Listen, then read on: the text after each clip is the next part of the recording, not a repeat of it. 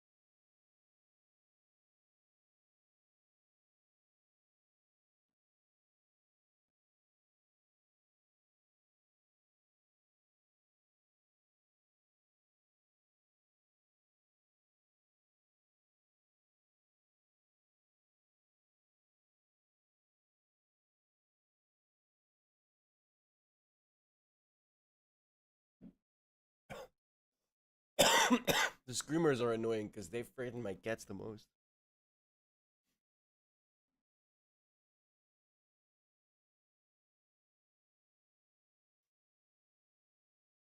He's just going nuts right now.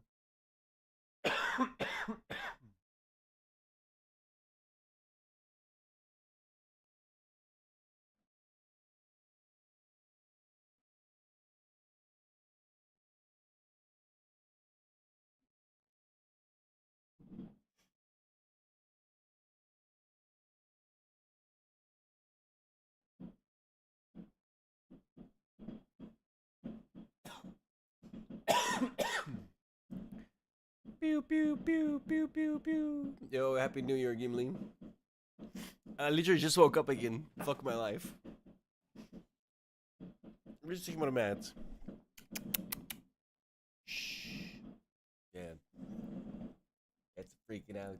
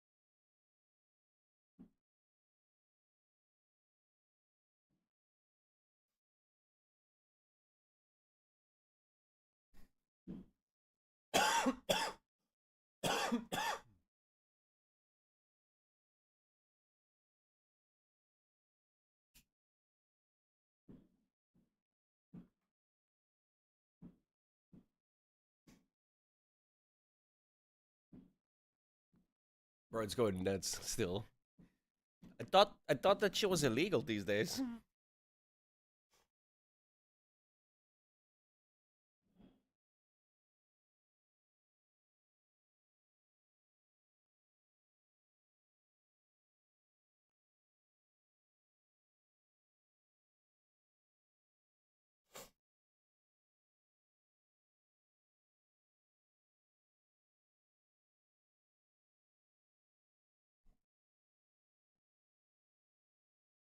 Music about a mashup. Hmm? Hey, realistic, maar. I know. I know. Your ears are like, what the fuck?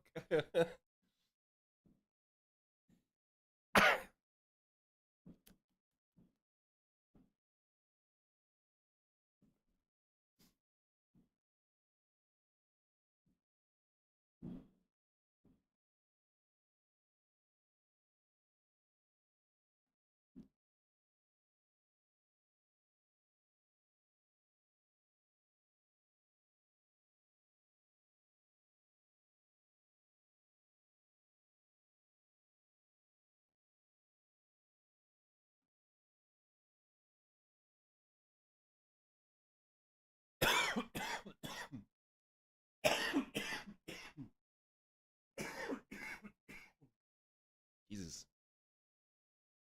Oh.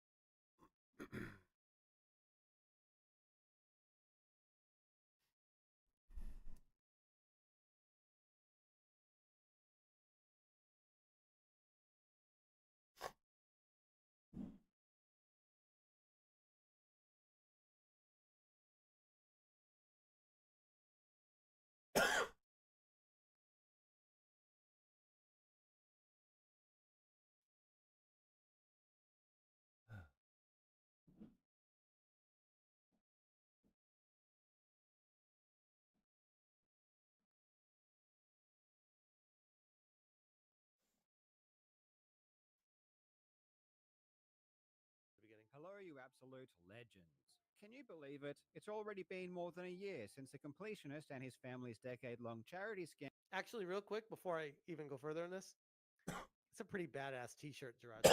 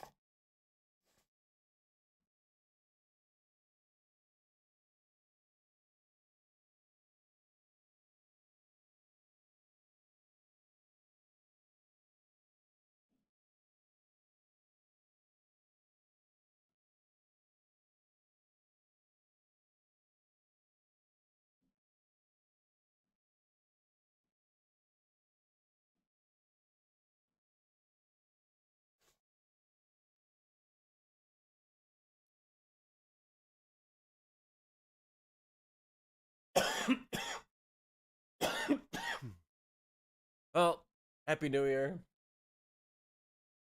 It's officially 5 minutes afterwards. They're still shooting fireworks. My cat's still freaking out.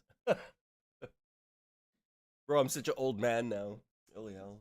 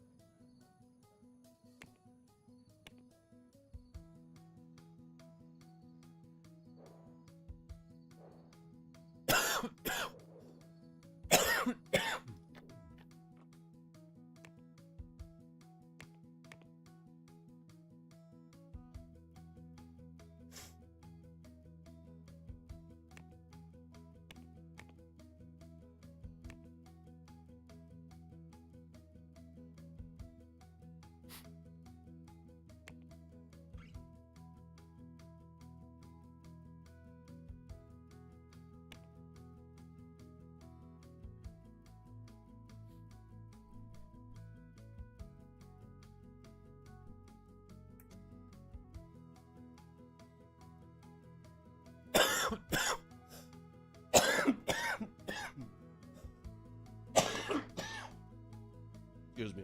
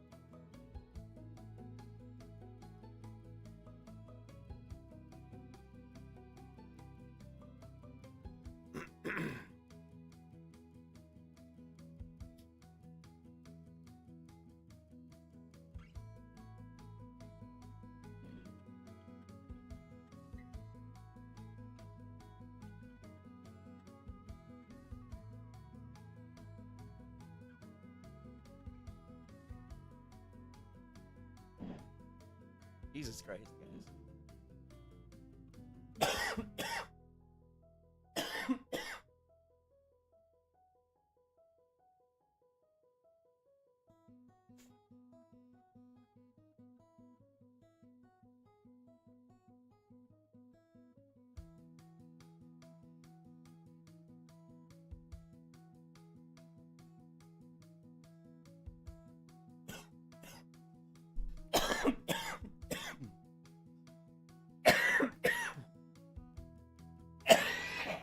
Fucking hell, guys.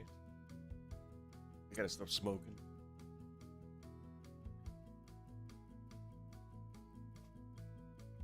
Ugh.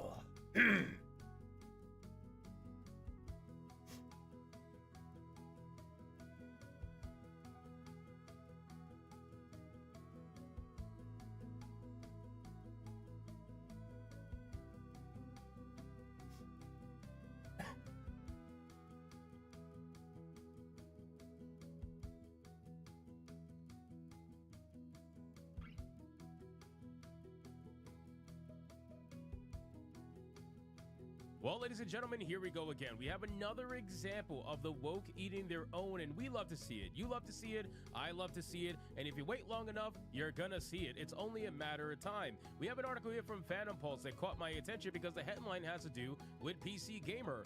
PC Gamer, of all places, and you guys know exactly how PC Gamer is because we've covered a few of their articles in the past. It says PC Gamer editor bashes Dragon Age the Veilguard and declares that he's done with BioWare. Yes, the editor for PC Gamer is saying that he's done with the game that represents all of them. We made it through. And this time, no dragon escaped. Thanks to Tosh. That's why we recruited her. Actually, Tosh uses them for themselves now. They asked us to let folks know, so now you do. Yeah, So cringe. I appreciate it. Thank you for telling me. Bruh. That's why we recruited them. So what's our next move, Rook? Uninstall the game. That was the next move. The only move to win is find not this to play be at all. Very interesting. I do. I find it to be very interesting whenever they make their own. Because let's be real. I understand that not everybody is the same at these journalist websites. Now, granted, we're talking to like, what, 3% that are not the same. But still, there are some people there that might have a little bit of, sanity to them left. They're not as insane Wait a second, I'm uploading as my some of the second rest. part of the But video. ultimately, everybody has an epiphany at one point or another. And I think that's what's happening here. I think Dragon Age the Veilguard has woke up a lot of people. Even some of the people who were claiming to be on that particular side of the aisle, I still think it woke them up to the extent where now, apparently, the editor is bashing it. So let's get into this article, guys, from Phantom Pulse. But of course, before we do, if you are new here, just consider hitting that subscribe button. I would greatly appreciate it, and like the video to push us out into that YouTube algorithm. So it says PC Gamer online editor Fraser Brown has bashed Dragon Age the Veilguard and declared that he's done with BioWare moving forward. In an article titled "After Holding Years of Hope, 2024 was the year I finally gave up on BioWare." Brown documented his history with BioWare and Dragon Age. So really quick, I think a lot of people are like that, right? There is people out there that are mega BioWare fans, or they were anyway, myself included. You guys already know my history with Mass Effect 3. I was a huge BioWare fan, and then when that debacle happened, I kind of lost faith in them. And then once Andromeda happened, I definitely lost faith in them. And then we're not even going to bother talking about Anthem, right? Like Anthem. So I lost faith in them completely. I'm one of those people. But there are people out there that wasn't quite there yet, right? They weren't quite there in terms of losing faith, and they had hope. Like, they really had hope. They were like, okay, maybe BioWare will return to form, right? That's the wording they were having the journalists use to explain their brand new game. Return to form. They were hoping that was going to happen, and then they slowly but surely realized that's not happening, right? BioWare, unfortunately, is not returning to form. BioWare of today might as well just be BioWare in name. You might as well rename the studio at this point, because the people who are in charge over at BioWare, the ones who are making the video games now over at BioWare, It's not who they used to be. Not even close. It's not even close to being the same company, so you might as well just rename yourselves. But let's be real, they wouldn't be able to get any clout if they rename themselves, so they keep the name BioWare because of that. So it says, after spending much of the article explaining his history with the company and the franchise, he then tore into Veilguard, declaring, "I really tried to enjoy myself. God, I tried so hard. I attempted to find nuggets of joy within its ham-fisted dialogue, one-note companions, and the flashy but soulless fights, but I just couldn't do it. Every time there was a glimmer of hope, it was dashed against rocks of infinite disappointment." Yes! Yes! That, oh my God, that right there is exactly what I said when I was playing Veilguard on Griffcast. I literally said, there's a couple of times during the game, where you're like, wow, okay, maybe we're getting somewhere. We're finally getting somewhere. Let's do this. Let's go. And then 5 to 10 minutes later, it just completely ruins it. It ruins it. And then you're like, why did I even bother? Like, why did I even bother thinking that we might actually have something here of worth? You know what I mean? And that happens at least 10 times in the game, right? And I'm talking like on a major level. There are some minor levels that happens on too, but on a major level, it's about 10 times that happens in the game. And it sucks. It really sucks because you try to be objective. You try to look at it and say, okay, I know this is going to be woke. I know it's woke as shit, but let me try to find something. Nope. Nope, can't do it. The moment you start to find something, the game's like, hold up, wait a minute. Did you know this person's non-binary? Like, it's so stupid. And it's not even about the woke shit either. It's just the overall game as well. Like this person said, like Fraser said, flashy, overly flashy combat. You can clearly see that the combat is trying to look special instead of actually being special. That's really the disappointment in it. So then he continued, honestly, I'm amazed I finished it. There was certainly a point where I was starting to feel like I'd rather do anything else than listen to Hot Grey Warden talk about his big dumb bird for the 100th time, or play therapist to a giant dragon slayer who just wants to moan about how their mom doesn't understand him. These should have been great characters. A veteran knight reclaiming his order's lost legacy, a proud warrior wrestling with their cultural and gender identity. There's so much good stuff there. But nope, they're just plain boring. All of them. Nevertheless, after bashing the game, Brown made it clear that he was done with BioWare moving forward. When I got to the final cutscene that teased what we can expect from the next Dragon Age, it really sealed the deal. I am out. BioWare just isn't telling stories I care about anymore. Instead of moping around, I'm moving on. BioWare had an exceptional run, but the developer is long gone. What's left is just an EA studio that makes middling games that I'm not really interested in. Woo! Damn. Talk about a cook. That is just a beautiful thing. Yes, what he's saying is true, ironically. And I'm sure like this kind of person I ideologically disagree with on a multitude of different things. But what he is saying about Veilguard is absolutely true. Even if you want to ignore the woke nonsense that's in the game, quite frankly, it's just badly written, badly performing. The game is garbage in terms of its gameplay. None of it is fun for the most part. Hello? It overstays its welcome very quickly. Like 2 hours into the game, you feel like you've seen everything that the combat has to offer. There is nothing that's going to keep you there interested all the way to the end. The only ones who are finishing it are streamers that finish it for their content, or journalists that finish it for their review, if they even finish it at all, which most of them haven't, by the way. So you end up getting to this situation where all you gotta do is look at SteamDB, and you'll realize that the achievements show everything, right? SteamDB shows that only about 30% of people finish the game. I mean, I don't even think it's that high, to be honest. I think it's like 20, 27 or some percent like that, something like that. But it's not even that high, right? One third of the people finish the game. That's it. 1/3. So where's the other 2/3? What, they're just not playing the game? Like they just gave up? Of course they did. They said, you know what, this is stupid. And if they couldn't refund the game, they just threw it away. And they're like, all right, whatever. It's money lost, unfortunately. And that's what we try to avoid. On this channel, we try to be as transparent as possible with the video games that we talk about and what we showcase on Griffcast in the hopes to try to avoid people wasting their money. But you can't save everybody. You know, people are going to buy the game no matter what because they're going to be like, nope, he's just an angry grifter. He's just a chud, whatever. And then they end up paying the game and like, wow, this is really bad. This is really bad. You can't really defend this, right? So that's where we're at here with Dragon Age the Veilguard, and that's where it seems like this guy is at as well. And it's amazing because again, he works for PC Gamer. Like I feel like in order to work at PC Gamer, you have to vote Democrat. You know what I mean? Like it's part of the resume. Like you have to be a blue no matter who kind of a person.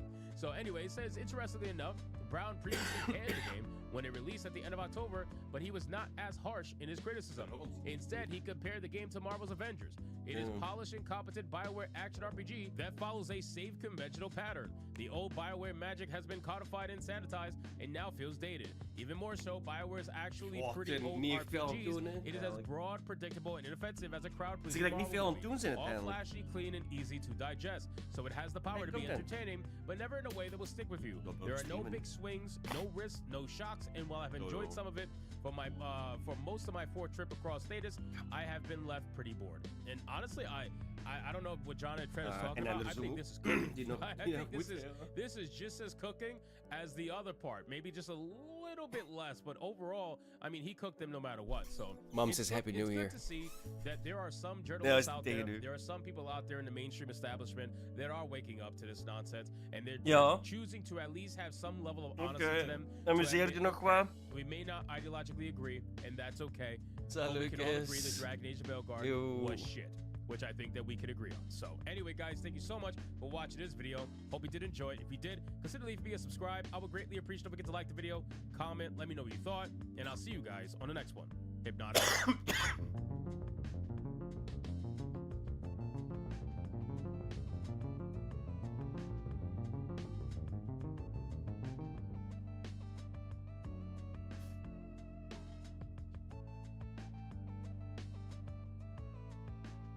the games industry elephant?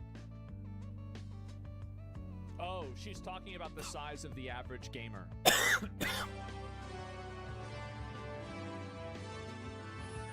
When I started playing video games, it was a fun pastime where you connected with family and friends. Game developers were passionate. They put their heart and soul into their games because they knew if they could land a hit, they could do it again. Sometimes this is called the pinball motivation. Opinions about games were freely shared, and everyone enjoyed the discussion. After all, it's just games. It's just a game. This is not the world we live in today. Gaming is surrounded by division and acrimony. The funny thing about this is the same with movies, TV shows, games. The problem is that I think somewhere around in like the 2010s, people decided to really go super heavy into taking media and then using media as a vehicle to push a message. And I think it happened everywhere. I think the only exception of that not being true is with music. Your opinions. I think music, especially music, has always been kind of like that. Flashpoint. So how did we get here? How did a fun hobby get surrounded by so much anger? Let's talk about the elephant in the room. I love making games. I love game developers. I love playing games. I want the industry to thrive. And in some ways, the industry is okay. I hate video games. There are many games that are doing just fine. Yeah. But as many of you have pointed out, we also have a culture war raging around gaming, and it's destroying some of our favorite franchises and studios. There are several reasons we are here today, and like many things, what you'll find at the heart is a series of small steps by good people with a few bad actors mixed in. If you look back in gaming history, you will find that controversial content is not new. Games have always had strong narratives. This is because people used to always cry about this shit. Back in the day, it was Grand Theft Auto, Metal Gear Solid. Some people were unhappy about that. The thing is with Metal Gear Solid, I think a lot of people didn't really understand it. And it's easy to see Grand Theft Auto fuck a hooker, kill the hooker, run somebody over in a car while you're driving away from the police, right? Okay, easy to understand. Metal Gear Solid, much more complex. Mortal Kombat, yep, there you go. Start as ideas that are eventually translated into digital form.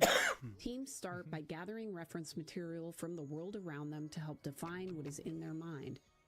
They pull from the lore of a franchise, sometimes history, current events, movies, other games. Well, they just make it the fuck up. Games are creative dialogue on what has been and what might be. And reference material has a narrative. It has a perspective.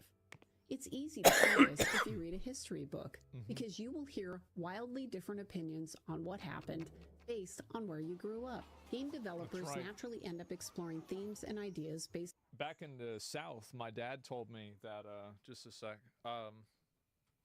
he's actually called, the fuck. But yeah, my dad told me that like growing up, he grew up in Florida back in the day, and you know what they called the Civil War? They call it the War in Northern Aggression. It's just the way it is. On what inspires them. And I would argue that's a good thing. Developers should be exploring and innovating, but they need to understand where they are. They need to understand the risk. Because even though strong narratives in games hasn't changed, what appeals to the broadest audience possible has narrowed. It's easy to alienate large groups of people if expectations aren't met. And this is what I think this has always been the case. There's always been games that people didn't like because of the way that like certain characters were portrayed, or they just weren't fans of like the type of game it was. It's nothing new. I actually think that the success formula for making a video game hasn't really changed that much at all. I feel like, again, it's just people don't want to see... They don't want to see like modern like social issues be put into a game. I think there's a lot of people that just don't want to see that. Happened with Dragon Age. Yeah. They made an expensive game that didn't appeal to a large part of their current fan base. Yeah. That means they lost sales, and now That's they have right. to go out and acquire new fans if they want to make their money Yep. back, or at least make enough money so that EA lets them make another game. For me, it's been interesting to watch this change in the industry. Game publishers used to put in extra effort to avoid offending people. They wanted to make games that would appeal to the broadest possible audience. Yep. Microsoft, for example, was very risk-averse. I remember when Terminal Reality was doing the second version of their game Fury Cubed, and they wanted to call it Hellbender. Well, marketing was upset. They were worried that putting the word hell in the name of a game next to the Microsoft logo. I'm telling you guys, the 90s were a different fucking time. People think it was not like that, but it fucking was. Yep. Totally different. Was gonna Family damage the values. brand. Yep. And so that team had to go to Bill Gates in order to get approval. I experienced this caution personally when I was producing the game Fighter Ace. I was asked to demo it at a Microsoft shareholders meeting. During rehearsal, I said that I was going to jump in the game and shoot down some people. Everyone freaked out. The executives thought that language was too edgy for Microsoft shareholders, and instead they asked me to say I was shooting at targets. We really need to get away from curating everything to the biggest retard imaginable. We really need to move away from that. Please, can we stop curating everything for the most annoying, least honest... Oh, this guy might be visionary. He's got a weird stupidest request that I've person not seen there, before. and just ignore them? So dehumanizing them is a solution? Absolutely, they're retards. You shouldn't take them seriously. You just don't even think about them. Then there was that time we were in the final days of making Deadly Tide, and someone noticed there was a problem. You see, if you slow this down and you look closely, you'll find that New Zealand was just left off the world map. Of course, Microsoft New Zealand noticed and asked us I totally noticed that because I totally know where New Zealand is. To fix the problem. Yeah. But after a lengthy discussion, the team decided to pass. They didn't think people would notice, and if they did, Microsoft could just tell them it's sunk in this fictional world. There was also that time when all the Microsoft distributors in Turkey Pretty good way to say it. were arrested because Encarta 95 had released with a map that included an area for Kurdistan. That one did. Oh, damn! That's bad. My lead died. Ooh, big mistake. Uh-oh. Get fixed. Yeah. Of course, Microsoft was a good company. They didn't want people getting arrested. Right. And they knew they couldn't expect game developers to be well-versed. Yo, in Happy New Year, geopolitical Zul. issues. Yeah, of course. So they started hiring. Hope They you're hired having a group good of one. Localizers and created an It's a night entire shift, right? group to help the product teams be sensitive to those issues. Of You course. couldn't have a game developer putting the Microsoft brand at risk. After having those experiences, I'm baffled about some of the things I'm seeing today. Did any of the executives at Ubisoft question whether or not doing Assassin's Creed Shadows was a good idea? I've been A game where black people massacre Japanese people. It's so good. Yeah, Yeah, I could see how people wouldn't really like that too much. Yeah, for sure. They don't care. Yeah, that's basically Japan it. many times. I've worked with Namco as the producer on Revenge of Arcade. My lead died. And during I had to Xbox, I replace it. managed a team there. I love the God people damn it. and the culture. And based on that experience, I would never have agreed to do this game because even if you handled it as delicately as possible, it's easy to make a mistake. And I think they have. The game isn't even out and it's already mired in controversy, and this isn't what you want for your game. Maybe it'll be The thing is that when a game, like, have we had a game that had a bunch of really negative controversy and it turned out that it was really good? I feel like that doesn't really happen. Like, usually when a game has a bunch of negative controversy and like, no, I'm talking about real controversy, not the media Something look familiar? pretending like there's a problem. Like the people, Hogwarts Legacy, that was not real controversy. That was a handful of retards on Twitter. Nobody really cared about that. No. over and they'll be able to navigate this. But if not, that was a very expensive experiment. I had a similar situation when I was in the final months of shipping Crimson Skies. One of the team pitched a game that was like Sonic, but instead of a hedgehog as the main character, they wanted it to be a totem pole. I think this level's a few in of Sonic us too. playfully nicknamed him Tommy. The pitch was great. The game sounded like it would be a lot of fun, but I said pass. You see, there is symbolic meaning behind totem poles, and even with good intentions and great care, I wasn't convinced we could navigate that complexity. Also, Xbox was just kicking off and we had more than enough on our plate. I think that this is the truth, is that people, the only people that perceive any form of like real cultural disrespect are people that are looking for it.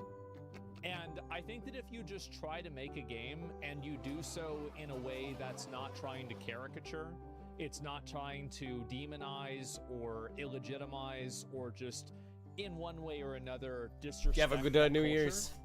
I slept through it. I woke up when the fireworks started. There's going to be like little inconsistencies where it's like this could be offensive really to give a some shit. group of people. But really, I mean, I think people will give you the benefit of the doubt. I think they'll be like, oh yeah, for sure they're going to say this, but it's not that big of a deal. The key phrase is good faith. Yeah, exactly. Need to take on more risk. It's funny because I thought everyone was in agreement, but when I went to work on Xbox full time, I found out that Happy New Year, the team Jamie. went ahead and spent thousands of dollars to further investigate. They're still the shooting idea fireworks and outside, dude. My decided cats are it freaking the was too fuck out. risky. See, the entire idea of it being too risky. Bro, fellas. Is that Rod Ferguson? Wait, I think it actually is. Because, yeah, he read... That's Gears of... Like when he was in the beach. God. Upset about the differing opinions regarding direction. Good teams disagree all the time. Yeah, sure. But when the decision is made, they get back to work. And if they can't, well, they need to leave the team. That's right. And here's the fire department. What a surprise. Fucking retards.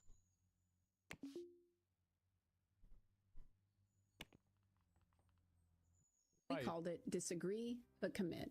Of course, not everyone followed the principle, but those were the expectations. Duh. In fact, I remember when I was in the final stages of shipping Gears of War, we had one leader that didn't think the game was going to be successful, and he was going around to the team and telling them that we were doomed to fail. There was... Why would you do that? Like, I'm sorry, but if you're in a leadership position, you don't do that. Even if it's true, because it stresses everybody out. You just kill morale, you depress everybody, no one wins. What is this? Yes, it's a doomsayer. Like, that's the worst thing to do. I got so many people now, dude. Holy shit. First is that all of our data showed that Gears was definitely going to do well. Our little company is starting its global domination run. Reviewers loved it, external playtesters loved it, the test team loved it. We're only 15 years in. All It's going signs well. were good. The second issue was that he was killing morale. At the end of Gears, Yes, several of the people on my obviously. team left their families and temporarily relocated to North Carolina to help the game ship. It is really difficult to be away from your family and trying to finish the game And you've got and have someone telling you You've got the guy that's in charge of you be like, yeah, bro, keep working. No, it's going to suck. No, it's just a waste of time. We're going to get shut down after this. No, keep going. Keep going. No, it's okay. It's okay. No. Yeah, try it again. But do your best. It's like, yeah, the ship's sinking. No, it's going to, yeah, we're going to die. Yeah, no, but make sure to keep Wow, it just... that you're doomed What? to fail. It couldn't... Oh, And the you last get issue fired. is that he was showing Fucking fired.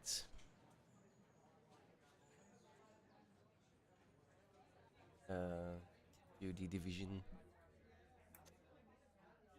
Ugh. Fucking ordinary. He's the lead though, it's fine. Motherfucker.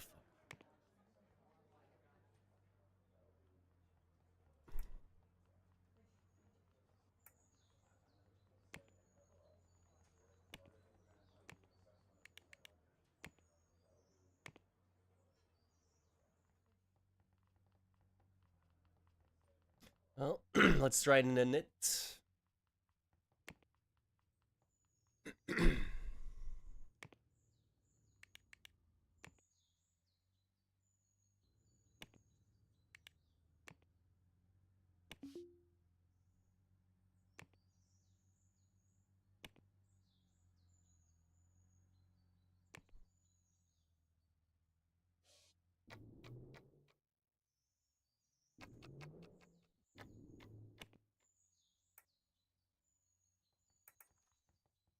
The only company I still have stocks in.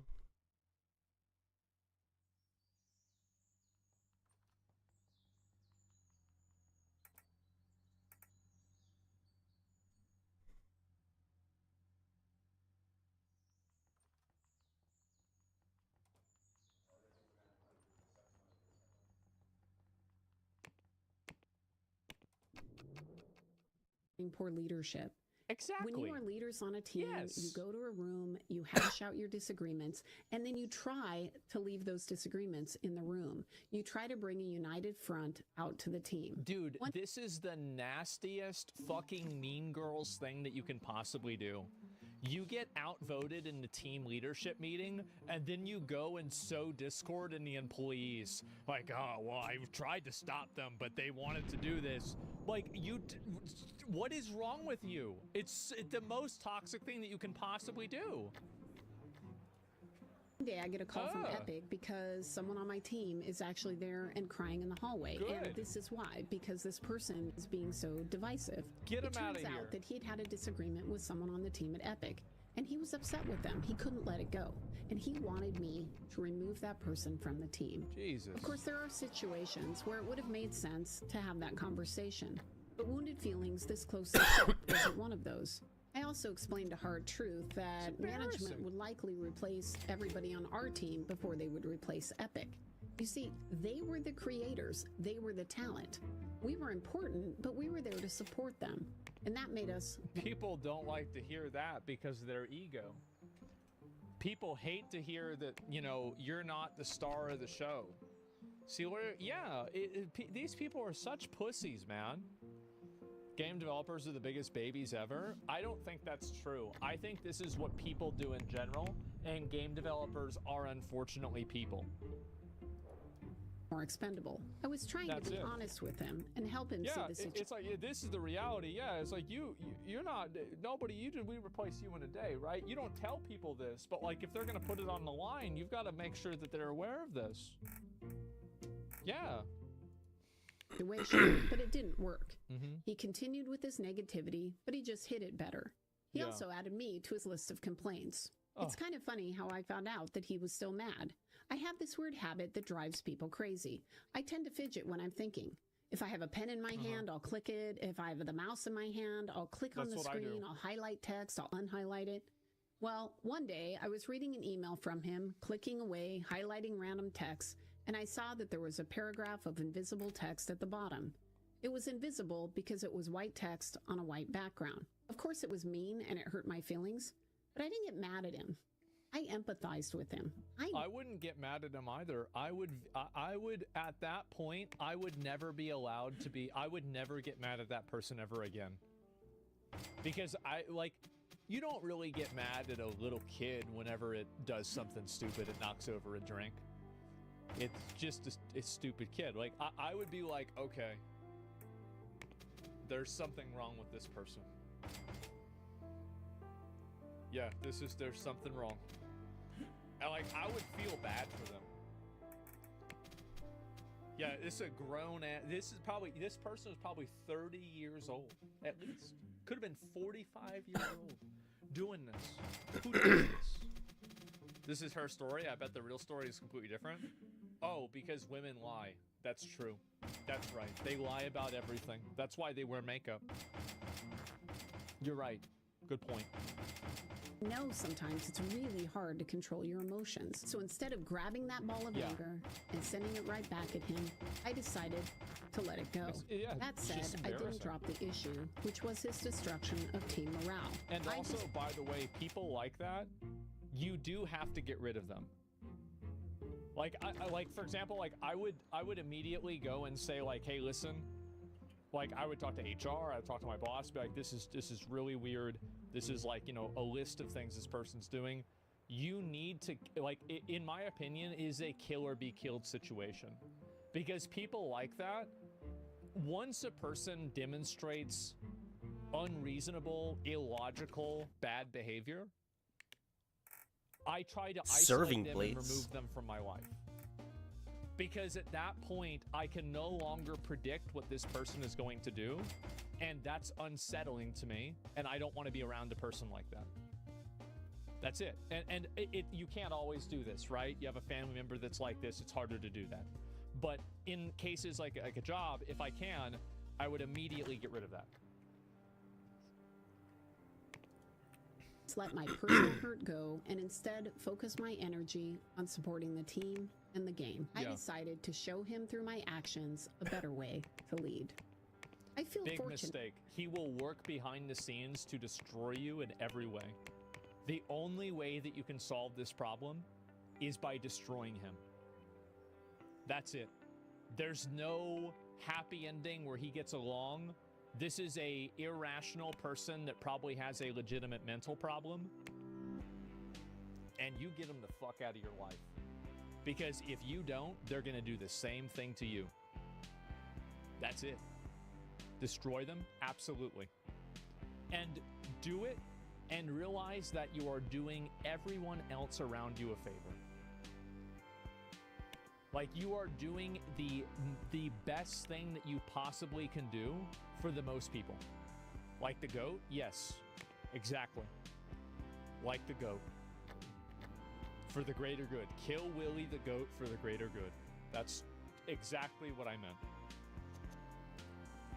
That social media wasn't a Doing thing a public then. service? Yes, you I are. would have been devastated if he had taken his feelings publicly, which is what appears to have happened recently at Obsidian.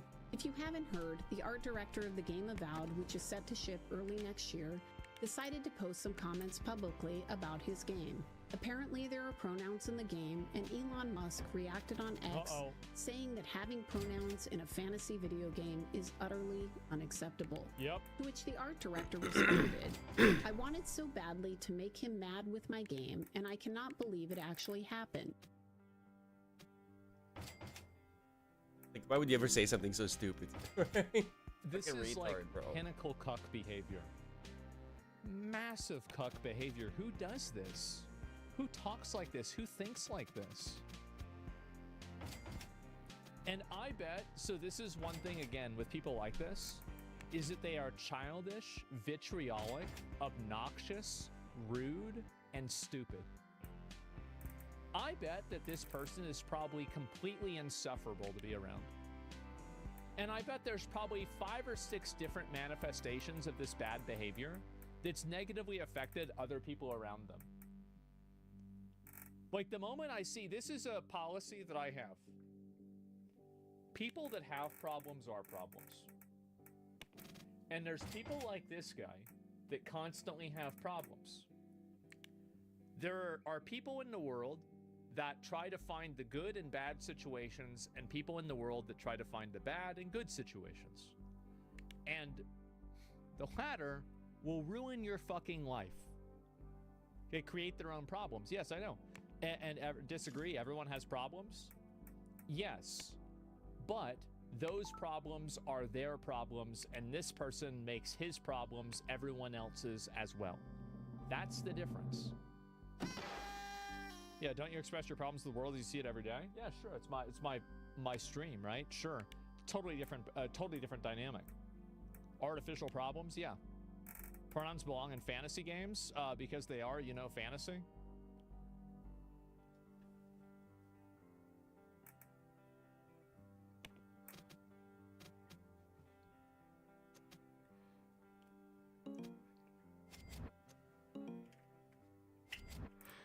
Oh my god.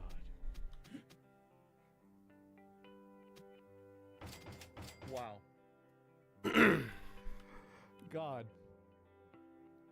Damn.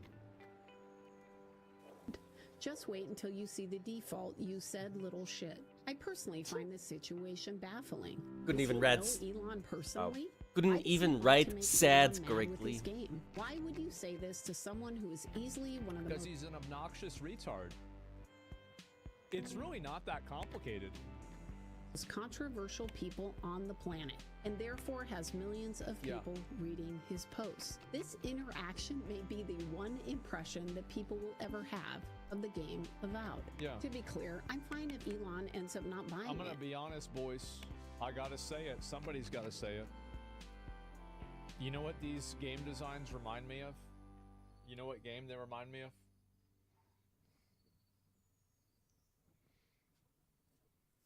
Yeah, everybody knows. Not buying it. That's his choice. Man. What I'm not fine with is a leader putting his team and game at risk. And this is where social media comes in. Yep. At any point, you can That's read right. something, get offended. I really appreciate her saying that, because people don't put enough emphasis on the damage that you can do to other people when you entangle them into a problem like this. Because now he's politicized the game, he's put his own brand of politics on it, and he is now attached to it. And he's basically done that to everybody else too. That's the issue. And he's done that without their consent, and he's put them all at risk. And with one emotional outburst online, you can change your game's momentum. Yep. You can ruin years of a team's work. Of course, Avowed is likely going to be review bombed. There are plenty of people that are It will more be. than happy to join Yes. in the fight. Avowed is now mired in controversy. That's right. And when they launch, they will have to overcome this situation. And that's the tragedy, because it sounds like it might be a great game. And it's heartbreaking to think that it the may guy from never get a YouTube. chance. I feel sorry for the team that's working on the game. Because I do. I feel so. Imagine this guy, all you want to do is just make a video game and focus on your game and just do your best. And you have this guy that's conscripting you into a culture war out of fucking nowhere. It's crazy. Yeah, it's heartbreaking. No, it is. Like, you think about it from their perspective. 84 million? So, Nice. and you have to take it one step farther, right? Because when this person conscripts them into this war that they've decided to make everybody fight on their behalf, what they also do is they put everybody else's job at risk. Like, every person who doesn't buy that game puts that company more, because of his actions, puts that company more at risk of being downsized, having layoffs, or being closed entirely. And there is a breaking point where that happens. It's disrespectful. Well, yeah, and so all those people, right? All those people get totally fucked. There's a place to express your opinion, and putting others at risk is not one of them. Yeah, exactly. It's industry-wide. Yes. And so that's what happens with the rest of it. Do you know the actual opinions of the rest of the studio? I think that a lot of people in the studio might agree with him, but they might not want to have that opinion made public. But he forced them into that position. And it puts their job at risk.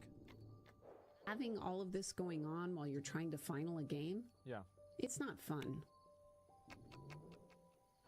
So it turns out that not only will I be the one who will know as first which game wins tonight, But I actually also know which game is going to win next year, the year after, and the year after.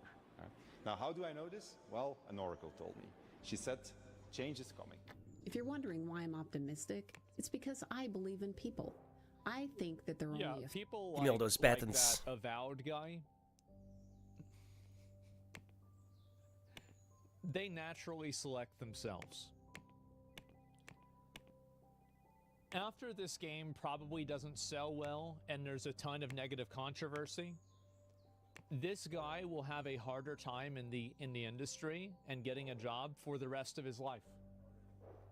This will negatively affect him for the rest of his life. And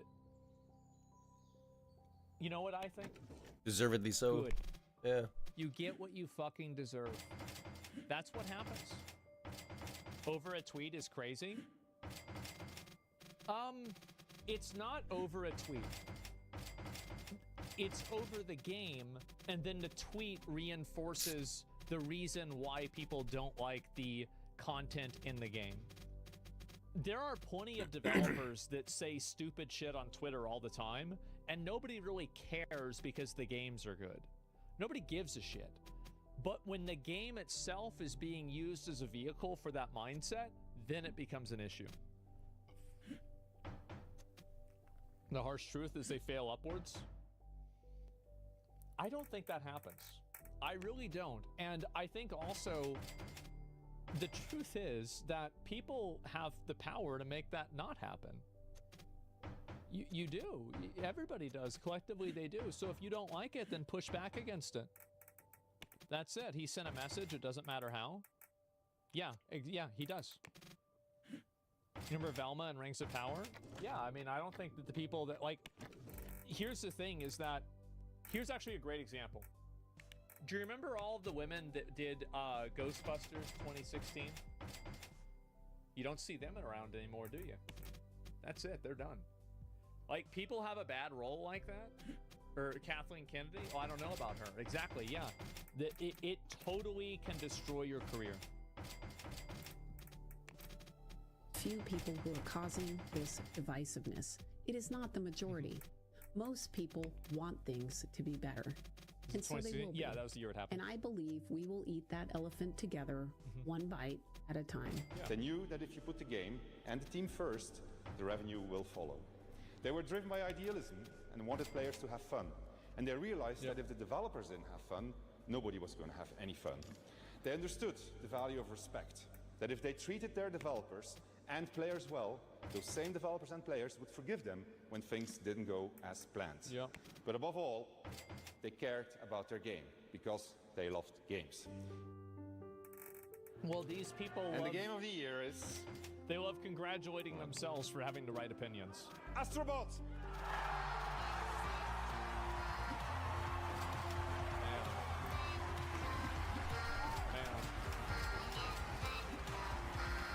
Wow.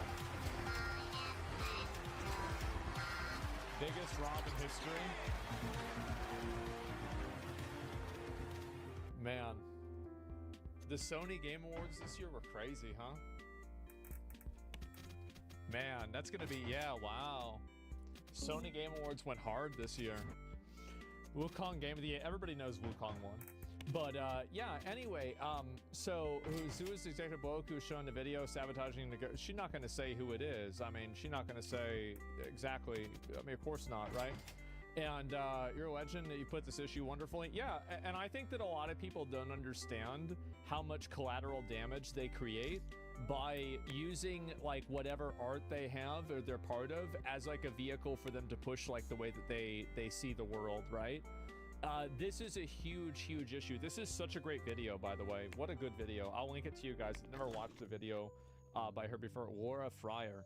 And yeah, there you go. Give it a like. That was great. Yeah, good video. Absolutely, man. Show the crying Wukong devs. It makes my dick hard. I can't because it didn't happen.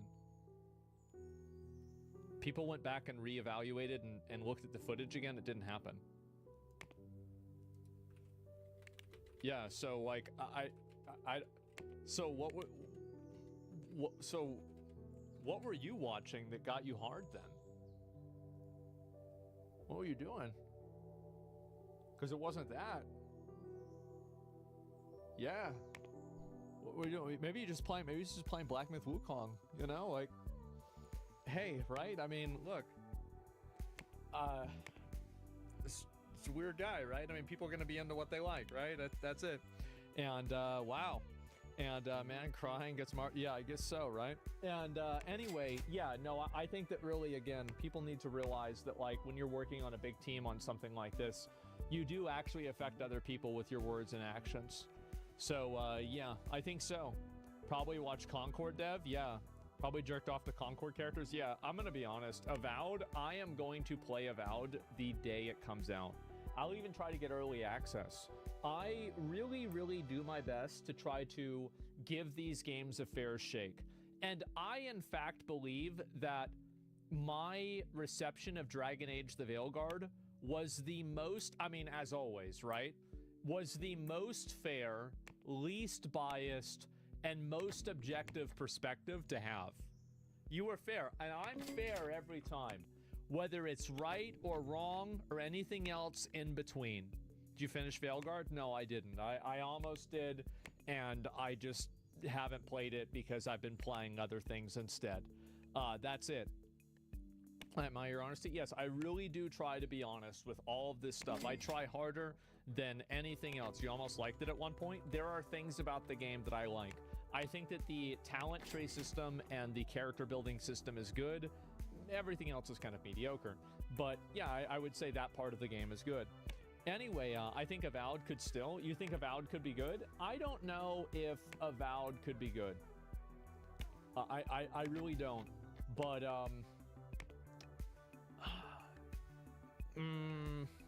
I just... Yeah.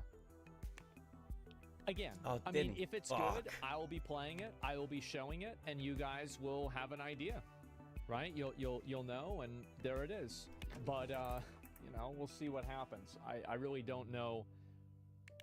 I think it probably won't happen. Like, I actually think that it's going to just be worse, and it's going to be a worse version of, like, Skyrim. It's going to have, I think it's going to have a lot of the problems. It's going to have a convergence of the problems of Veilguard and Concord, where it looks visually unappealing, and the gameplay is also very rudimentary and boring. And I think it's also, like, you're going to see a lot of people glazing the game, but I don't think that it's accurate. I'll be right back. Give me 1 second.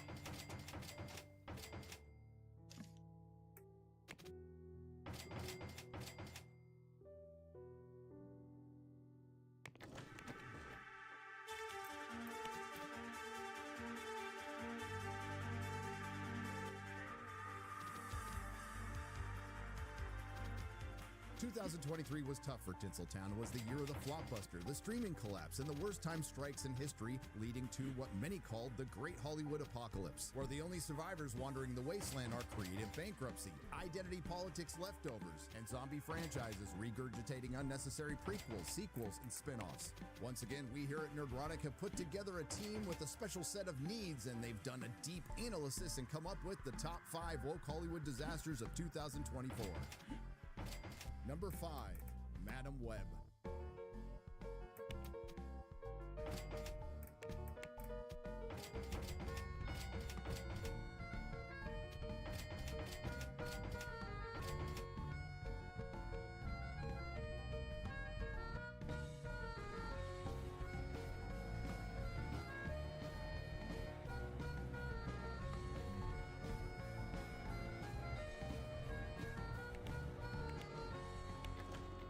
Another Spider-Man movie from Sony without Spider-Man. What could go wrong?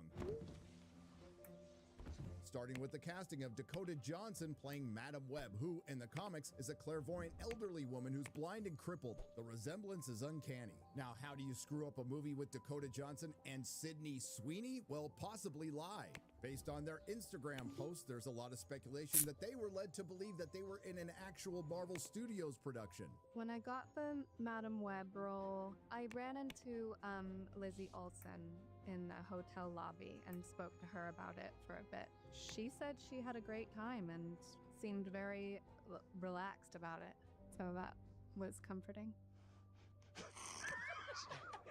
which may explain why Dakota Johnson fired her agent prior to Madam Web's release. But the lies don't end there, because it turns out Madam Web was not only a Spider-Man movie without Spider-Man, it was a superhero movie without superheroes. All the scenes you see Spider-Women costumed are in a vision of the future that takes place in less than a minute. The only one costumed is the villain Ezekiel, whose origin is best described in this unfortunate cutscene of cinematic dialogue. He was in the Amazon with my mom when she was researching spiders right before she died. Wow. Turns out he left Madam Web's mom for dead and now has visions of these Spider-Women killing him in the future, when in truth those visions were of these women killing the Sony Spider-Verse.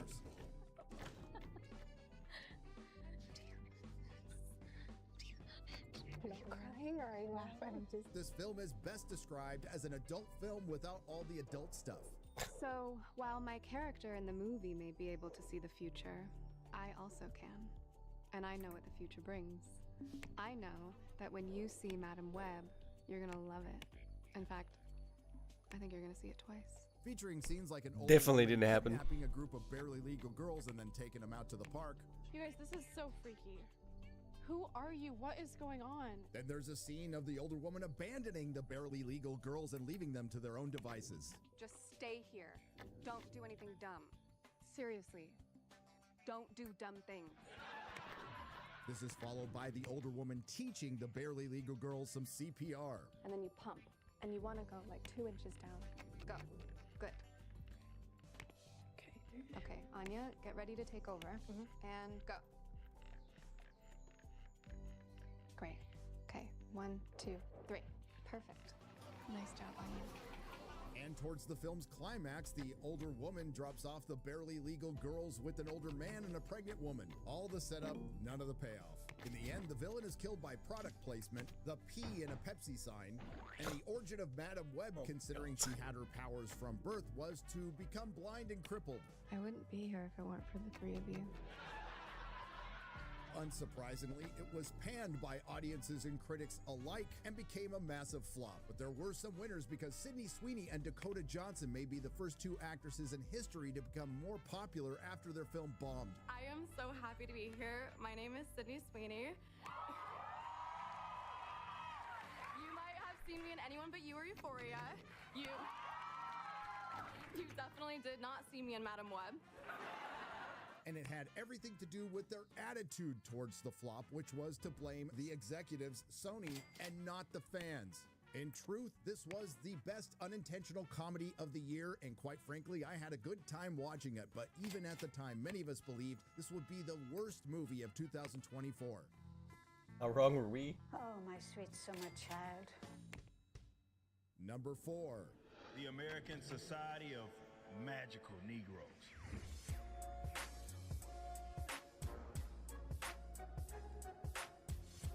That one was so fucking cringe, bro. Holy shit. Considering the aforementioned problems with Hollywood in 2023, the question has to be asked, did they get the message about the message? By a considerable margin. After such a disastrous year, would the industry collectively do some deep introspection, maybe lay low for a little while, possibly dial down the whole pissing off half the country thing? Or through their collective massive egos, hubris, and a clinical lack of self-awareness, would they release a potentially deeply divisive film that's guaranteed to piss off the 5s and 10s of people who bother to watch it? Now we know the trope of the Magical Negro has been around for a long time, and if they had adapted the Key and Peele sketch, this would have been fine. Instead, we got one of the worst films of the year, a boring rom-com wrapped in some bigotry. Yes, this film sets out to fight racism by being racist. The American Society of Magical Negroes is so proud of some of the more egregious scenes they put it in the trailer, which was ratioed into oblivion and quite frankly the only thing anyone's going to remember about this movie. The Society of Magical Negroes centers around our non-threatening male protagonist Aaron, spelled A-R-E-N, who is a failed modern artist, and after he spent his last $3,000 on yarn, he is down and out, and to make things worse, he tried to help a drunk white girl, and for some reason these two guys think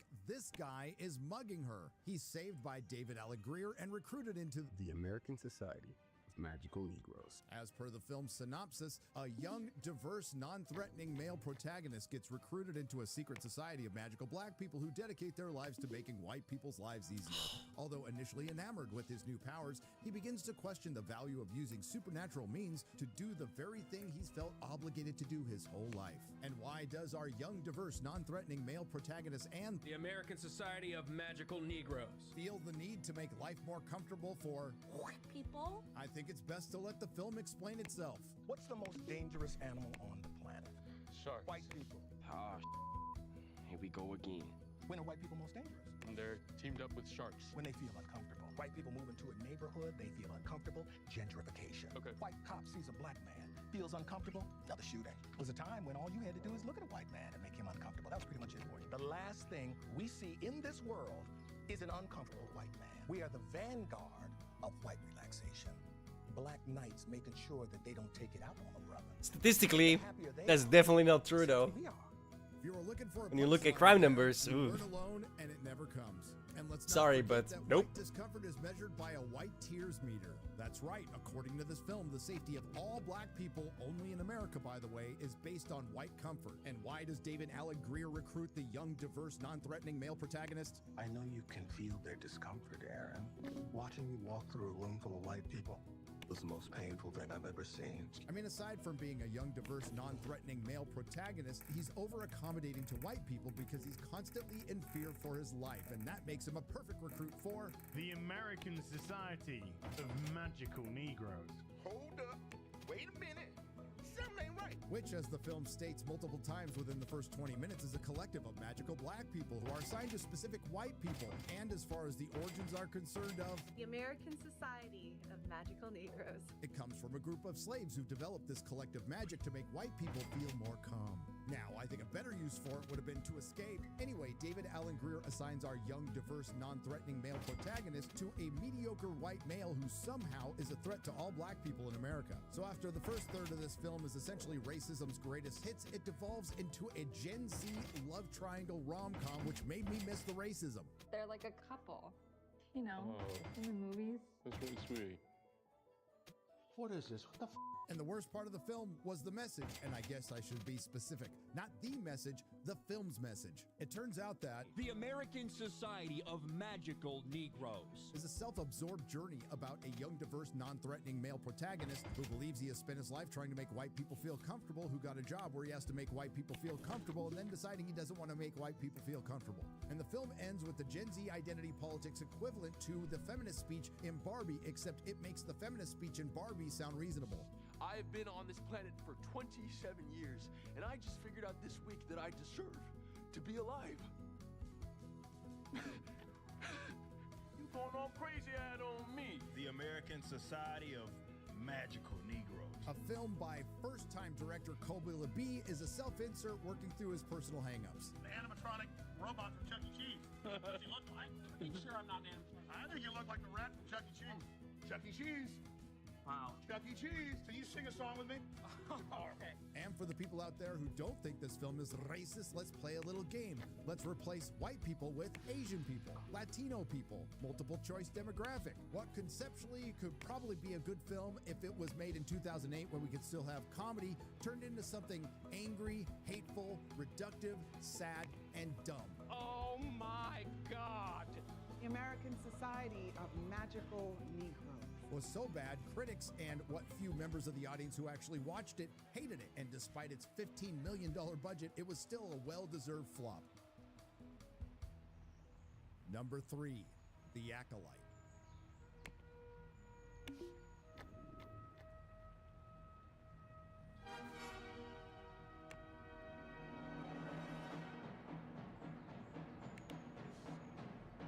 That's no moon. It's a space station. It's too big to be a space station.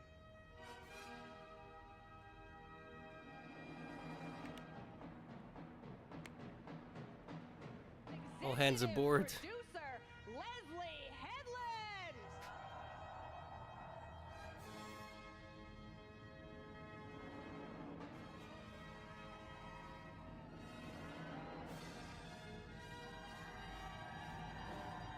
So cringe.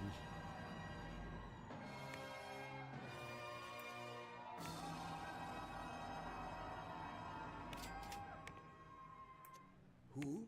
I am the type of Star Wars fan that doesn't even have a favorite movie. So when people are like, what's your favorite Star Wars movie? I'm like, there is no Star Wars movie. There is only Star Wars. Please, please, Queen Kathleen Kennedy. After begging Kathleen Kennedy for a job on the red carpet because she loves all the Star Wars, former personal assistant to Harvey Weinstein, Leslie Headland got her wish and wasted no time taking George Lucas's lore to Harvey's office. I'll everybody here. I'll just do it. We were told that The Acolyte would be a murder mystery told from the Sith's perspective. What D+ ended up with was dinner theater fanfic told from a childless wine ant's perspective. Yes, yes. We were told by former personal assistant to Harvey Weinstein, Leslie Headland, that The Acolyte will be a cross between Frozen and Kill Bill, when in truth is closer to being a cross between the 1992 space movie and The Parent Trap. If you want to know what the 1992 space movie is, you're going to have to Google it. It's hard to say what's worse, the coven of communist lesbian space witches singing The power of What the the It's so coven of cringe, communist bro. lesbian space witches conceiving twin girls without a man. What the So is They this? eventually grow up to be identical twins played by Amandla Stenberg, exactly the same way, who throughout the series change sides faster than the Young Turks after an election. There's also the little things in this show, like turning the Force into the thread. All living things are connected by the same thread.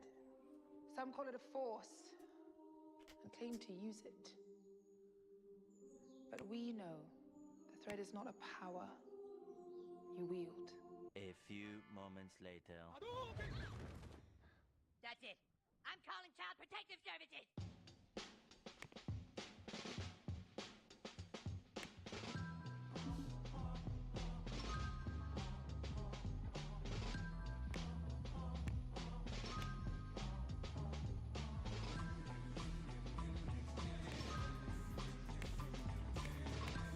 My whole team is dead. A bunch of pussies. Or maybe it was the cowardly and incompetent Jedi. Or it was Jedi that looked like the Bee Gees. Or Jediabetes. Or maybe one of the problems with this show is your best actor, that guy from Squid Game, can't speak English. They want to take our children. The Jedi do not take children.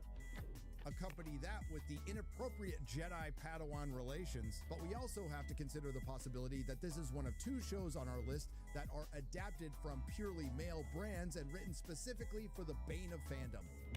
Shippers. Because there's a lot of people at Lucasfilm who made a lot of money who thought it was a good decision to have a thirst-trapped Sith villain, Smilo Ren. As he begins to untie a belted knot from around his waist, she straightens up for a better look. He begins to undress, revealing a prominent scar on his well-toned back, It's dropping the his actual ability-legged Disney Hakama. description. Like, you can turn that on for people, right? Like, the actual. For people who can't see. Pants. He steps forward with the sunlight accentuating his taut muscles. He wades barefoot into the pool, keeping her predatory gaze on him.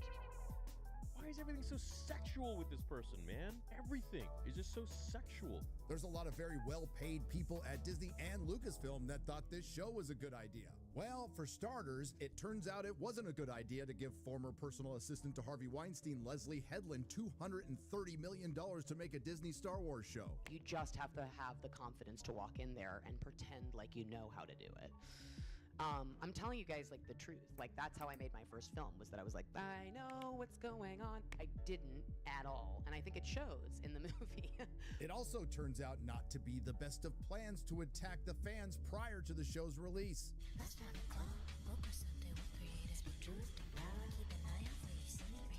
Hyper-conservative, bigotry, vitriol, prejudice, hatred. All the buzzwords. I'm going out on a limb here, but I don't think it was the best of strategies for the show's star, Amandla Stenberg, to record a diss track attacking Star Wars fans. But the worst move of all was actually releasing the show, and then the world could see the one thing they were honest about. The Acolyte was indeed the gayest Star Wars, and the living embodiment of the South Park meme. Put a chick in it, make her gay. And coincidentally, it became the most memed television show in recent memory. Every trailer was ratioed into oblivion. It was content gold on X, Twitter, and it launched 1,000 content creator careers. And aside from being adored by the corporate legacy critics and the shills, it was panned by absolutely everyone else, including but not limited to having the lowest audience scores on multiple platforms of any Star Wars project in its history. And that was close. That stopped real close. Let me go check.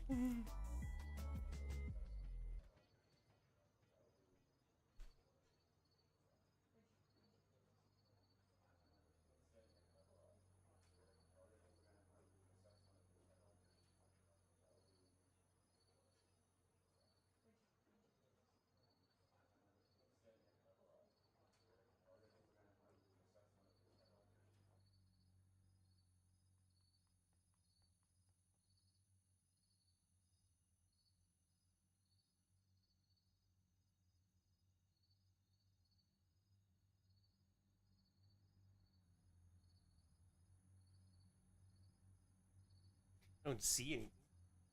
Go to the bathroom.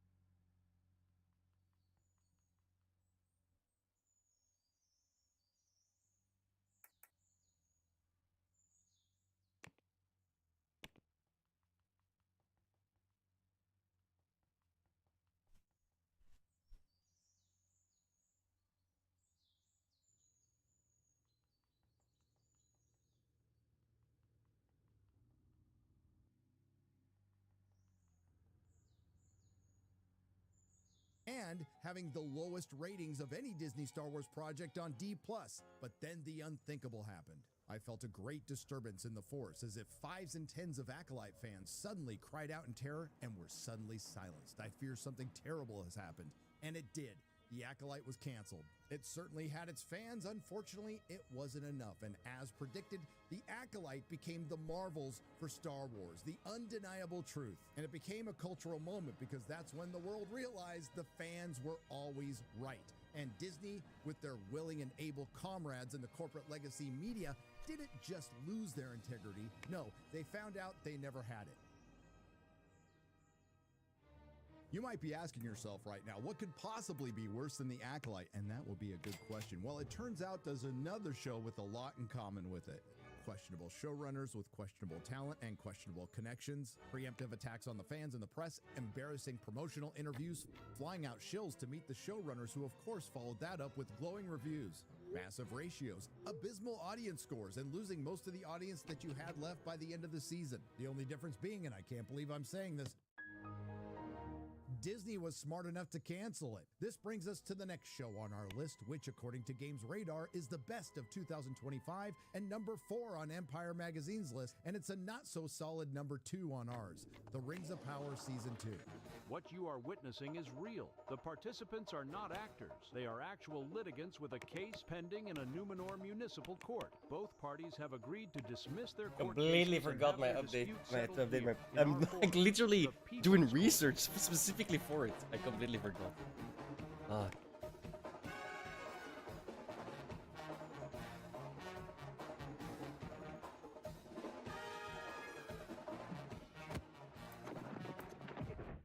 Jesus.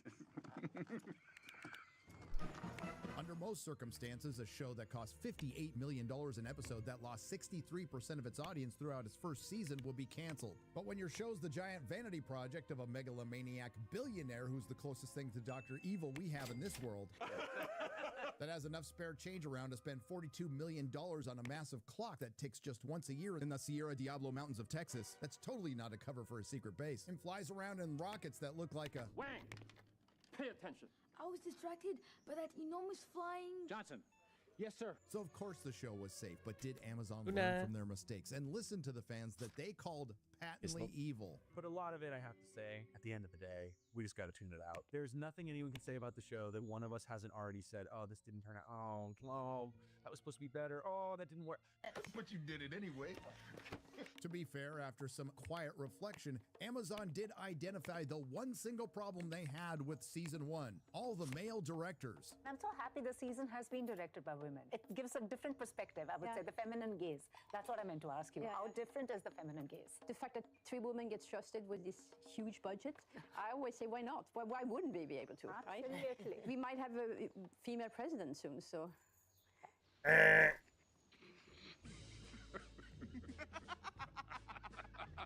Ultimately, Amazon didn't listen to the fans and repeated all the same mistakes. And there's a new mantra in Hollywood. I mean, besides male and pale is stale and survive until 25, and it's things can always get worse. When they weren't blatantly ripping off, paying homage to Peter Jackson's Lord of the Rings and The Hobbit and even Harry Potter.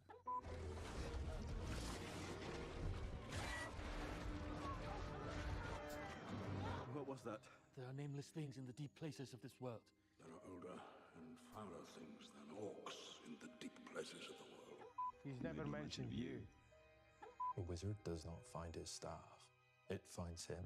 The wand chooses the wizard, Mr. Potter. Corporate needs you to find the differences between this picture and this picture. They're the same. They're the same picture.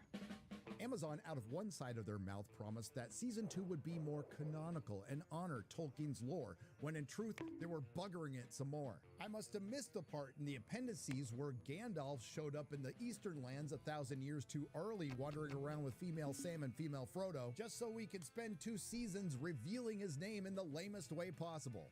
When in doubt, always follow your nose. Bitch, please.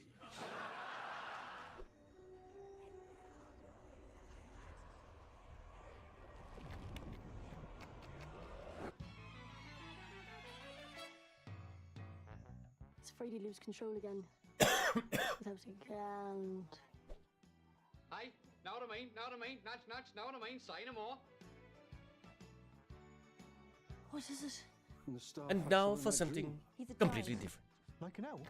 Bigger than that. Oh, so he's a great big grand elf. Say no more, say no more, know what I mean? Nudge, nudge. The secret fire whispers to us if we have ears to hear. Thank you kindly, grand elf. Very good, very good.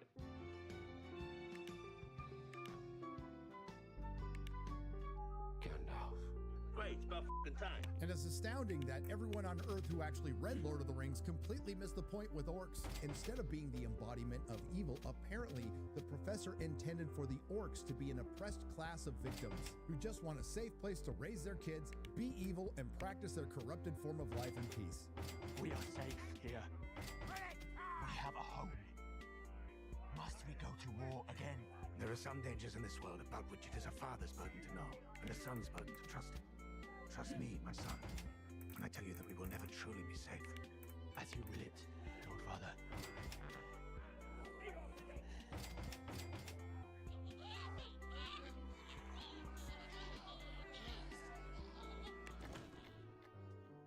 Now, I'm no Tolkien scholar, but I can't say I recall Elrond making out with his future mother-in-law, Galadriel.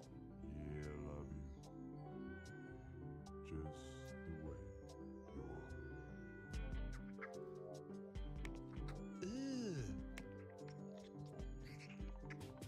Brother, what's that? But the worst crime against Tolkien is yet to come. The bane of all good storytelling, pop culture, entertainment, and fandom. Shipping. No! They shipped vaguely diverse female, whose name I can't be bothered to remember, with Isildur. They shipped Buckwheat and female Sam, Elendil and Miriel, Elrond and Galadriel. And while it's technically not shipping, Tom Bombadil was definitely grooming Dangalf. Clean your hands, wash your face, and come join me by the fire. Might you teach me how to wield a staff? It's yours to wield already. This sounds very gay. So many of us in the LGBT community see ourselves in Tolkien's writings. Any chance we see ourselves on the show? Maybe you have already.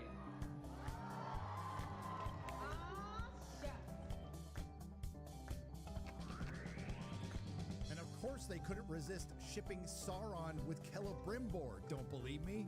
What were the ones we came up with yesterday? Sal Brimble? We're hearing about the Celebrauron.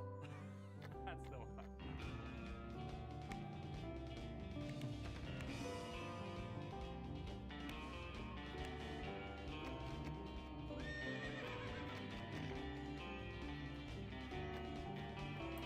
But the single most vile and subversive thing you can do to the professor's work is take the embodiment of femininity, Galadriel, who Amazon managed to turn into Guy Ladriel, the insufferable girl boss, who, when she's not treating with orcs, she's slaying them, and shipping her with the embodiment of evil, Sauron.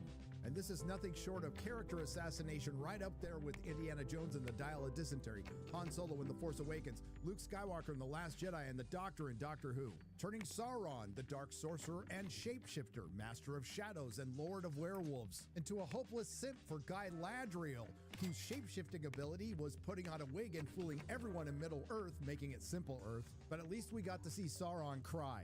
Twice. And after yet another disastrous season, it's clear that this is the worst adaptation ever made. Conceived and put together by a company that hates the source material, I will not the support author, my own and OS, the you fucking fans. imbecile. And Oh. shame on the Tolkien Society, the Tolkien Professor, the Tolkien Scholars, and the Tolkien Estate for supporting the scouring of John Ronald Reuel Tolkien's work. And the current cope coming from none other than the Tolkien Professor Dr. Corey Olson. There's no such thing really as canon in Tolkien. Oh, off! We'll let the real professor respond to this. The canons of narrative in any medium cannot be wholly different, and the failure of poor films is often precisely an exaggeration, and in the intrusion of unwarranted matter owing to not perceiving where the core of the original lies.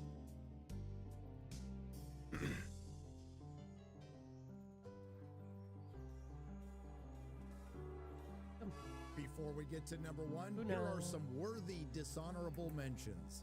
For the 5th time, somebody thought it was a good idea to try to make The Crow again, except this time it's with a slightly less gay Machine Gun Kelly as John Wick. And to everyone's utter unsurprise, the film flopped. Repeat after me, there is only one Crow film, and it stars the late, great Brandon Lee. Argyle. It's become pretty clear that Henry Cavill has become the prime bait in the bait and switch. After The Witcher and Enola Holmes, this might be the worst case. What moviegoers thought they were going to was a Henry Cavill spy thriller helmed by the director of Layer Cake and Kingsman, Matthew Vaughn. What they ended up with is fanfic featuring a plus-size middle-aged woman fighting the bad guys ice skating on oil. And the only good thing possibly that can come from this massive flop is Henry Cavill finally decides to fire his agent. Our next one is a show you might not have heard much about, Echo, a Disney Plus series featuring a Native American deaf amputee superhero. And while it passed every DEI and ESG score with flying rainbow colors, unfortunately the show wasn't good. Despite having some reservations, Marvel went ahead with their big gamble and released Echo all at once, possibly in hopes to give those ratings a leg up, or in hopes that people will forget about it sooner. Proving that Disney Marvel might not be completely off the reservation, that strategy worked, and since Echo's release, the silence has been deafening. Borderlands. Really, what gamer doesn't want to see two of their favorite characters portrayed by elderly women? Agatha all along. After the massive hit that was Deadpool and Wolverine, Disney Marvel decided to take a page out of Disney's Star Wars book and snatch defeat out of the jaws of victory. Apparently, it wasn't enough for Disney to have one show about a coven of musical lesbian witches that's the gayest Star Wars ever. They required another subsidiary to make a show about musical lesbian witches that's the gayest Marvel ever. Coming off as a bad attempt to make Marvel Glee and Wicked, with the following success of Wicked, one thing became clear. Nobody wants Marvel to be Glee or Wicked.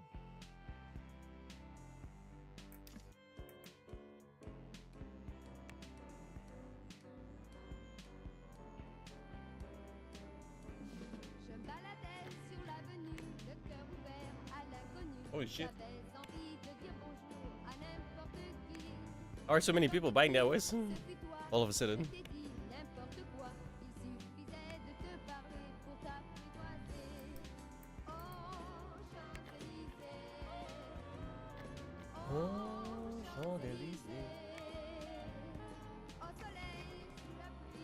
Yep.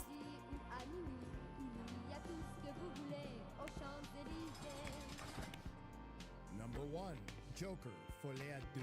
Well, you've seen it. Did everything you expected? Tell them how you feel, Joaquin. Prior to its release in 2019, the Academy Award-winning billion-dollar box office smash Joker was generally perceived as another soulless corporate cash grab peripheral Batman project that no one asked for, featuring the origin story of a villain who's never had one or needed one. And despite the corporate legacy media trying to push the narrative that this film would lead to incel violence, instead of putting a shadow over the Joker, it helped propel it into the stratosphere. Laughing all the way to the box office, Joker raked in a record-breaking $93.5 million domestically, $234 million worldwide in its opening weekend. This means Joker is the biggest October film launch of all time. Sure, it was essentially a Taxi Driver and the King of Comedy mashup with the Joker label that just so happened to work in every single way. That rare moment where Hollywood captured lightning in a bottle. A compelling, grim, and intense character study featuring an unreliable narrator, Arthur Fleck, played brilliantly by Joaquin Phoenix, slowly descending into madness, leading to an ending that's both satisfying and open. A film that was meant to be debated until the end of time.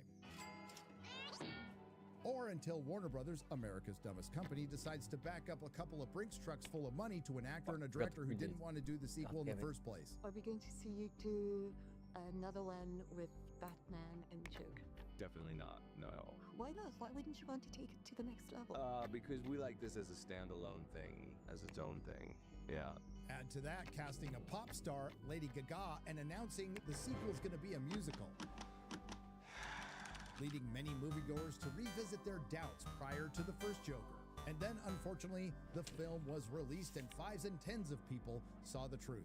That it was a film that, while being put together by very talented people, played out like an actor and a director not wanting to do the sequel in the first place. And if it ended there, you could just chalk it up as another soulless corporate cash grab peripheral Batman project that no one asked for. But no, what puts Joker 2 in its well-earned #1 slot on our list is far worse. Instead of being just another ill-advised sequel featuring member berries, repurposed dialogue, and callbacks to better times, in Joker 2, Todd Phillips made the very bold decision to systematically dismantle everything good about the first film, with a heavy dose of the good old subversion of expectations. Instead of seeing an expansion on Arthur Fleck's Joker, watching him come into his own and going on murderous romps with Harley Quinn, instead we get to witness our auteur filmmaker make the avant-garde decision of having Arthur Fleck withdraw and regress into the character he was at the beginning of the first film, and then regress some more. It's a deconstruction of a deconstruction. This is high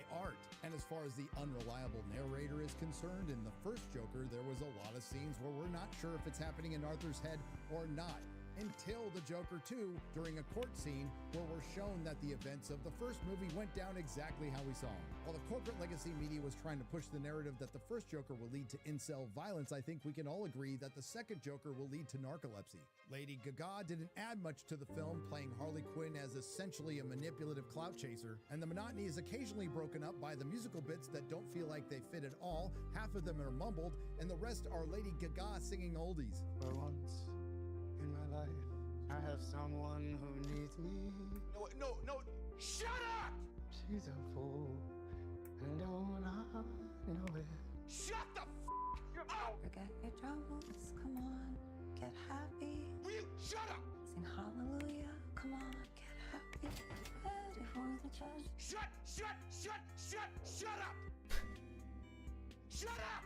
That wasn't good! But the final insult comes when Arthur Fleck is killed by the Joker and dies sad and alone. And we find out that the joke was on us because we weren't watching a Joker movie. The corporate Hollywood equivalent to clickbait. 5s and 10s of people will cry that Joker 2 is misunderstood and will be considered a masterpiece in 20 years. If we go along with that line of thinking, we have to believe some of the excuses provided as to why Joker 2 flopped. Theaters played too many commercials prior to the film, it was the toxic fans' fault, or my personal favorite, the audience is too stupid. Or the media literacy crowd might want to consider this one possibility. That's a bold strategy. Pick up what Todd The Phillips audience put is down. too stupid. I was in Joker 2, which just came out. It's the worst Something film tells me ever. that It's didn't ever go so so well. bad. It's actually not so bad. It's the worst film ever made. This was one of the top disasters Yes. that has ever been. Like, I'm part of something that... That's kind of cool. It's really cool, actually. It's one of the greatest failures of anyone in entertainment at any time. And after a decade of Hollywood demonizing half the country, when a film comes out and quite literally tells them to f off, they did. So you can go with the media literate, cinephile, speculative fiction, or you can go with reality. For starters, Todd Phillips has managed to make a sequel of one of 2 hits I DC fucked this has up had so in badly. the last 5 years and turned it into their 6th bomb in a row. While the first Joker grossed over $1 billion globally without China, Joker 2, which was released in China, grossed just over $200 million worldwide. Just a slight difference of $857 million. While the first Joker's budget was $55 million, the second was $200 million, which coincidentally is exactly how much money Joker 2 lost.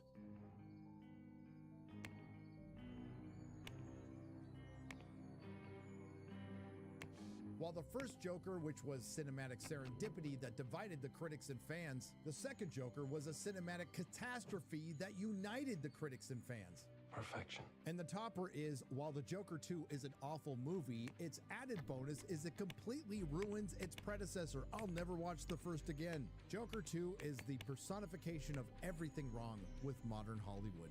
No, we don't need a sequel, a prequel, an interquel, a midquel. To everything, the only thing modern repurposing accomplishes is reminding us that Hollywood used to be better. Joker 2 made Joker the story we were concerned about in the first place. A meaningless and pointless corporate cash grab peripheral Batman story set in the world of Batman without Batman that was in truth a Joker movie without the Joker.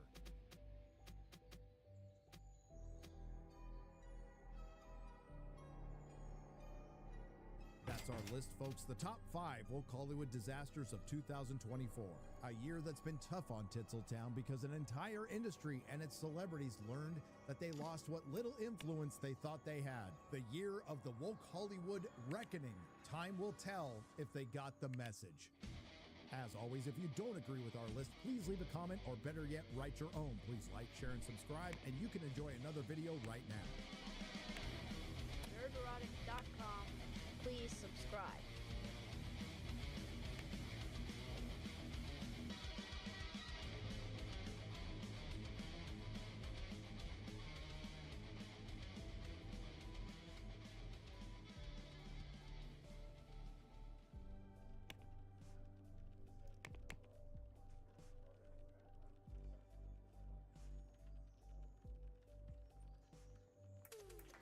Hello, ladies and gentlemen, and welcome back for another exciting game of Star Trek. Oh, I really fucked this one up, damn it.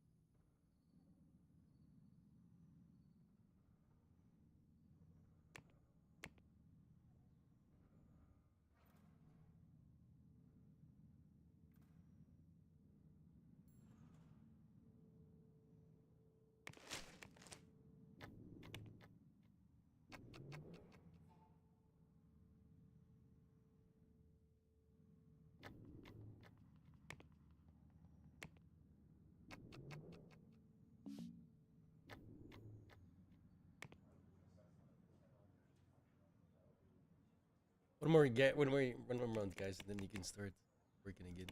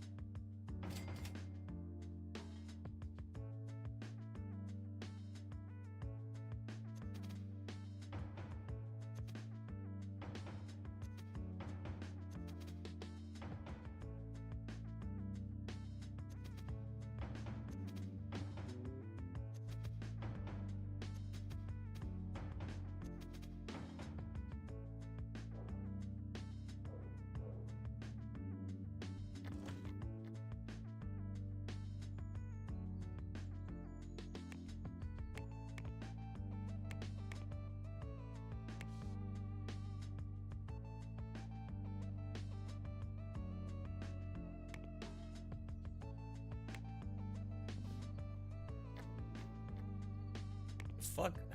How?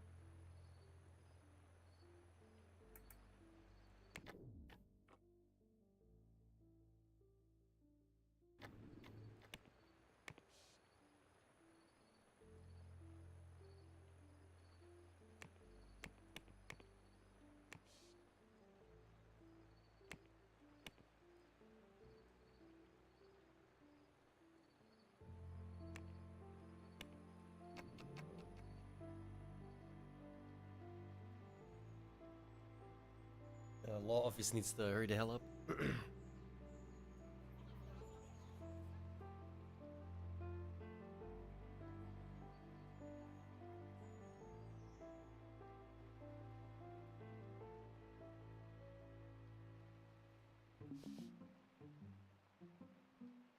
Be really social. Do you ever wonder, what if I was to set up my own game dev company and make a ridiculous amount of money? Doesn't that sound great? But then the crushing reality of actually I don't know how to make a game comes smashing down on top of you. Well, what if I told you there was a load of ways to make a ridiculous amount of money without actually making a game as a game dev company? Well, ladies and gentlemen, welcome. I am the Spiffing Brit, and today we're going to be playing the fantastic Software Inc. game. This is a lovely game/software dev-based tycoon game. You can manage basically everything. It's what I wanted Game Dev Tycoon to be, and oh, it's so much more, and it's not even been released yet. It's fantastic. Now, don't get me wrong, I love Game Dev Tycoon. It's a beautiful game, but Software Inc. for me, it's just the pièce de la résistance which Game Dev Tycoon needed. Anyway, enough of that. What are we actually doing here today? We're going to be playing this game, and we're going to be getting very rich very quickly using the Spiffing Brit approved financial acquisition techniques, or TFAT for short. I know, my acronyms aren't the best, but don't worry, they'll get catchy as soon as the psychotropics, which I slipped into all of your cups of tea, start to activate. Anyway, I've said enough already. Let's dive into this video. So make sure you're sat back, you're relaxed, and you have a nice warm cup of Yorkshire tea in front of you as we get ourselves ready to play the lovely Software Inc. Oh, now look at this. This is our fantastic first establishing moment. We need to create the legendary company director who is going to lead the glorious company of Spiffco Star 100% Real Game Dev Company Winky face.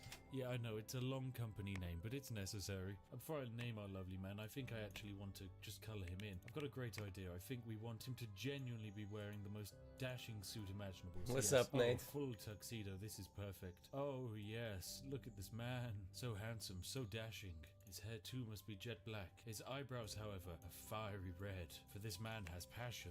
Theoretically, I think he might Happy New Year. accidentally end up looking a smidge like Rihanna Keeves. I mean, you'd suddenly do that, and yes, it's looking pretty Rihanna Keevesy if you ask me. Look at that, it's I just literally unpaused Rihanna it. Keeves. However, no, this is not Rihanna Keeves. This is the legendary Benjamin Ducoc.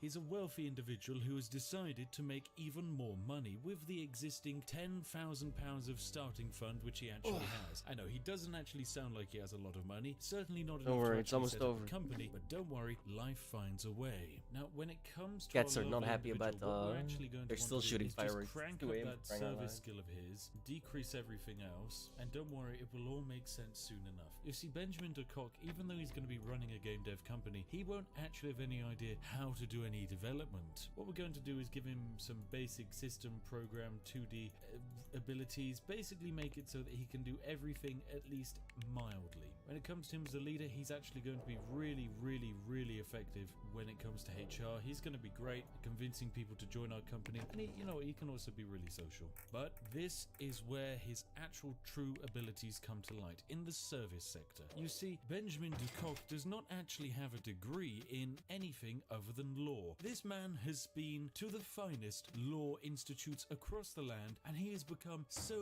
good at law. You know, he just knows all of the law. He knows how to do the law, he knows how to smell the law, and he knows how to eat the law. This man's got it all. So what we're going to do is we're going to be leading effectively a lawyer into running a game dev company to make a lot of money. Now, you might already be starting to see where this is going, because this doesn't seem very game dev-y. I mean, what's a game dev company without any games? Well, it's all about scams, ladies and gentlemen, because we're not even Spifco, really. We're actually Scamco Incorporated Ltd. Now what we can do is we can up our starting loan if we really wanted to give us a huge amount of money. The only downside is you start with 100,000, you're going to have to pay back 400,000. So instead we're just going to start with a regular 10,000, which we're meant to actually start off with. When it comes to game difficulty, it doesn't matter. You can do medium, you can do hard, you can do easy. This exploit is going to work on every single difficulty, thanks to the creative use of game mechanics. Anyway, it's time for us to pick a place to put ourselves down. Now what we can do is we can just straight up buy a place. We can get an empty plot and work. However, it costs around about 50,000 for an empty plot, so naturally we can't do that. Instead, our company is going to have to start out quite simply renting a small garage. It's not the best, but for what we're going to do, trust me, it's going to be great. And here we are in the fantastic game. This right here is our tiny office space to work with. It might not look like much, and that's because, quite frankly, it is nothing. The year is January 2010, and well, our company has just been established with only one employee, the legendary Benjamin Ducoc, or for short, Ben Ducoc. Hey, now you get it. All of my names have a reason behind them. And so do all of my decisions, which is exactly why we're going to get our company started by making more money on our first day than most people will make in their first year of this game. How on earth are we going to do such a thing, you might ask? Well, fear not. What we're going to need is a bunch of glass tables, I know. We're going to be creating a slight hellscape of an office environment by cramming a ridiculous quantity of people into a very tiny space. That's what I did. However, we're going to be giving them very expensive comfy chairs, because It money really is is. not actually going to become a problem. Trust me, we are going to get very rich very quickly. And what you're going to want to do is you're going to want to basically set up a glorious design for the tiny room and space which we actually have rented. Basically, we just want to cram in as many works as possible with no actual demonstration of workers' rights or anything like that, because honestly, the only laws which I abide by are the Geneva Convention, and to say I even abide by them is quite a stretch of the imagination. So what we're going to be doing is we're also going to be whacking down phones. Now you might wonder why on earth we're adding phones to all of our desks. That's an extra $80 we're adding to the workers. Well, firstly, it allows us to harass them with endless phone calls to remind them that they should work, but secondly, it also increases their serviceability, meaning our fantastic one employee with a lawyer ability will lawyer even better. I know, trust me. Why on earth does a game tycoon game have anything relating to lawyers? Don't worry, it'll all be explained soon. There's only one thing which I don't like about this game. It hasn't got any tea. It only has coffee. Owned by nobody. That's exactly how I feel about coffee. It should be owned by nobody. Filthy heretical beverage. And you know what? We should probably actually spruce up this work environment. Make it look beautiful so that people don't immediately want to cry. Although really they should, because there's no escape from this place. And what better way to do that than just by filling this room with the same picture over and over again to make them feel more comfortable with their surroundings. Ah, perfect. This isn't ominous at all. So we've got everything set up perfectly. Right, it's our company's first day. He's using the day of the arrival terrible of the first fucking ever waltings, though. employee, Those are shit. ourselves, Bendy Cock. And I'm slightly concerned by the very chunky cats which You are have much around better the car ones than park. that. Since we're That with take them up in less addition to the space. game. You only Hey, need to place Matters one and you're Little good. 4, Benjamin Ducock has arrived. and You're not he's playing ready to optimally, make a Spiff. ridiculous amount of No. money. So what are we going to do on our first day? Well, naturally, we're just going to slam ourselves down on our desk, and logically, we need to actually develop something. Develop some software, perhaps. There's so many things you can do in this game. You can develop a straight-up operating system, a 2D editing suite, an audio tool, like, say, I don't know, just an MP3 player, an entire game, office-based software, antivirus. The system goes on and on. It's fantastic. If you want to make a game, you can go wild. You can make it multiplayer. However, make sure you get some good technology in there, because a 2005 level MMO, it's going to cause some issues. You can even change the category of game. It's fantastic. It's so good. And you know what? We're going to make a game. We're going to make the best game ever imagined, okay? The most popular game of all time, ladies and gentlemen. Fallout 77. That's right. It's a new original. I'm making Fallout 3 right now. game. No one's ever heard of it before. It's going to be great. What's it going to have? Customizable character, dialogue trees, branching stories, mod support, physics, question mark, open world. It's going to have post-processing, advanced hood design, 3D graphics with shadows, facial animations. What the hell is he doing? We're going to add cutscenes, procedural generation, wacky physics. I know it's going to be great. Boost your launch marketing with viral videos by having a ridiculous quantity of bugs in our games. That's what we want. That's how all Fallout games should launch. It's also going to have adaptive music, recorded dialogue, I know, and digital exclusive music. Oh, it's going to be so good. One thing we're also going to add in for fun is multiplayer, and we're also going to make it an MMO. I know, controversial idea, because why does it need to be? But you know, that doesn't matter, because we're going to produce it. A one-man team is going to make Fallout 77. Apparently, if we were to put a huge team on this, it would take approximately 11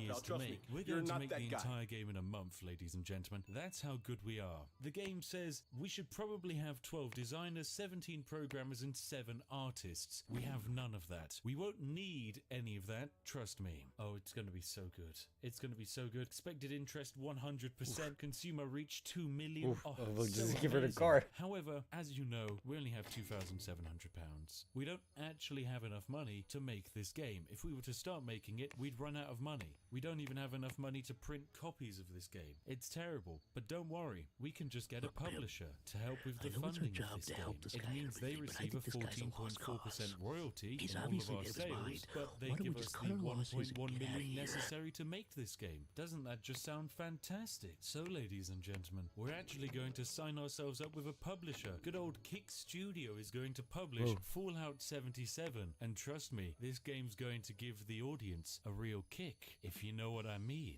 Wait, why This aren't we is our making? summary. It's Oh going to go no. well. Apparently, it's going to take quite a lot to actually make this, but trust me, we're going to make it. So let's develop. Oh, what's this? No one is competent as a level 2 system designer in the selected teams. Are you sure you want to continue? Sorry, are you saying we actually need capable game designers to recreate people's favorite childhood fantasy games? And no thank you. The software you're making is very complex and will take time to develop. Without adding any consumer interest, you should consider selecting fewer features. Are you sure you want to continue? Yes! The size of the team you've chosen is quite small for a project of this size. Are you sure you want to continue with this level of hype? Yes. And so it begins. Fallout 77, Iteration 1, Followers 0. What are we going to do? Well, the first lines of code have just been added down. Even though you can't see it because of how big this game is, a very small quantity of progress and a very thin green line has just been added here to show that something is happening. However, even though we are in iteration 1, we are going to move this up the development chain and throw it straight into an alpha without any planning whatsoever. There is actually no code for this game because we've only spent 5 minutes and now it's in alpha. But don't worry, now it's in alpha, we're going to continue working on have it a just heli bit chopper more. to Right climb after Ben onto. decides to make himself a bit of the devil's beverage. I know. You ever wonder why Fallout 76 turned out? It's the going way to it fall did? so Because hard? It was Oh, up to Will. bloody Ben over here, who was just drinking coffee, sat in a windowless hellscape with just no natural outside light, you know? Oh, goodness. Sometimes I feel sorry for them, but then other times I remember what they made. Anyway, so Ben's worked on the alpha now for at least about half an hour, and consequently, it needs to get promoted up to the beta phase. So let's do a bit of beta testing. And you know what? Beta testing has gone well. It's gone so well that Ben here has actually decided to start taking a nap at his desk. You know what? That's fine. And you know what happens after you fixed 0 bugs in the beta? You release that game. It's ready. Do you want to start marketing for this? Marketing is crucial for your product's success. Sure, let's market this. Bam, we're going to market it. It's going to be great. We're going to sell stuff and we're going to end the marketing. 76 was bad. So, Yeah, technically, I we've was- just released a game instantaneously. We have generated I'm making it better.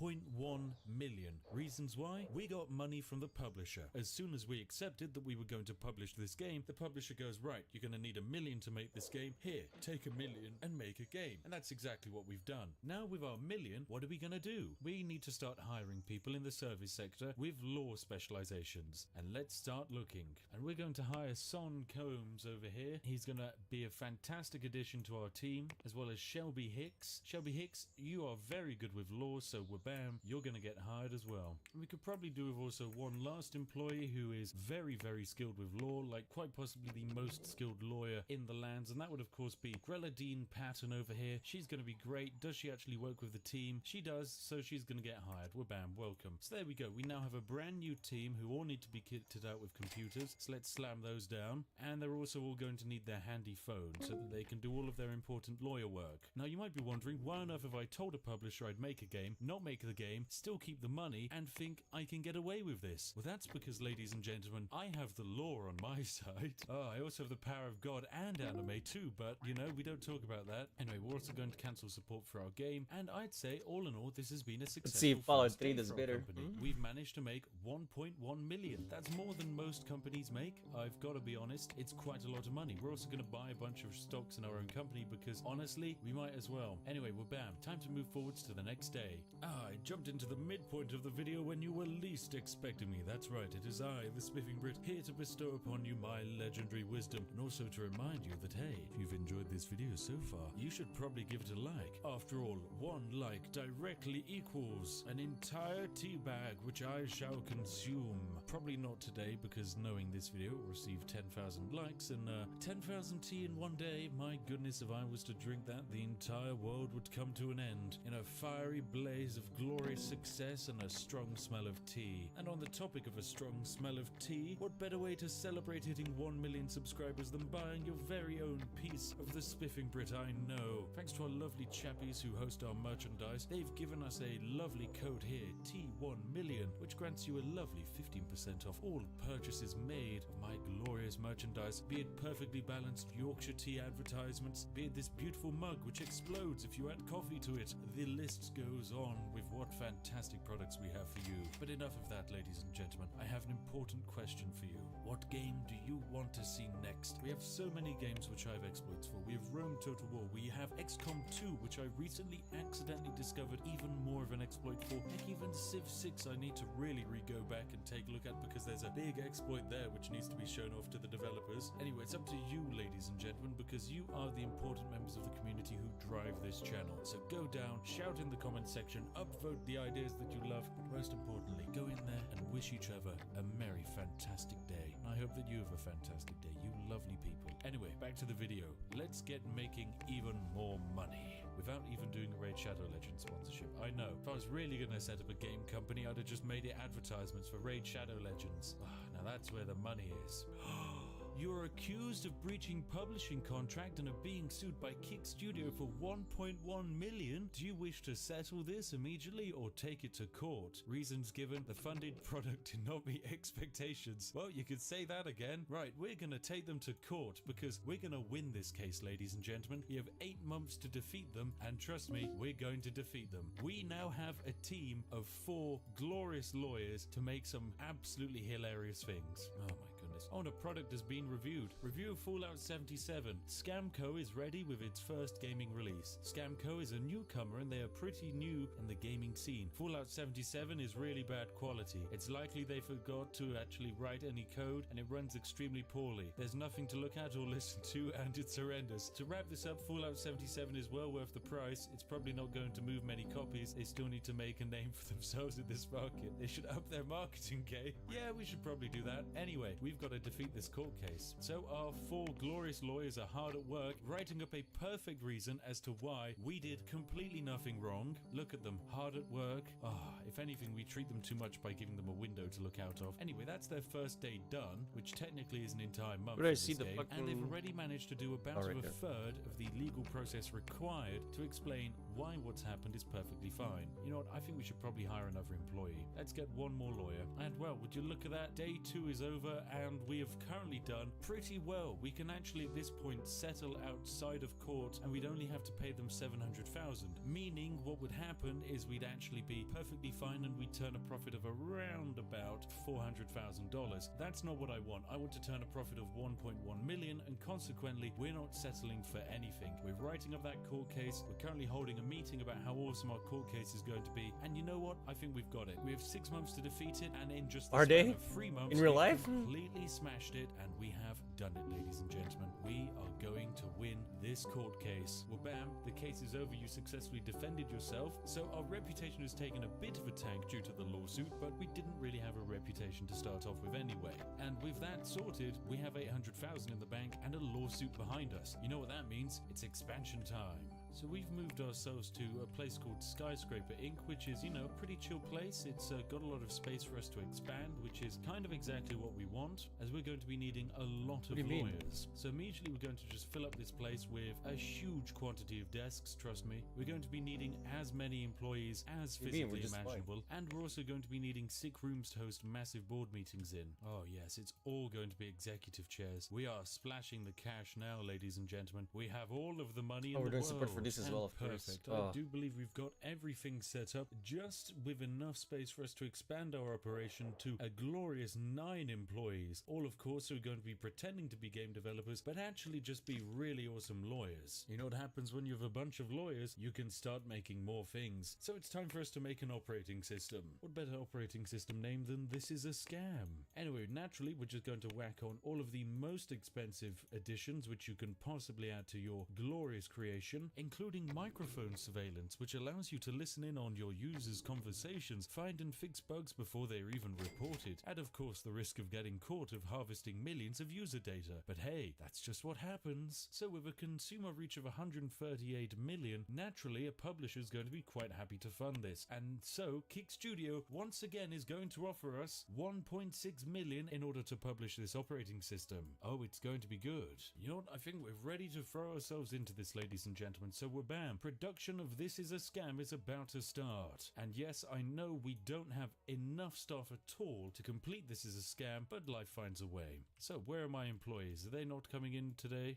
No, of course not. I know, we've got a brand new huge office space. Anyway, we're bam. First things first, we have our glorious meeting with good old Benjamin over here, who's got everyone around the table and is currently explaining how we have just made 1.6 million by effectively promising nothing. What better yet is we're about to develop This Is a Scam up to the alpha stage. Sadly, you can't promote it immediately as no work has been done. Yeah, I'm making However, Fallout 3. That's not going to stop Ben from literally going over to his computer, In-game. typing down 4 things, and then job done. Anyway, that meeting lasted about an hour, and now they've got to work on the alpha. As you can see, they've done 2% of the art necessary for this operating system, and already that's too much. I don't want to actually pay them for that, so we're updating it to the beta. And are they actually going to be able to fix bugs? They fixed 2 bugs. How they've managed to even find bugs in something which is just 2% art I'm quite impressed by, but it matters little as we're about to release This Is a Scam to the market. Naturally, we're not even going to market it, and we're not even going to produce any copies of this game, and immediately we might as well cancel support for This Is a Scam because it's going to have no active users come tomorrow. So yes, we're going to cancel support, but it's only 11 AM. We still have many more hours in the day. What can we do with them? Well, we're going to make ourselves an audio tool. What a great idea. It's going to have delay and reverb, it's going to have auto-tune, it's got everything.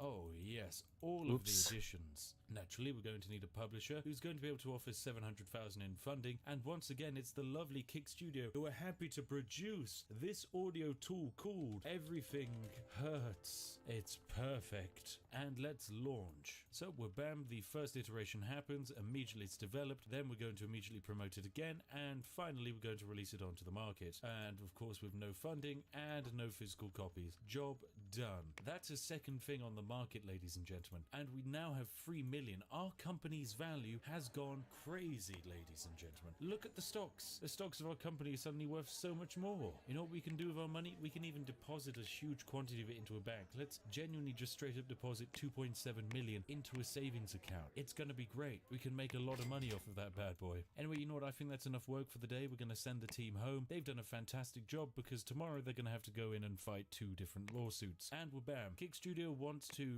take us to court. We're going to do that. So we have 7 months to defeat the first one, 10 months to defeat the second one. It shouldn't be too complicated. Oh, they're even going to have a meeting about how awesome these court cases are going. Perfect. 6 months to settle it all, and honestly, we are smashing it. But with the amount of money we have, we might as well hire another person. And what we're going to actually do to speed up this process is we're going to put the entire team on just one court case at a time. If you have them split across multiple, you're going to actually diminish your chances of being able to beat the court cases before the timer expires. This game, however, it's very limited in terms of its repercussions, and worst comes to worst, we just simply have to pay it back.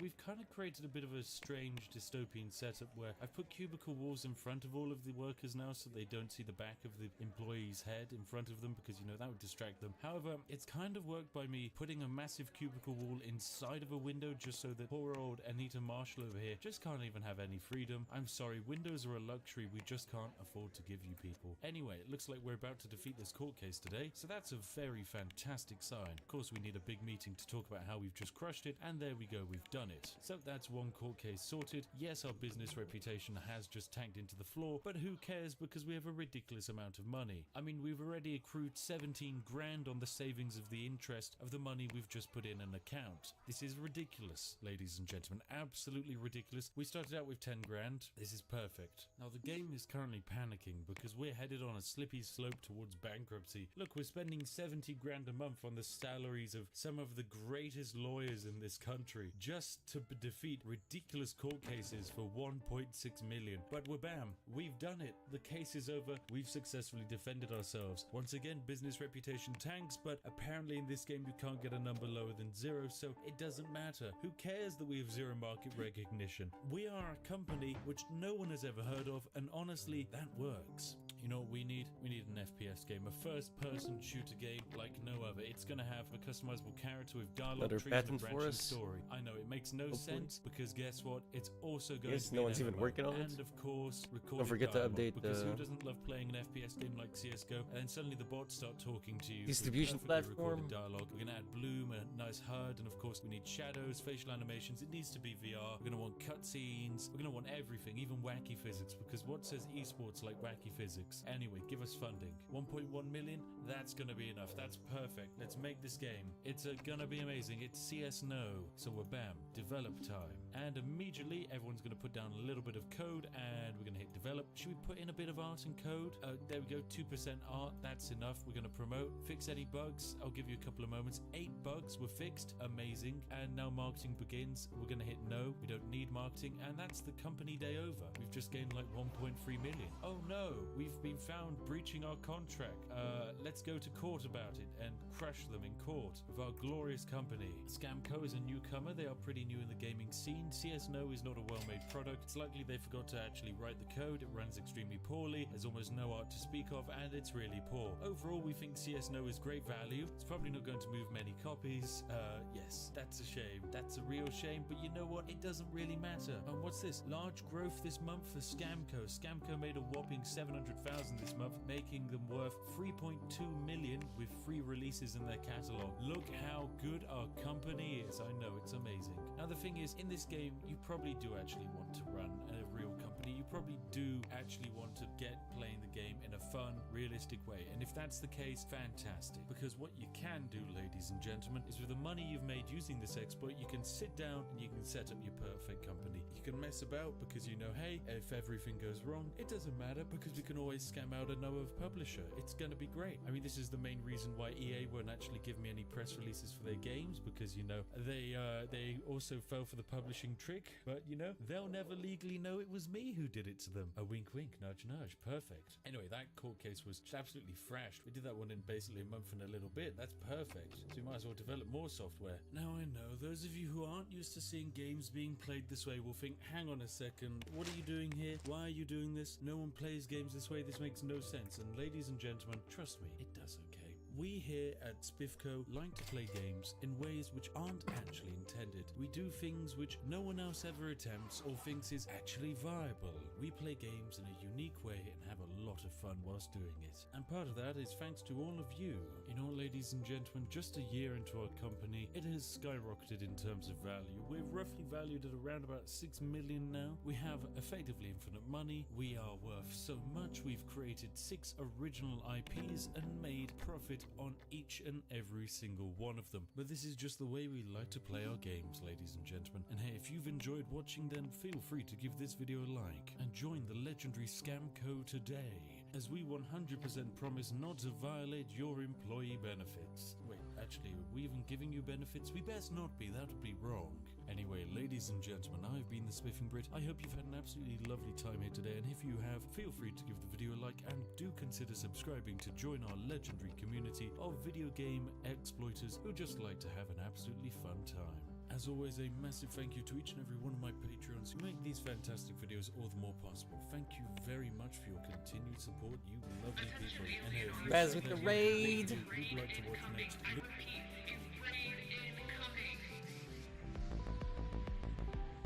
Happy New Year, brother. Hope you had a good one.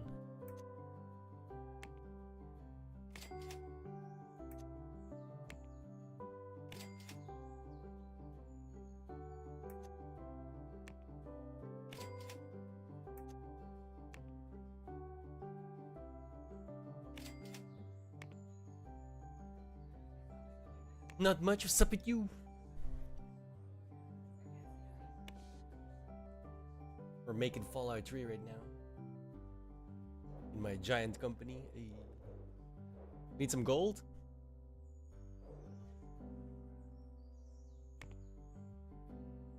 It's totally not for nefarious purposes.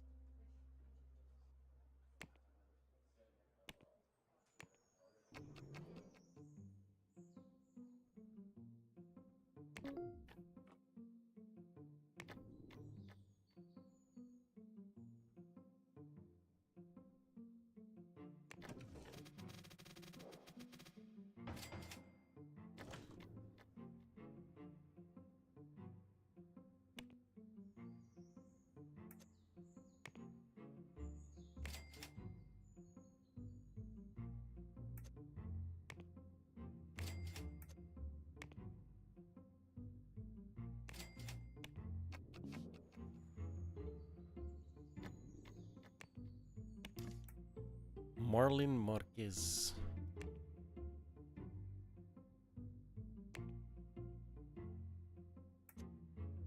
Yeah, suck it up.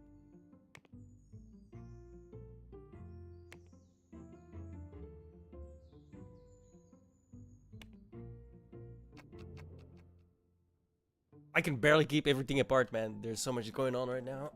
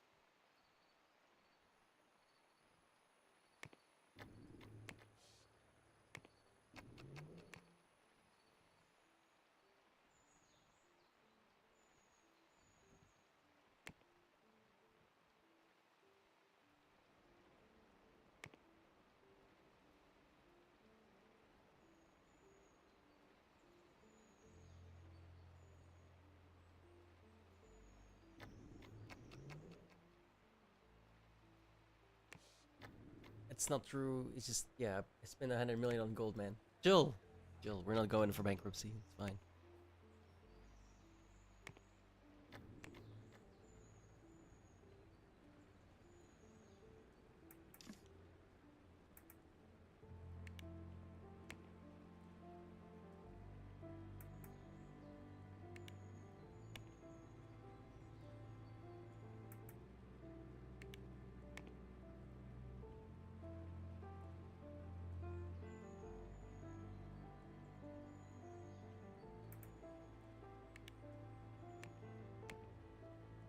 Um,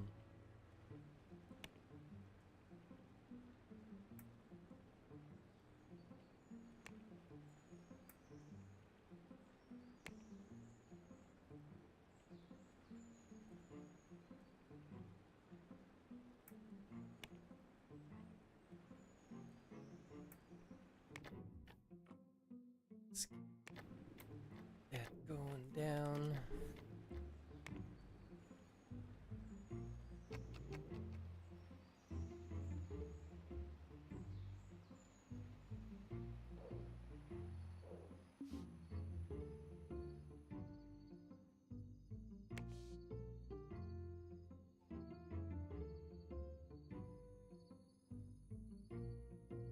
I might not make the... Ah, we should be fine. It's fine. The release date. We gotta push. It's my patent for networking. We upgraded this already, right? Yeah. Debugs.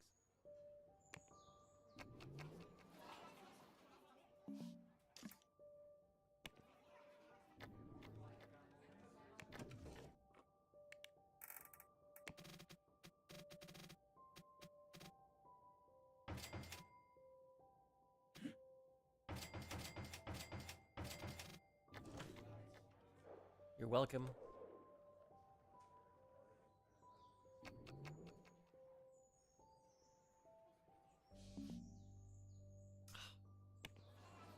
Really?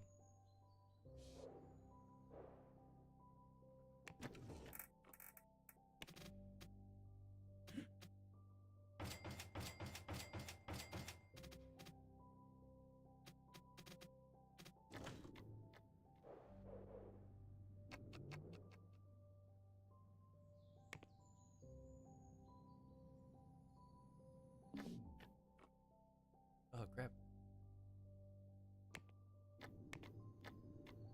How?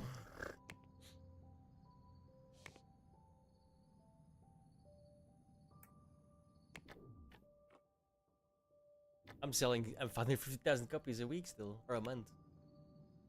Technically a day. 1 day is 1 month. It's a bit confusing, I know.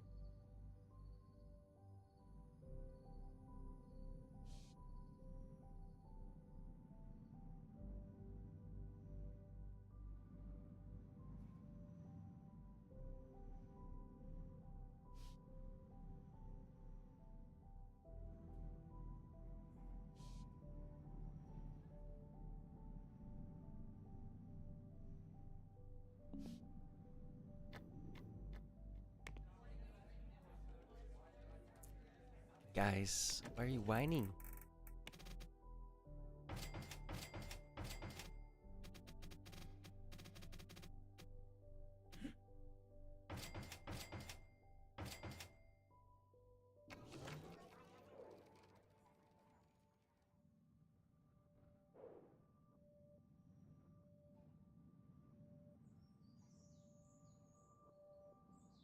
I might have to push Fallout back. I don't wanna, but we might have to. It's not looking good.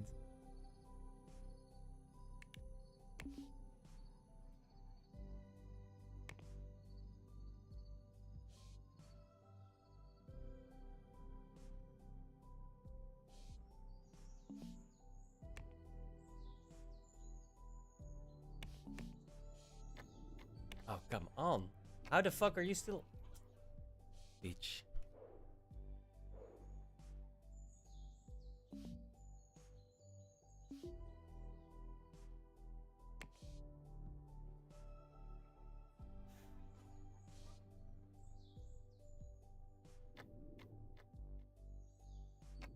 Okay, we're almost there.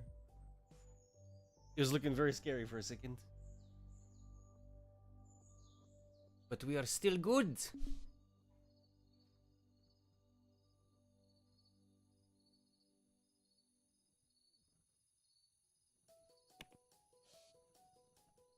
Excellent.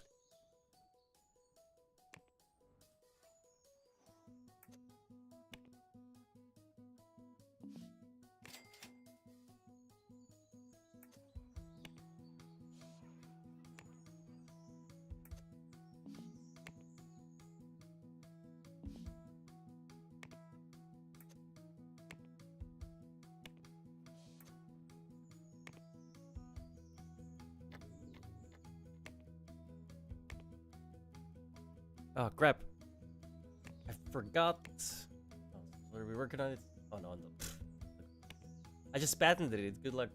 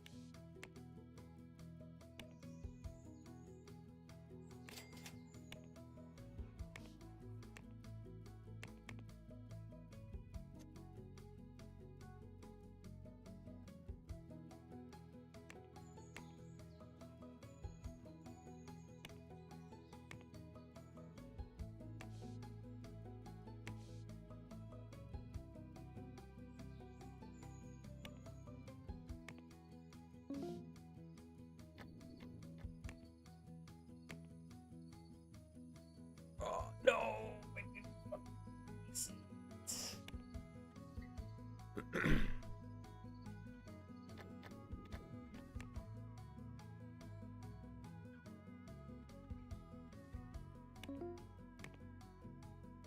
Whoops. That was dumb. I admit it, I was dumb. I didn't even print it because I'm a moron. Let's do 250,000, I guess.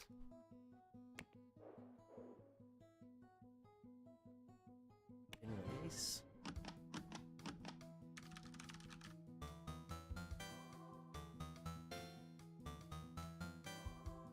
That's pretty good. So $75,000 a month. I get millions, we're fine.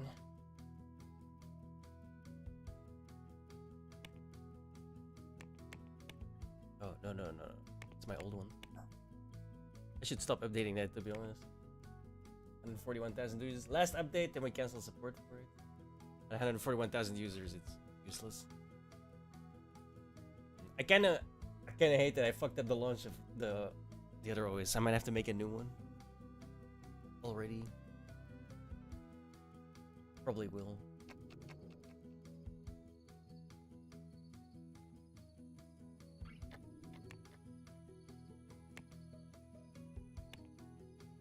I don't know how to play the distribution market, dude. I'm trying to make Steam essentially, right? But somehow I only have 1/4 of the, even though my cut is like 6% lower than the next one. Actually, that guy from January '96, really terrible. Do I not have? No, I've got the server space. I don't know why that's not doing anything, honestly.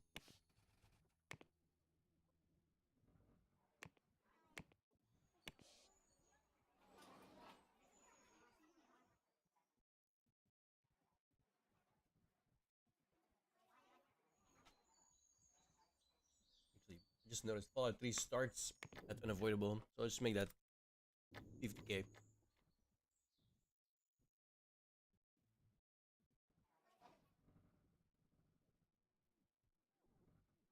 Okay. Finish. Oh, a new bug was found. Fuck. Just as I clicked. Are you serious? Come on. Give me a bird. Cancels.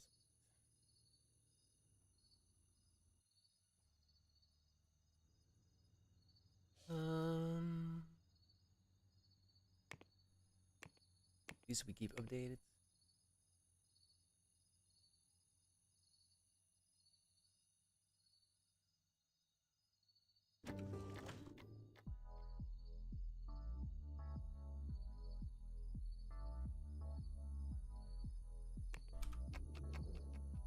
Oh no. My releases. Archive this one. We're just gonna stop selling it.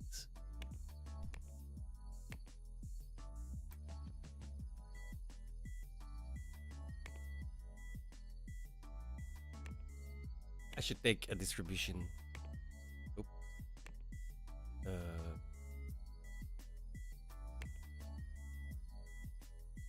Make some money in the background.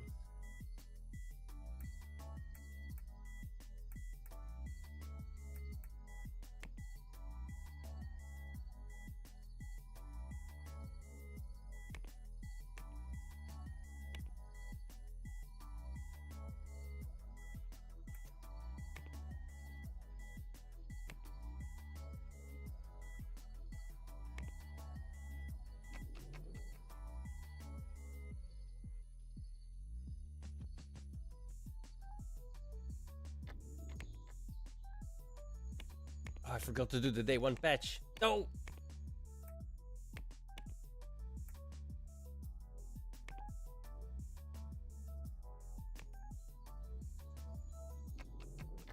at all these glorious Enclave cars though. I gave everyone a car. Everyone that works in the company gets a luxury car. Looks glorious.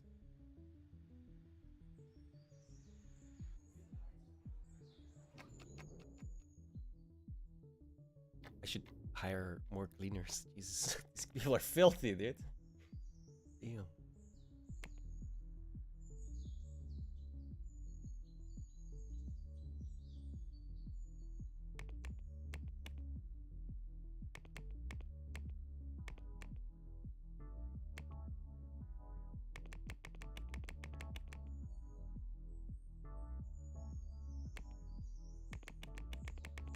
I should have gone the other way.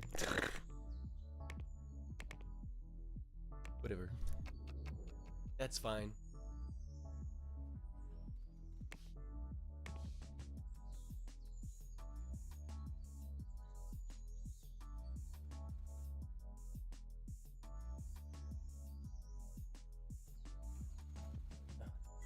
Today, please? It's not gonna be today, is it?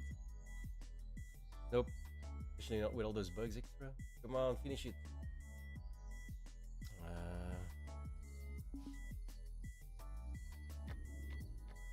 They were bought out. Okay.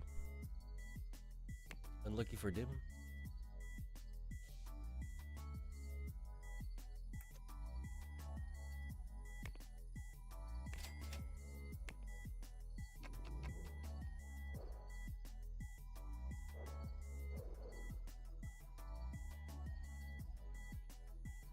I'm just gonna push the patch out now. It helps with the users.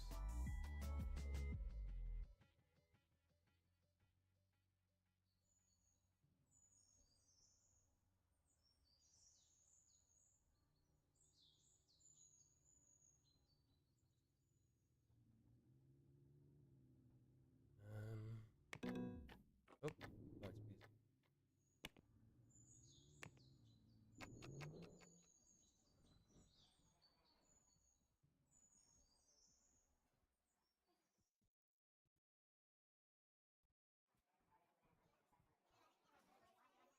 I'm gonna need to like expand the core divisions because they worked fine in 85, right? But it's starting to slow down a lot nearing the 2000s.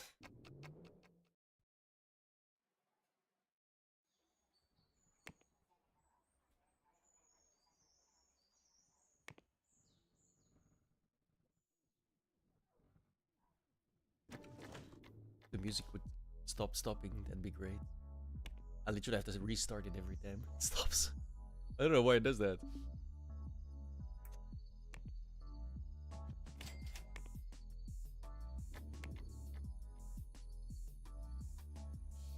I might bail out of this one.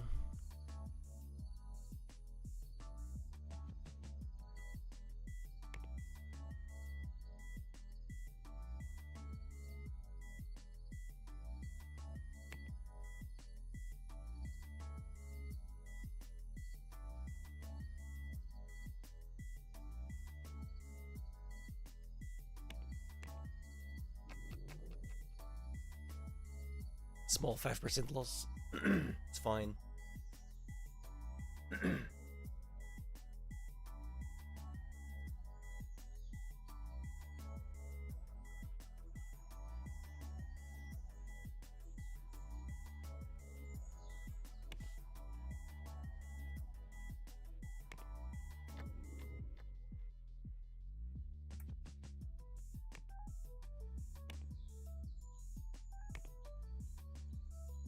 I shouldn't have made a 3D. I'm kind of regretting making a 3D research that I should have made.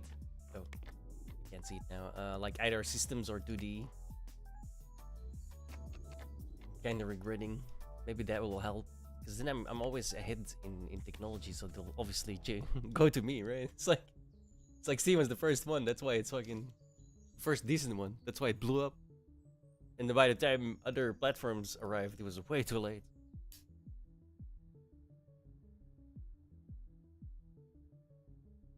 Obviously, in the game it works kind of different, but yeah, still it's annoying.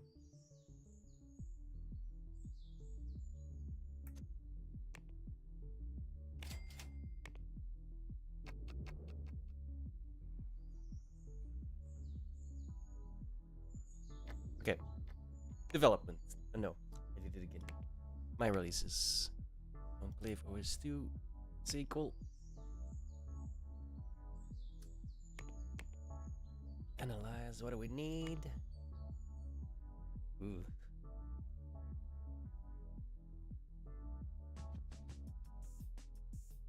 I could just auto balance. Oh, boom.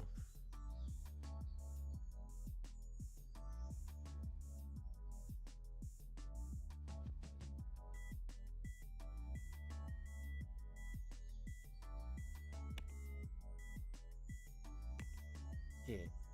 We're gonna assign some teams. I'm gonna add the research divisions. Oh, already did. I'm gonna assign 2D division and the 3D research.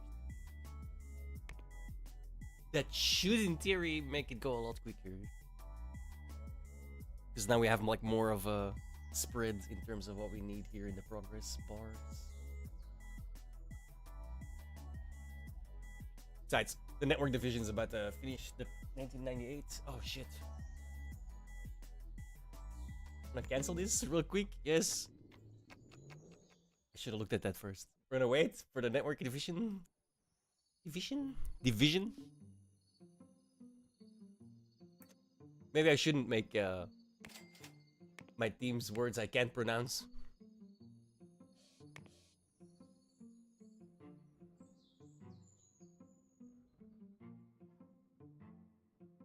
Where's my cleaner? Thank you. Come on. This is filthy.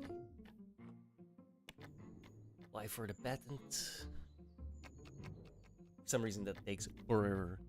Meanwhile, we gotta upgrade this first because it's a network, which is important. Okay, update that. Then I have to wait. Oh my god, so many bugs. I just noticed. Whoops. Update that too.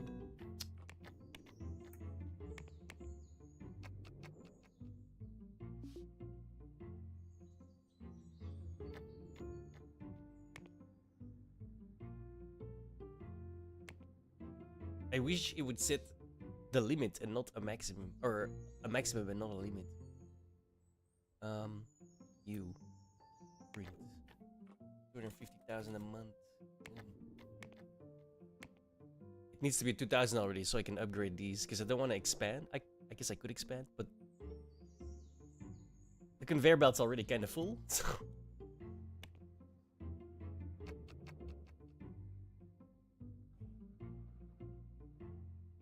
Just need the better printer so I can completely upgrade. Same for my server room, dude. Oh, ridiculous.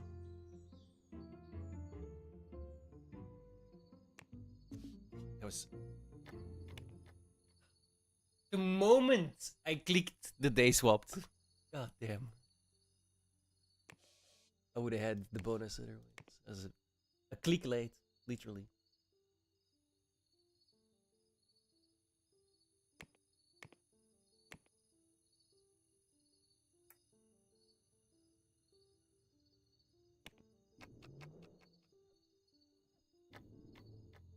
Okay.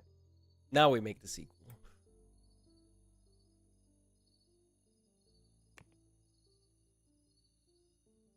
Because we have better tick level now. I don't. Maybe I should wait for the 3D as well. Fine. Fuck's sake. Okay, in that case, that's gonna take like 2 months. They're just gonna be sitting there for 2 months. It's fine. It's fine. We're good. Figure it out.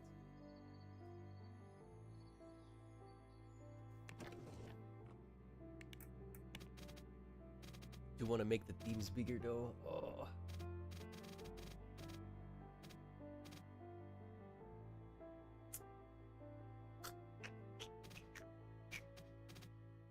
I'll figure it out later. I might make a new building. I bought this area as well.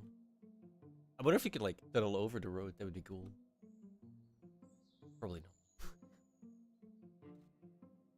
It'd be cool but weird. Okay, now. Okay, we pause this because we got computers. Now I can make the sequel.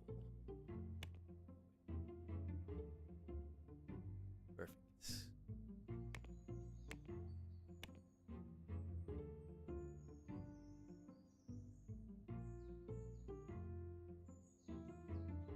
Because of all those teams, there's technically 33 designers on it. It's fine. It's fine.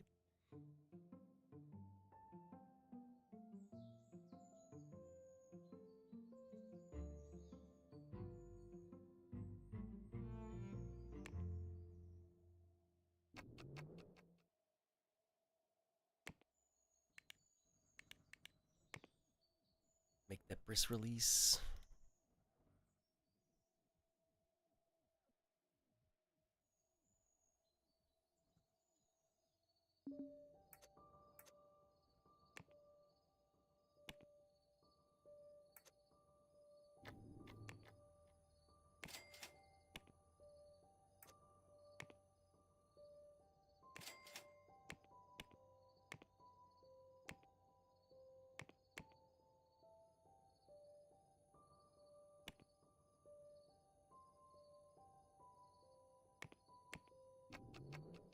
Trying to get those as subsidiaries. It'd be useful.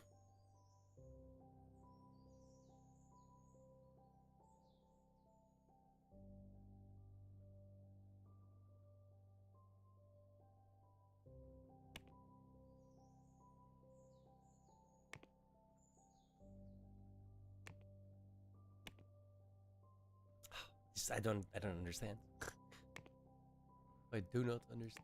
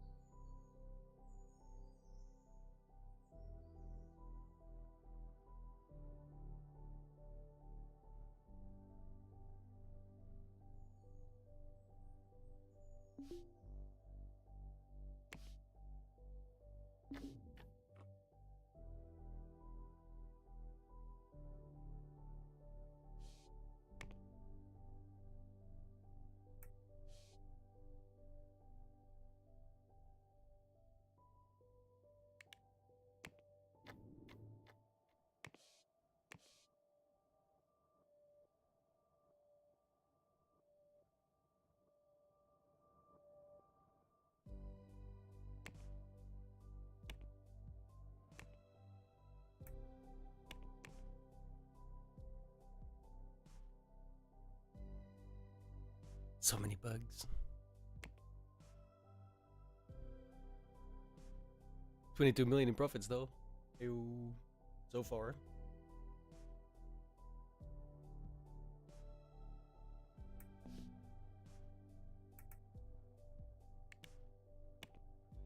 Oh no.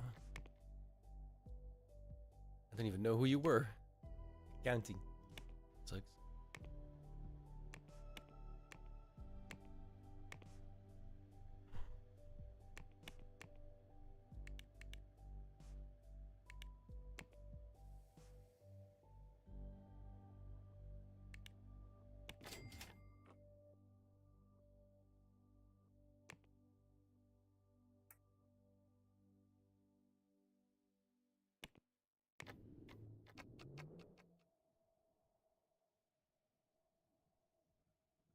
They're still shooting fireworks. Oh, it's 3 in the morning. Fuck off.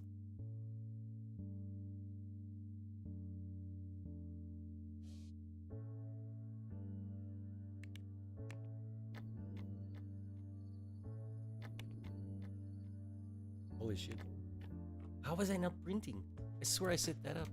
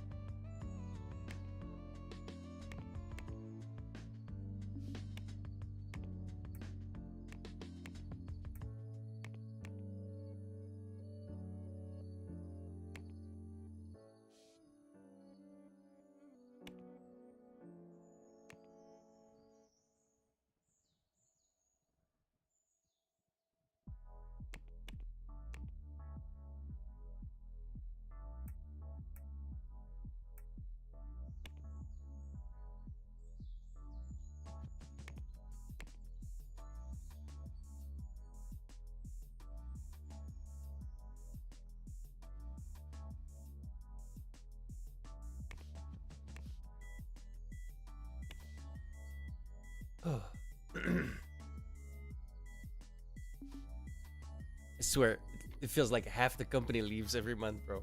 Like, so many vacations, dude. Jesus. Nuts.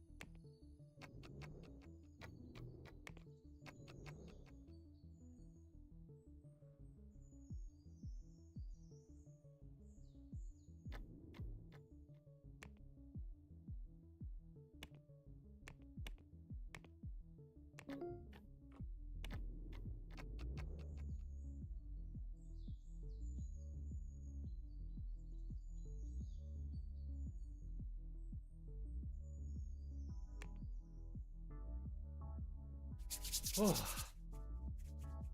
It's getting cold, man. Damn.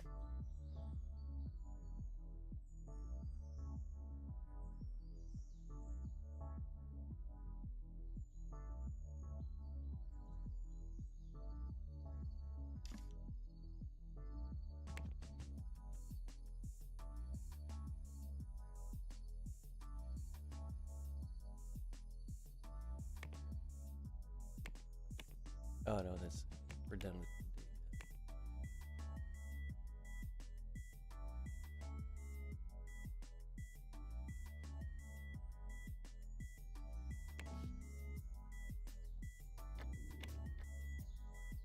No.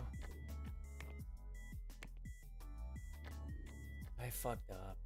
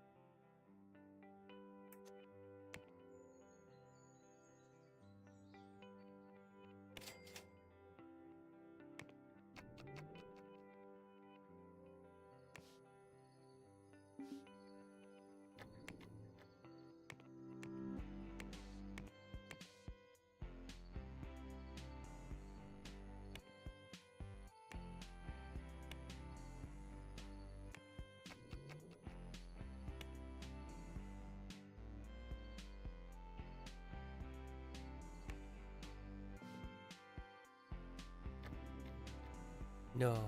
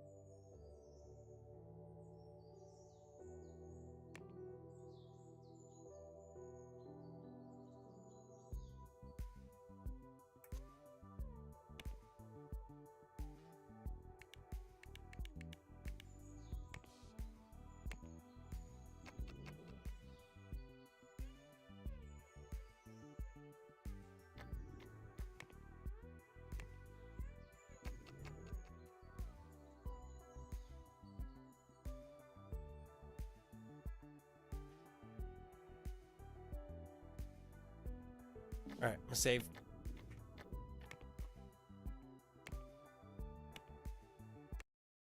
Oh, time is it? 3:15. We can play something still. Yes. Oh.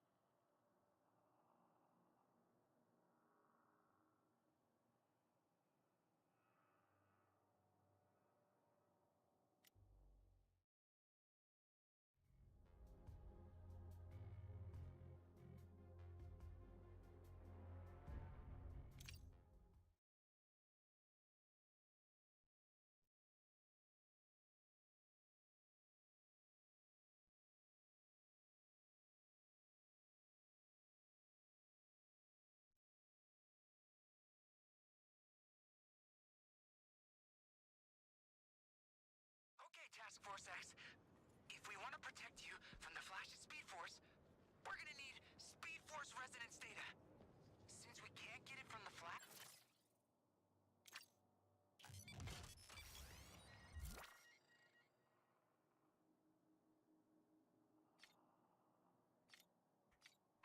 We'll get it from the baddies he hung out with. Take my truck to this location.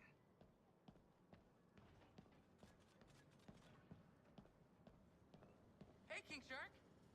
So hey, talking rare collector to rare collector, have you seen those weird Terminauts out there scooping up materials? I'm serious. Instead of turning people into monsters, they're sort of collectors too. I can't help you find them, but... Oh, they make a noise like this.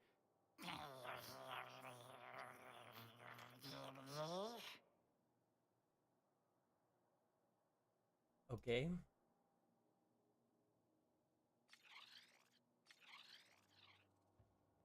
So, what is...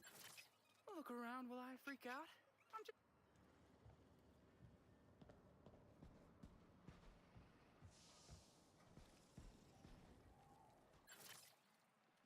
I bet you're here to make those stupid metal weapons a little more... face melty. Hmm?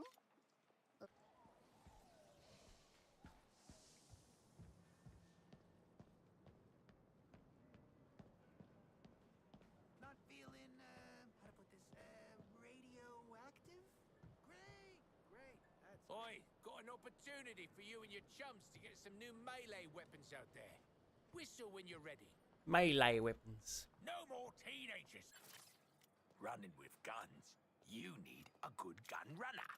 Let's talk shop.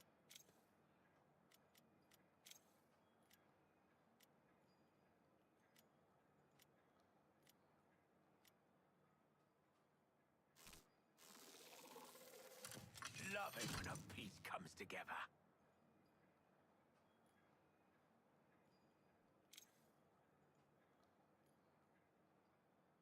Okay. Attaboy, Shark. Go make 'em endangered.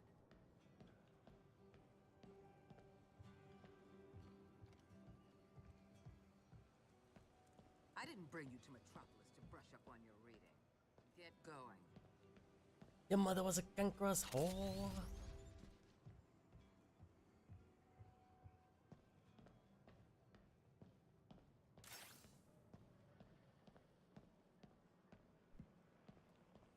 I didn't get to meet Batman, Ma. We're not in Gotham or Metropolis. We're far away from all that.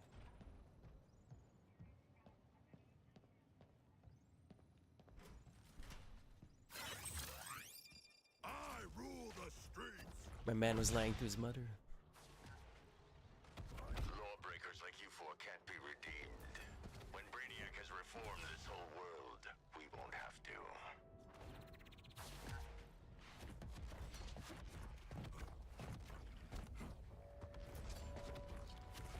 Hello, Metropolis. It's the middle of an alien invasion. So why are armed supervillains stalking our streets? At least based on his clothing, one appears to be convicted contract killer. I am here with this ridiculous toy, ready to do the bidding of a child. Any underworld job, no matter how dirty. What's brought him to our city? Nothing to worry about. Just in the middle of a Speed Force shitstorm with a toy truck for babies. Oh, better than the other way around. So, now what, Boy Wonder?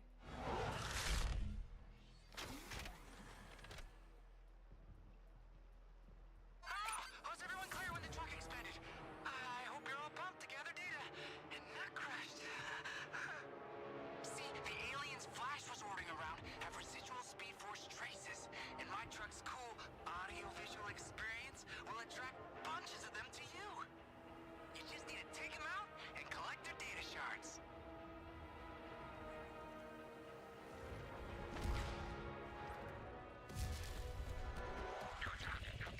Nice! Now grab that pure data, has been accepted. But I need a lot more. I've got data greed. Not asking for the moon, you guys. Just more data. Double this data, and we're out of here.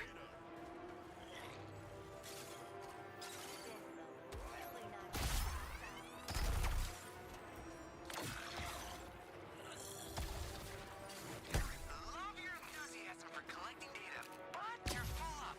Drop them off in my truck. Great data collecting, everyone! Now to clear the whole dang area with the powerful energy pulse. How powerful are we talking, kid? Could everyone please scoot back to the safe zone around the truck? Oh, that'd be great. This game is so loud. It's like, what the fuck is going on, dude? You don't know half the time.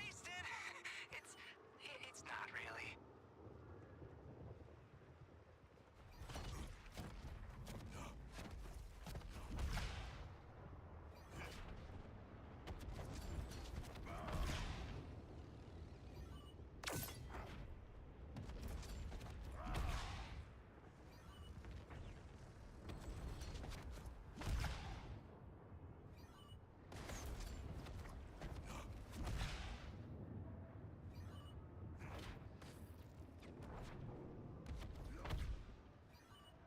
Great start. Let's get more residence data. You guys are real rock stars. Home stretch now. Just one more data grab, and we can get out of here.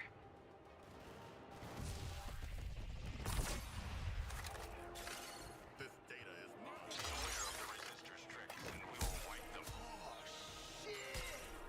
Who ordered my... Guys, I'm seeing some huge readings. We too are seeing huge readings. Goliath's an enemy. Okay. Take the opening when he's airborne on his land, or after using his beam. Think just the damn Terminator would have come up with that? Nope. Deposited data. Advantage front.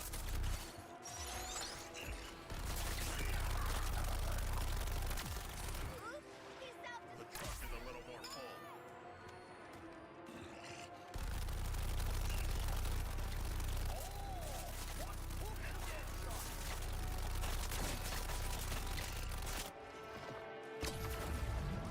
Judge me harshly.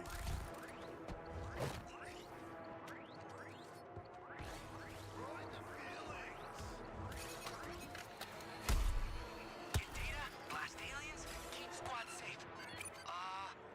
Get somewhere safe, please. Wow, the truck worked! And you guys were great! Go us!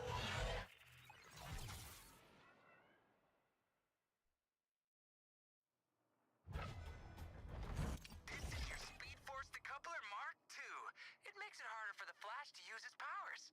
While it's charged, it reduces Speed Force damage. And when the Flash is building up cool Speed Force attacks, your shots can actually hit him.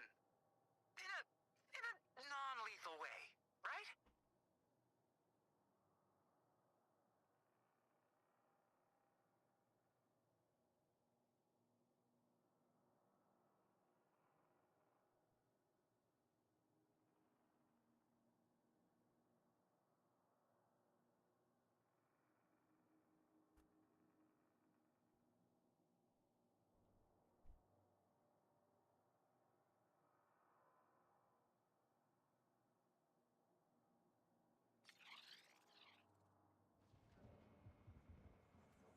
Going to war against metas and aliens on American soil. Guess it'll look good on a resume. Nice to feel like part of something bigger. Even if it is a shadowy paramilitary Yeah. outfit. Why do you think I got it? Ain't no way I'm paying more for this. I'm actually, I feel kind of ripped off at $5 or $4. When I think of Arkham City now, that's what I remember. The fraternizing that went on. Happy New Year, Dodo.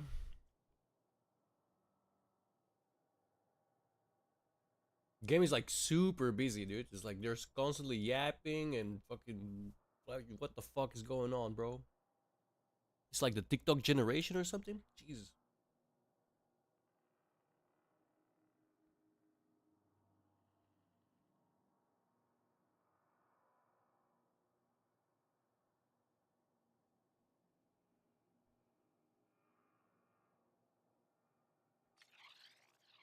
Task Force X. The anti-Flash test was a success. More of a success than you've all had this whole operation.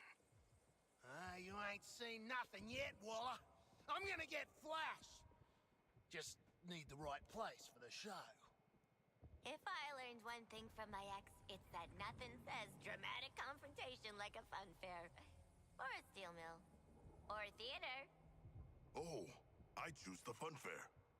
Loomis Land. Huh. That's not the worst idea. Always wanted to do a hit in an amusement Oh yeah. I don't care where you do it. Just do it right. If you It's need to $3 move your I'll survive. First, there are locations on your map. Waller out.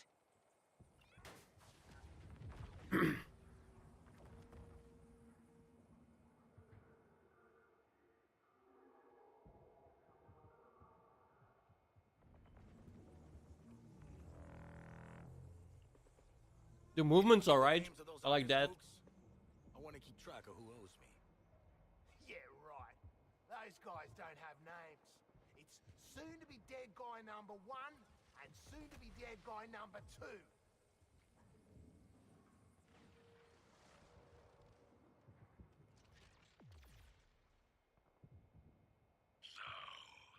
The mighty Flash took a beating from Wonder Woman. Harley to squad leader. Requesting mission.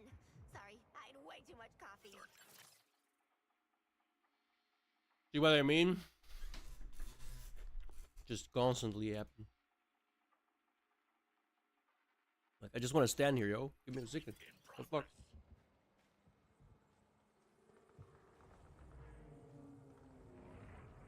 Argus's hacker gained access to Brainiac's network. Intermittent access. But she's skilled. A useful addition to our army. We'll ensure her mind is integrated, along with Oracle in time.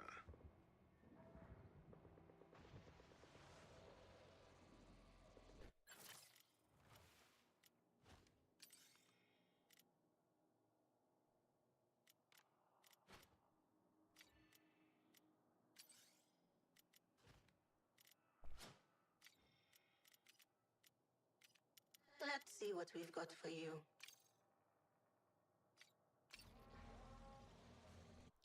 Like, none of these talents matter either. Like, I haven't looked at any of them. Just click. Like, it doesn't really matter.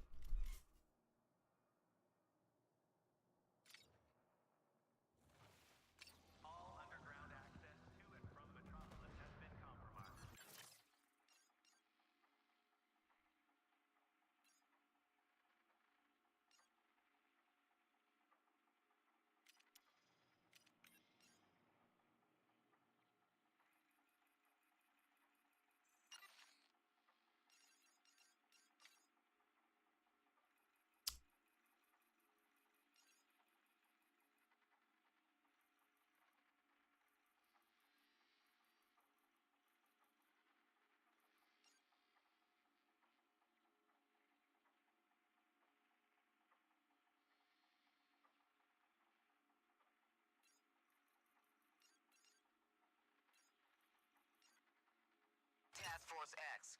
We've been running simulations on your chances against the Flash. Short answer, you're below potential. Is the long answer you're below? You lost 573 times. But you won twice. Room for improvement. We could chance it. A stirring figure to behold. The world's false idol cast in gold.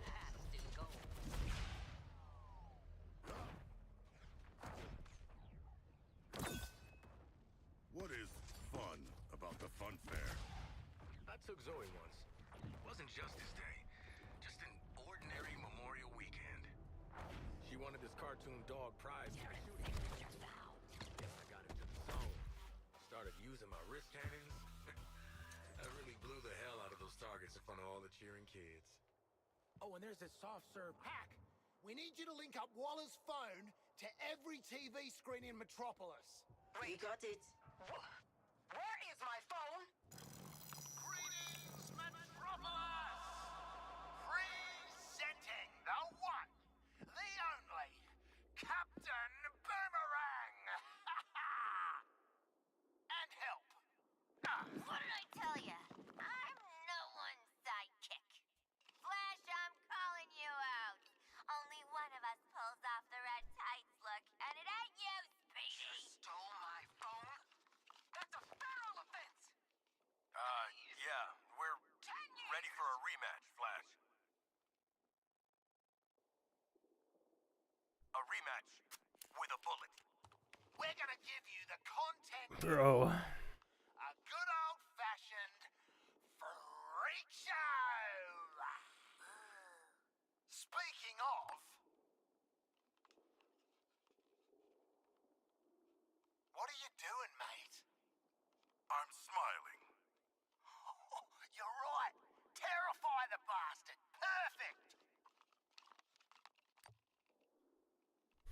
Exactly. Justice League, I think of Wonder Woman, Superman, Green Lantern, Batman. You don't want to mess with that lot. But you, Barry, you're just the team mascot, aren't you, mate? The comic relief. The speedy flaming larrikin. Yeah, he's the loser of the league, folks. The fastest man alive, according to all these girlfriends. It's the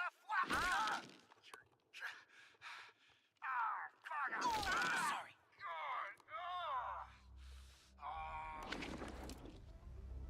Hey, Metropolis. Do you like live executions? Well, don't touch that dial, or I'll break your fingers.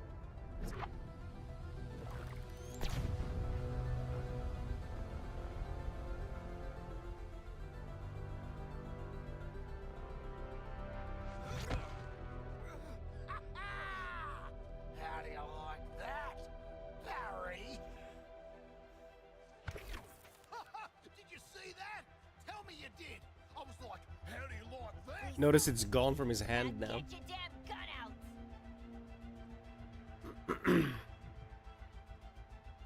It's on the belt now. Wow, guys! You duct taped Lex's anti-speed force doohickey back together? Oh, you all got one! Who hooked you up? First to fess up, guys, last. I did want to grab you one at a time and run fast enough to burn the skin off your bones. Friction, you know? Ouchie. But I don't need to touch you to tear you apart. So let's play! Hi, team. Really hope Flash is listening to reason. But to be seen, use your counter shots on Flash. Flash requires more effort to access the Speed Force. Our technology is working. Shoot him while he's winding up. I don't even know where he is. Before he tears us a new one. It's like I attract hopelessly overmatched villains or something.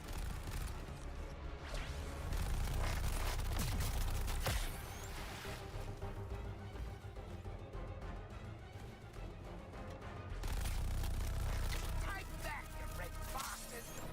Remember when I punched Lex's heart out? Good times. I'll almost feel bad killing you rambunctious scamps. No, no! That's just going to get struck by lightning!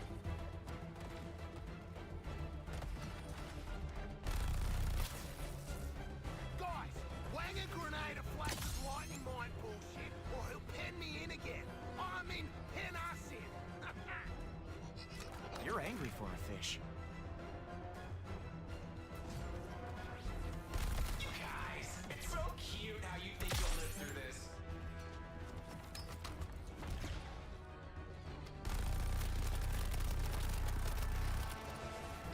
Okay, a few surprises, but I've got some of my own.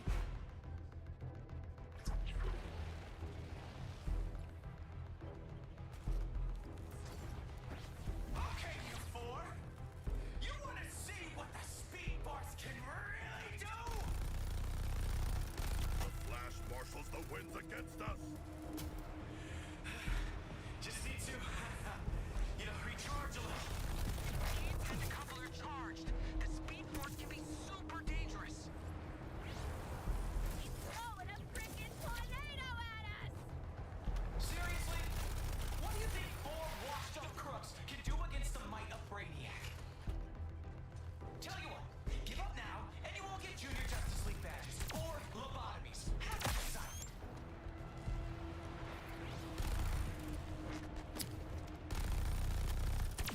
Give up! Wonder Woman's not gonna save you this time. Ready to ride the lightning, Deadshot?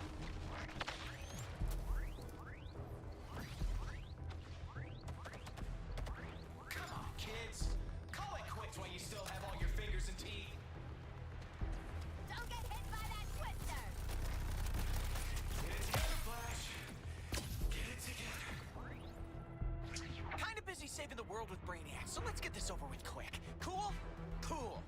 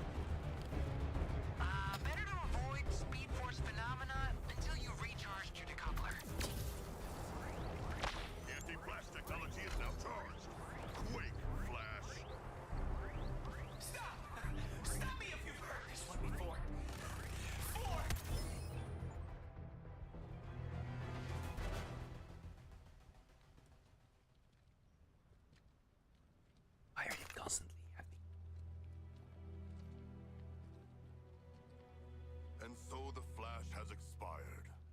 He saved our lives, yet we ended his. As honorable warriors, we will show proper respect to this fallen hero by... Show a little class, man. Holy shit. Congratulations. Makes sense. The gods have cursed you in every other way. Guess you got what you wanted, Boomer. Too bad no one saw it. Yeah, well, I saw it, all right. Look, I'm not gonna make a big deal of it. Oh, thanks. We really appreciate But I've prepared a speech. It's necessarily long. Take a seat. Sharky, I know you love the dramatic stuff. I really do. To my massive and disappointingly male fan base.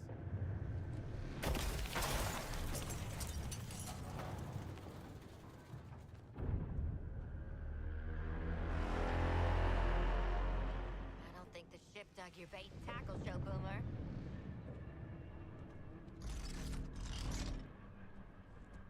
Run!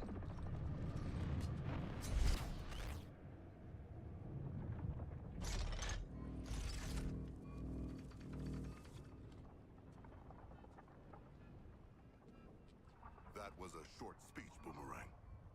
Yeah, real bummer we won't get to hear the rest of it. Don't worry. You'll have time for last words. That man was the first friend I made on the League. We were gonna see Brainiacs do Colu together. You're gonna wish you stayed in lockup. Oh. You need another lesson, convict. I want to learn how far I can shove this foot up your glowing green ass. Deadshot, we're gonna get creamed if we don't get out of here. You should listen to the Section 8 here. You are gonna get creamed. Nah. I'm thinking this round might go the other way. More insubordination? Okay, Floyd. What can I say? Killing your first Justice League asshole perks you right up.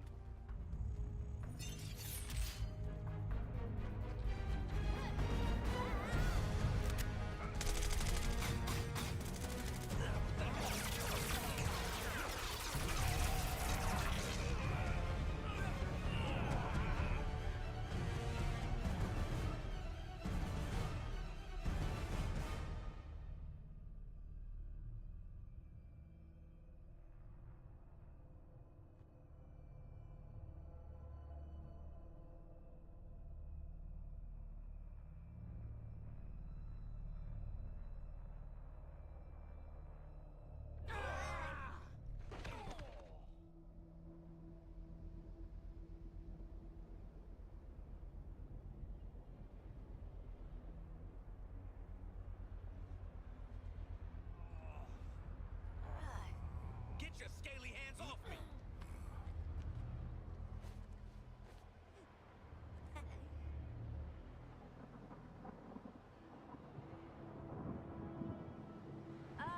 Waller?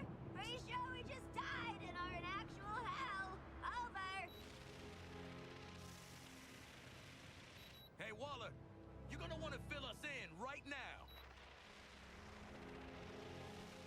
We must find a way back to Metropolis.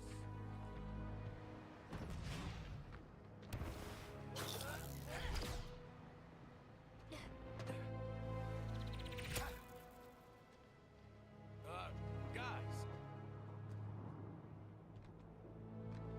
We're still in Metropolis.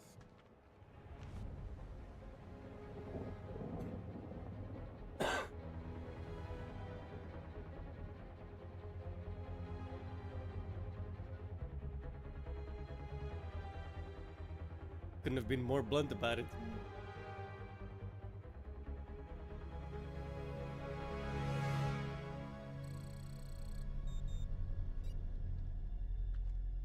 Our trackers for Lex Luthor?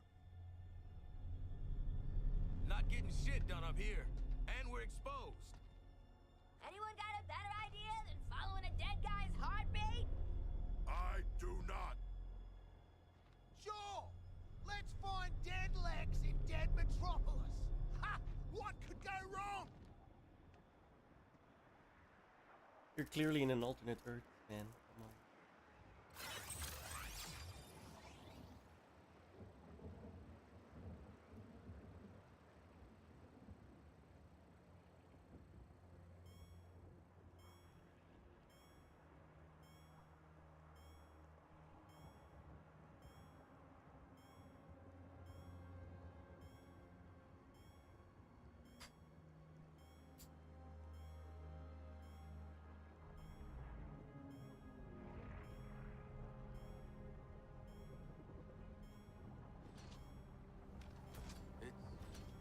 Pretty in a weird way.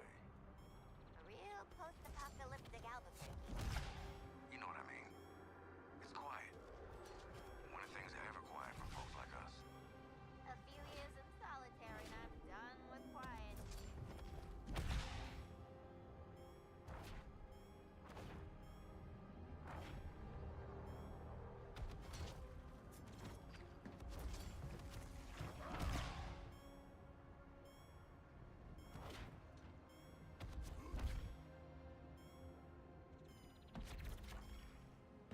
Place has really gone to hell. That's the Hall of Justice. And it's been totaled. Guess this place has its pros and cons. Because everything else is sure off. Riddler was here? In the Hall of Justice? How can that be? Finally, the quality of Riddle. Think this elevator's still working?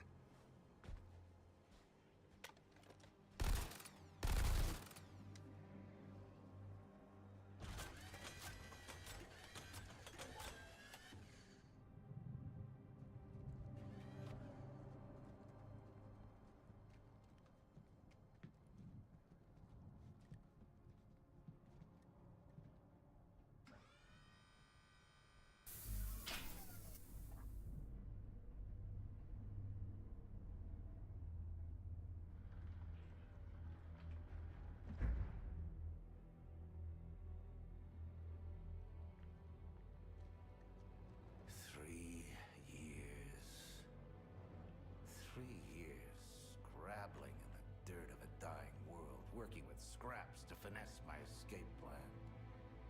And you've jeopardized everything in 3 minutes!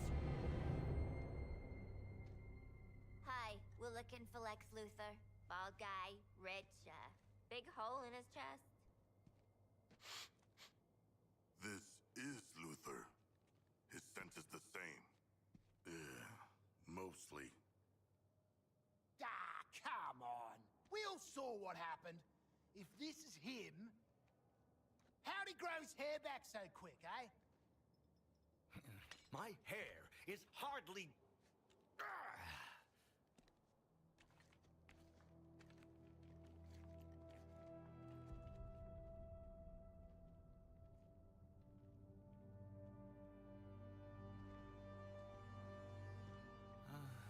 Of all the people he could send.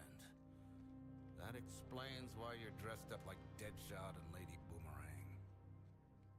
Outfit yourselves and meet me topside. We have to move while the storm clears. Wait. Did you say Lex Luthor is dead? Yeah, mate, kinda. The fool. We need to leave. No. Hold up. Stop. What the hell is going on here? Where are we? How are you alive?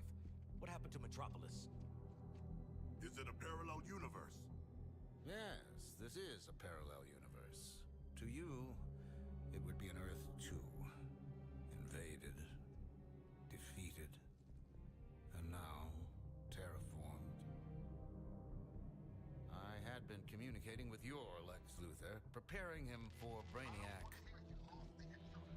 I want boots on the ground, flushing out every rat hole till you find them. Save Lord Norton for me. I got something special in mind for him. Topside. Now. Redheads. Who died and put him in charge? Everyone else on the planet.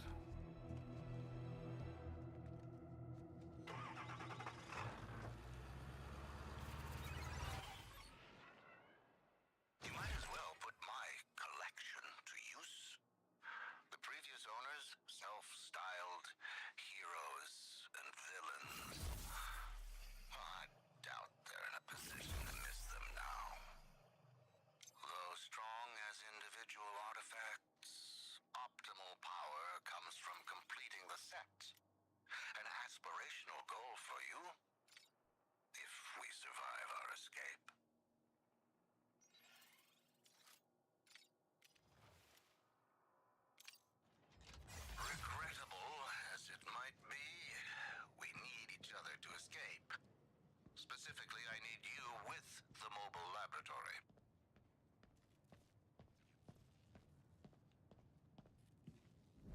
What do you think Wallow will give us for this, Lex? Oh, this guy you want to jab a neck for me? Yeah, Boomer, because he's not a freaking kid.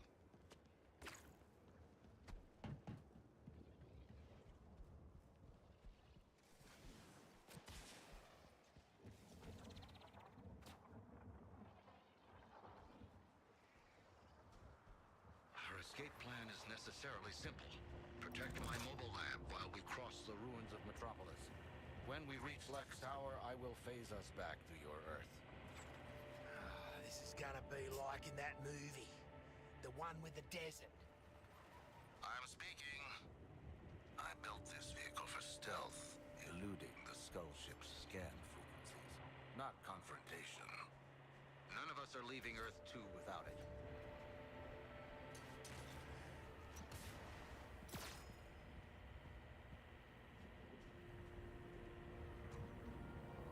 It's an escort mission in a literal fucking vehicle, and the vehicle's going so much slower than I can walk. As expected, Brainiac's minions are scanning for my lab. If they lock on, we lose any chance of escape. That signal tower will make short work of my stealth systems. Clear the troops and destroy it post-haste. Target acquired. I'll need to divert all power to countering the tower's scans. This lab doesn't move until it's down. If Father saw this,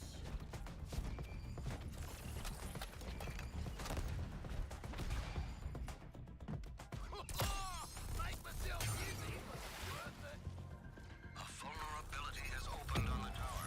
Apply yourselves. Took you long enough. Ready to move on to Luther Corp? Good.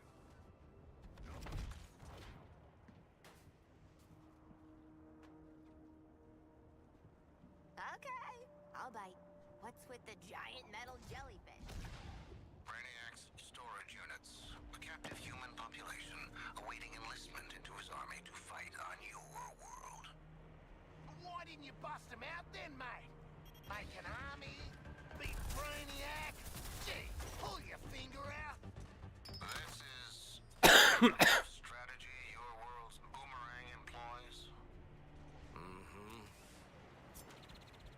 Hold on. I still don't get how Lex faked his own death. faked his boomerang. What do you think is happening right now?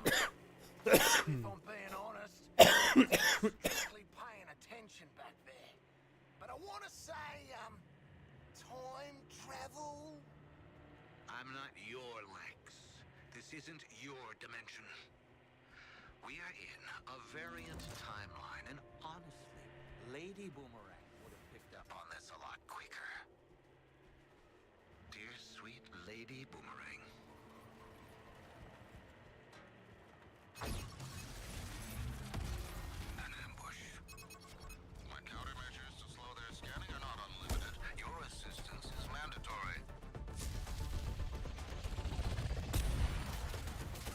New target, Harley Quinn.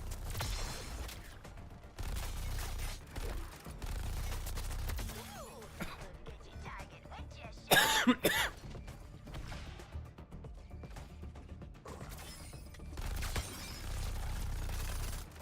With that onerous shield out of the way, you can deal with the tower.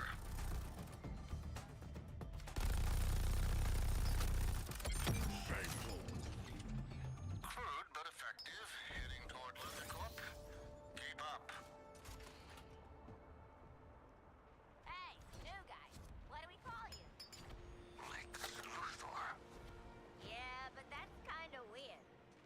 We saw Lex die. I'm just gonna stick with Luther. Two-third? Please don't. I was just brainstorming. Let's try on Lex 2 for now. Until something funnier comes along.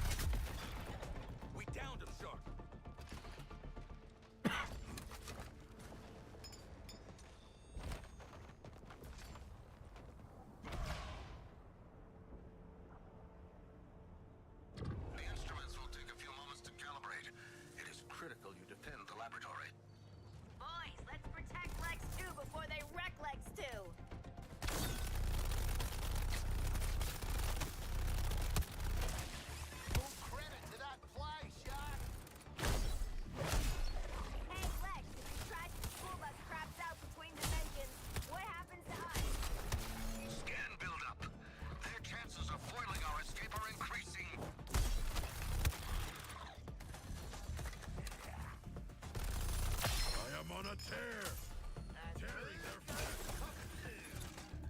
Get a shit, Doglegs. Didn't come out to this shithole Earth to get a tan. I believe he is parsing data with a high amount of dimensionality. Oh, is that a science joke? Mate, you're a bloody science joke. Got the drop on you. It's done. The portal is ready. Get to the vehicle and I'll get us out of here.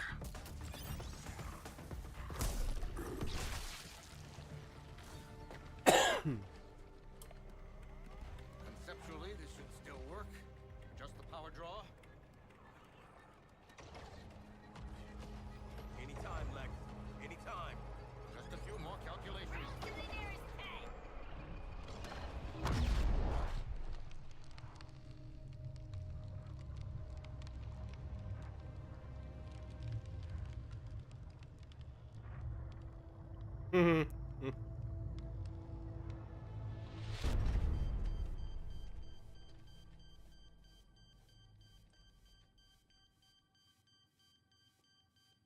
No purple sand.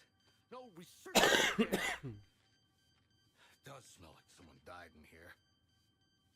But damn it, I'm free. Is everybody present? Boomerang? I'm here. Don't worry, guys. I'm here. Yeah, we were all so worried. Come in. I repeat, Task Force X, come in. Waller, listen. We've got a problem. You vanished. You better have a damn good explanation. Explanation or you kill us. We know. How's this? We killed Flash. You're welcome. And got sent to another frickin' dimension for our trouble. You were there? How in the hell did you get back? Well, funny you should ask that, cause... Hold the line, hun. I am not your hun. Tell me what Waller happened. of this world can't know I'm here. Sorry, buddy, but we got no reason to lie for you. Nothing personal, but we'll get 30 years easy off our sentences for bringing you in. Alive this time. The same devil's bargain my Waller made with Task Force X back home. Quinn! Breaking up in tunnel. I was enlisted into her schemes just like you. Answer me! Yeah. Choices Alternate got you all Earth X. killed. Lex. The other one got Does killed. sound like her. Flash ripped his heart out. Get this into the Intersanctum computer. I can prove your Waller's the same type of monster. Quinn! Answer me! Talk now! Or I'll make sure it's never. Our comms, they busted. Our comms were busted. Denning, get in here! You said the comms upgrade would be seamless. I've had it with your shit. Get your ass to the garage. You're on gerbil cleanup. Yeah, Dennings. Get your shit together. Denning sucks. You four, we're gonna have a chat about this other dimension. Return to the Hall of Justice, now. Waller out. You owe us. And I'll repay you in full. Well, go on then. This adaptive technology will increase the lethality of your weapons. Haven't had any complaints about my lethality, but okay, how does it work? It's a self-correcting neural... How does it work?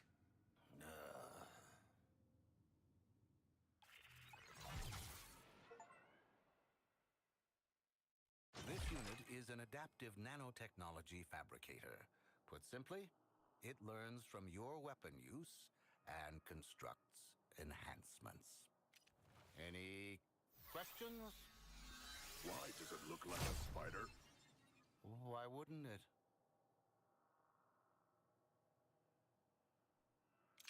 Waller wants us back at the Hall, yet has more missions for us in the city. Which will it be?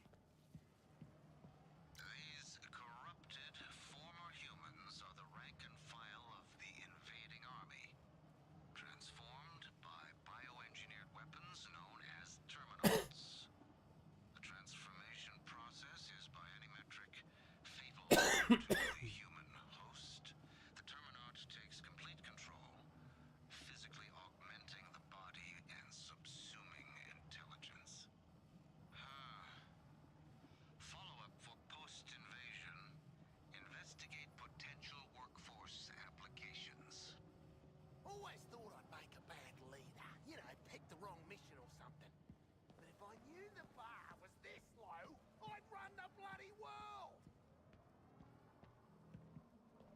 He's so fucking annoying.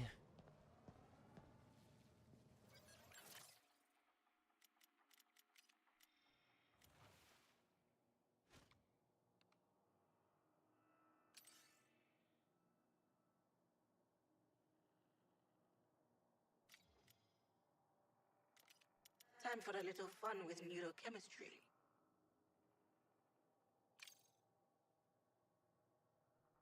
I feel like none of this shit matters, dude. I fear one of the invaders may have died in the ventilation on the 20th floor.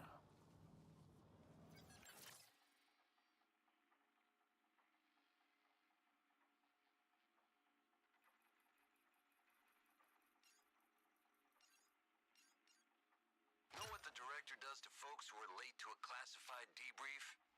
Get your Why does it asses say to the sanctum now or that's find shift? out. Shift ain't working. You have to go outside first.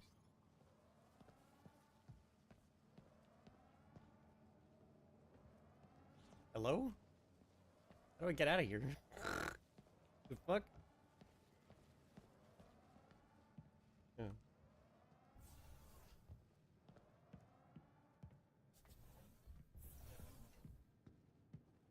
It's just annoying. They killed one of our own, Bruce. I'm giving them a full military tribunal. If they didn't perish on the other side, then I'll continue scouting for them. You have your objective. Tell Brainiac not to worry. I'll focus on the shield and deal with those 4 murderers. Don't let them get under your skin. Yeah, copy that.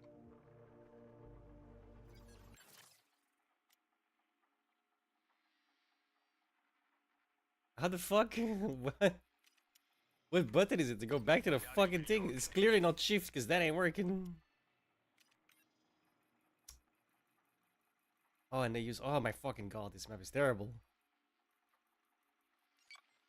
Know what the director does to folks who are late to a classified debrief? Get your asses to the sanctum now or find out.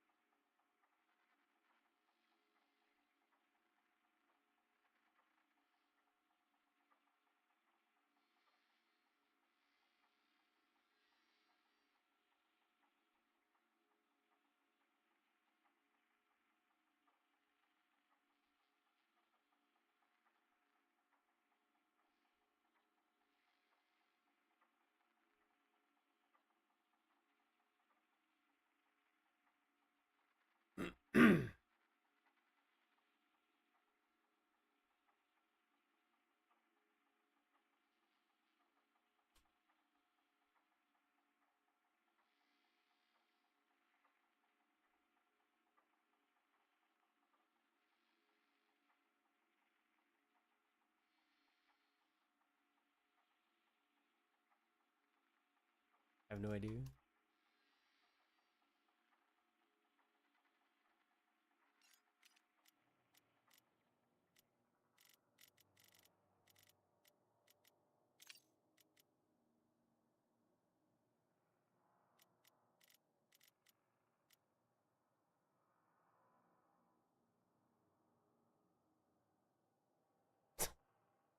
How the fuck?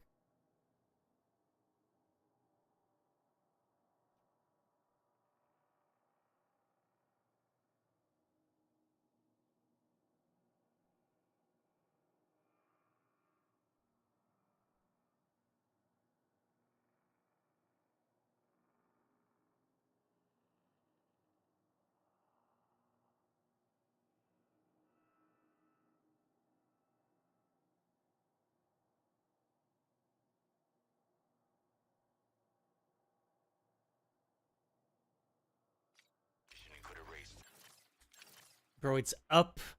That's not, dude. It's cursor up. That's the fucking shift symbol, though. You fucking retards. Looks exactly like the fucking shift button. You serious right now?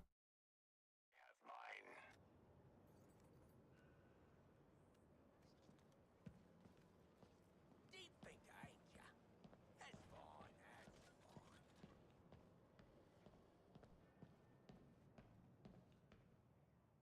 having a day. We all are. The word to the wise, try to keep the bullshit in check. That means you, Boomerang. Do you hear me? Mm-hmm. And the update for Mr. President? He can kiss my ass. Where are we on LexCorp? Still digging through what I could decrypt from our raid on the LexCorp offices. Luther knew about the end of the other world for 2 years. I got That's guesses as all, to who Pat. was sending.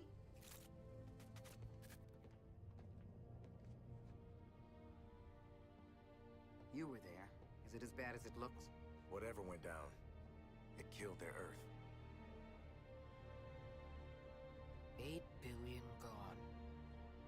They had our resources, our defenses. And they lost. We won't. Colonel Flag. Brainiac's skull ship is shielded from conventional weapons. That's Green Lantern's handiwork right there.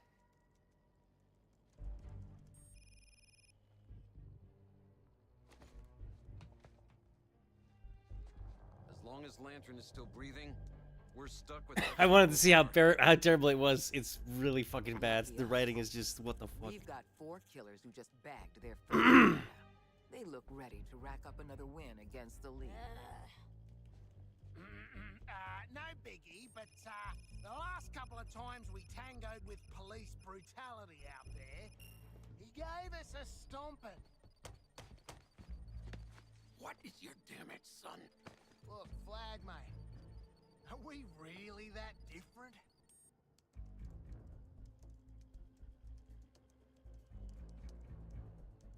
I'm just saying, you want a bond, mate?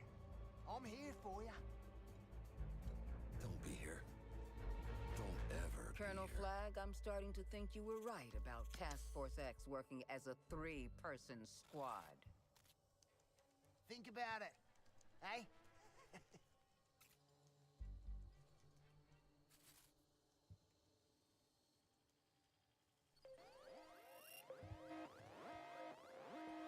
It was Boomerang's idea. Punish him.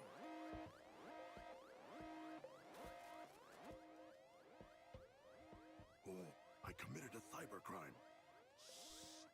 Hack, situation report. Energy surge. A massive energy surge coming from the skull ship. Lots of power and heat. What are they cooking in there? Get out there and take a recon position, Task Force X. I want eyes on that ship.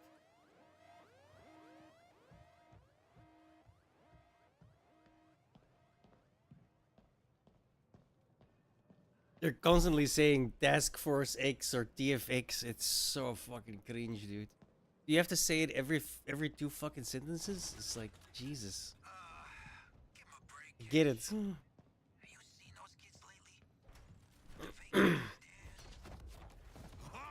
Nothing can stop me. It will all be eroded or crystallized. Why not level it now?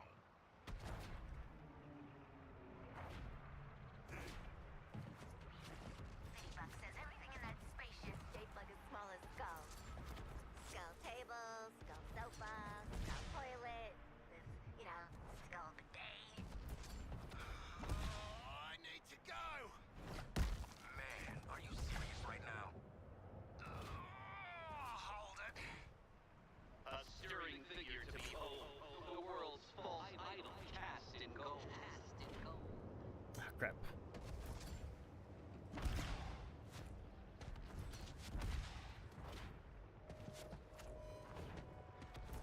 Warning, Metropolis. Please remain indoors. I repeat, remain indoors. This sudden change in weather? Not a coincidence. The skull ship appears to be responsible. I have never seen lightning behave this way before. They just don't shut the fuck up ever. When you're running around the map, someone is always talking. He looked pretty dead to me. It's kind of annoying. That ain't Flash. There's too many. There's some kind of Flashenstein.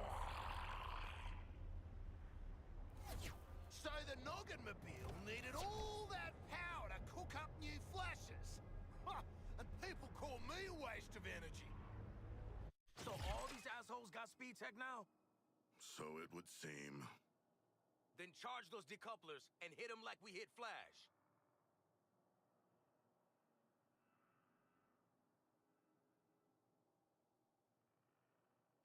All these little... They're so annoying as well.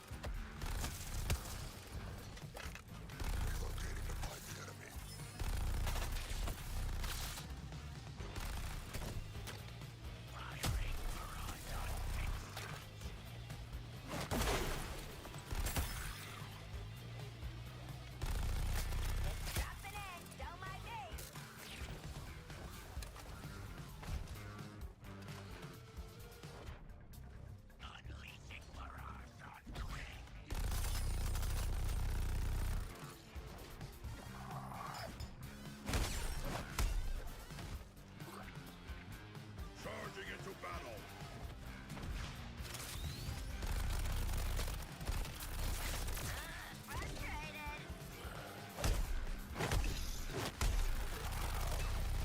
Energy transfer. Situation under control? This specific situation? Maybe.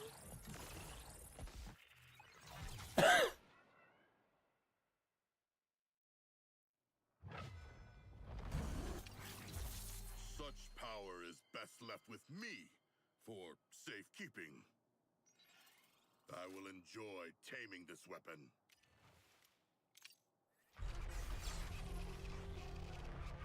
How'd you like that, convicts? Flash was my friend.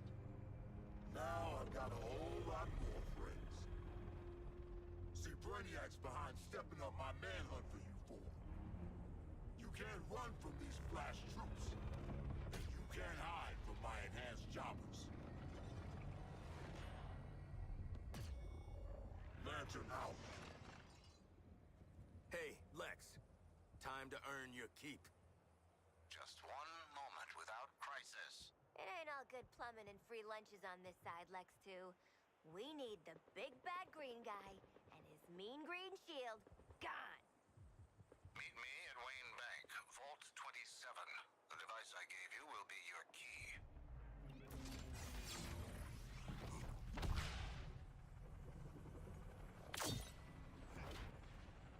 Anyone got anything?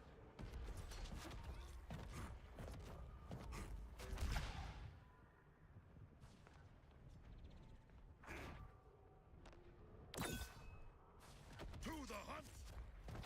The movement's alright. You know? I like that.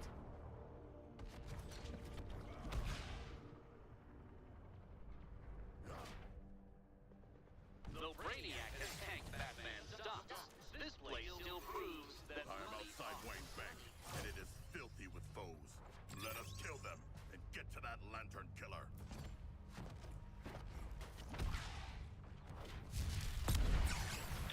I have begun the assault. There's room for more. Excuse me. I am now in a feeding frenzy.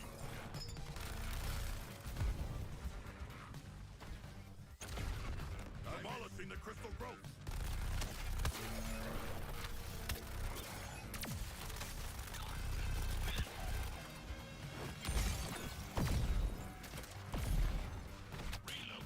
The incubator shield is removed. Now, remove its inside. Which one?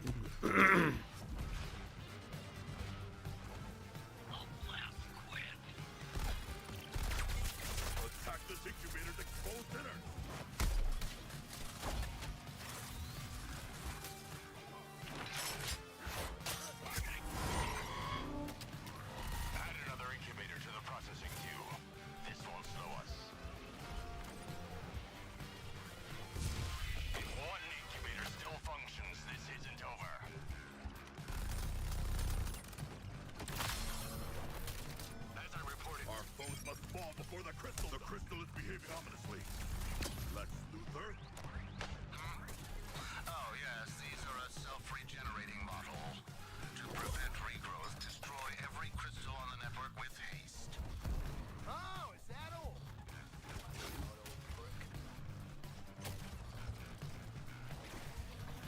hell? Where's the... Oh. I can't see shit, dude.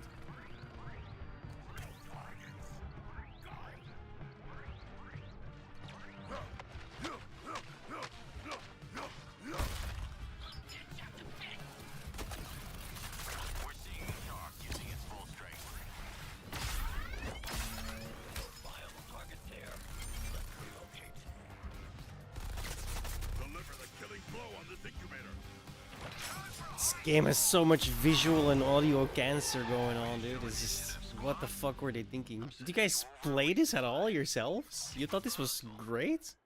I get like a headache, bro. I never get headaches. But this game is like, whoa, what the fuck?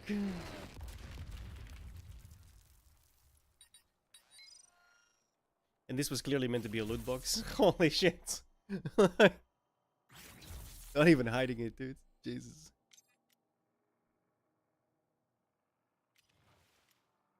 Area clear.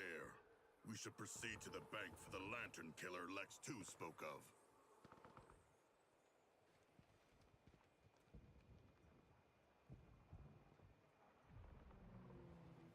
A god makes his own path.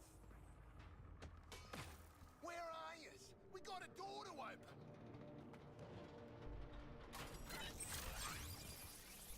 Though Brainiac has tanked Batman's stuff. Oh? Was this, Bats? Yeah. Stringing up folks is kind of his go-to. Not before he half crippled them. At least they was breathing when he was done. Not like these poor schmucks. Guess they don't like waiting for the elevator either. Hey, you ever been thrown down an elevator shaft, Boomerang? only by my mates? Typical Wayne. A whole back to keep his money in. It's not for his... Dude probably uses offshores. Offshores? You know, Seabank. Oh.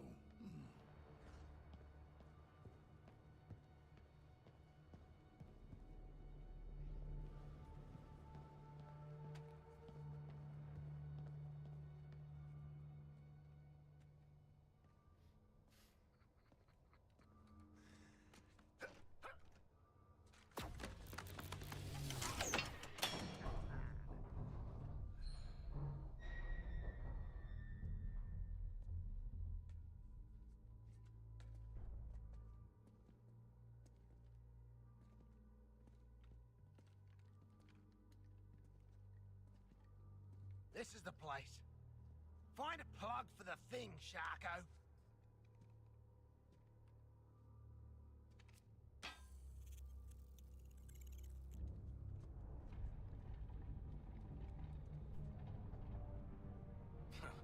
Billionaires and their secret layers.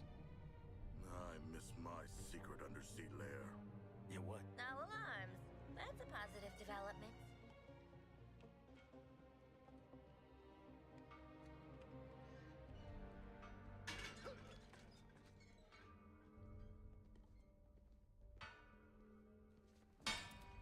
So much for the secret lab. Bloody Wonder Sheila's here. Don't embarrass me in front of her. Hey, lady. Throwing us into a building? Totally out of line.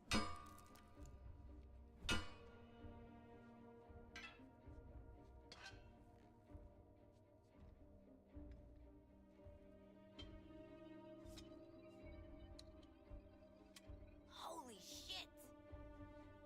Is that kryptonite? It should be in a sword, not a shield. You saw the massacre upstairs.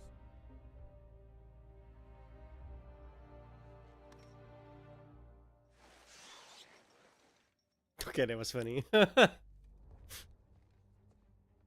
See, occasionally there is something to laugh about, right? Usually it's just cringe. I do not need a lecture on morality from a shark.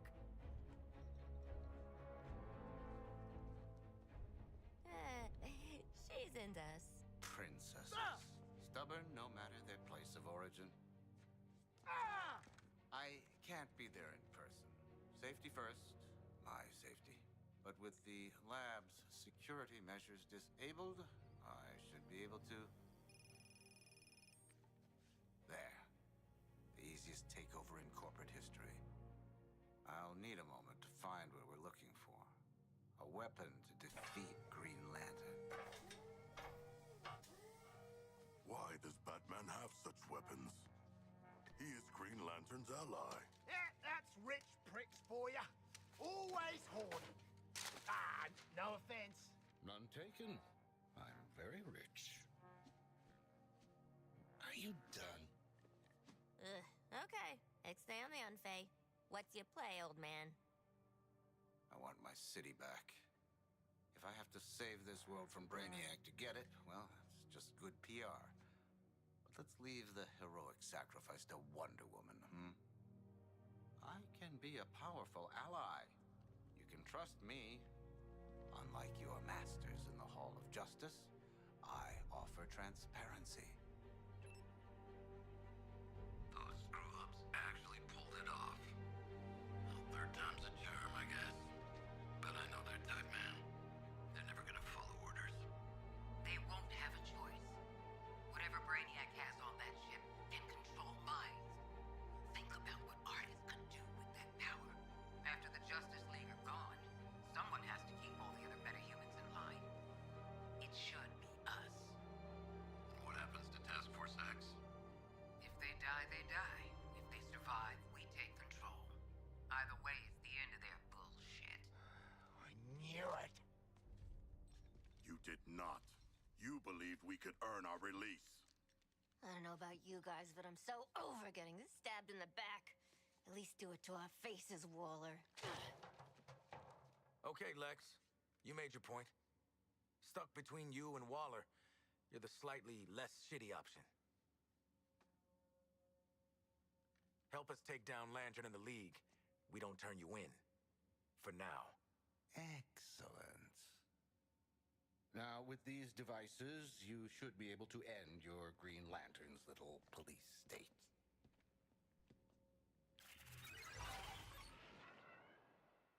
A Sinestro Core battery. Wayne repurposed this one to counteract the abilities of Green Lantern. The device will allow you to destabilize his constructs and render Lantern vulnerable to attack.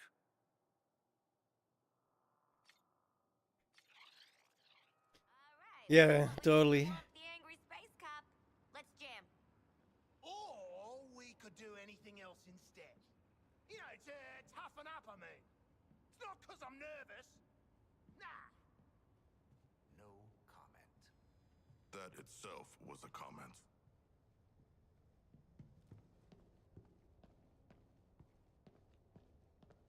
Feels like these paintings are watching us. We got real shit going down. And you're thinking about haunted paintings? Mate, it's a coping mechanism.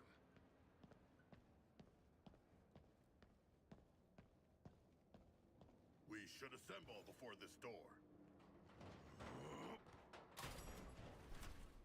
If you're ready to take on a support mission, I'll allow it. Aiming for destiny.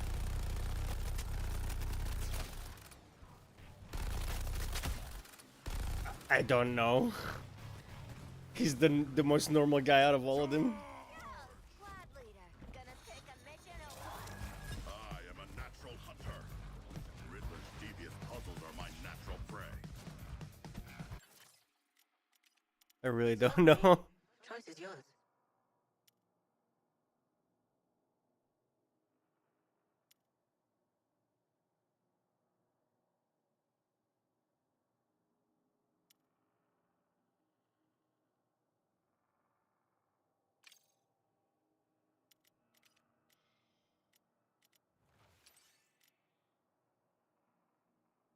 You got surplus gear? I'll take it. It's sharking time. No, really. That won't work.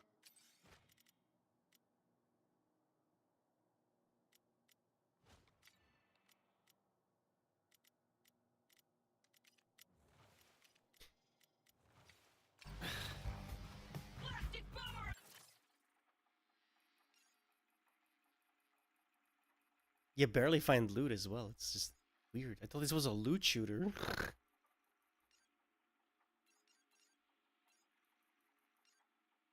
Task Force X, report. Are you combat ready for Green Lantern? We've got one shot to neutralize that shield. Don't waste it. We'll do our best. Firing on Quinn.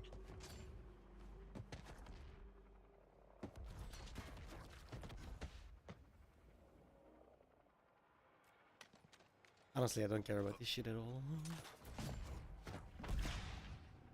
Lantern. There's a high probability the criminals have access to Yellow Lantern tech. Oh, they do, huh? Time to finish this mission. Just be prepared. A stirring figure to behold. The world's false idol cast in gold.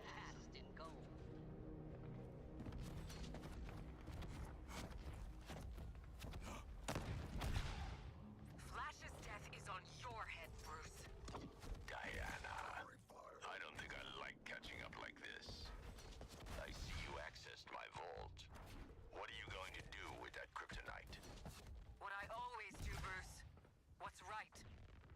I'll see you, Lantern, and Cal soon. Whose version of right?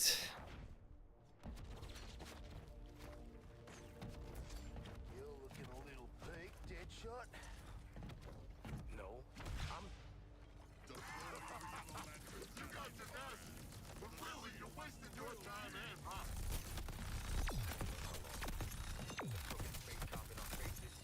I am. Judge me harshly.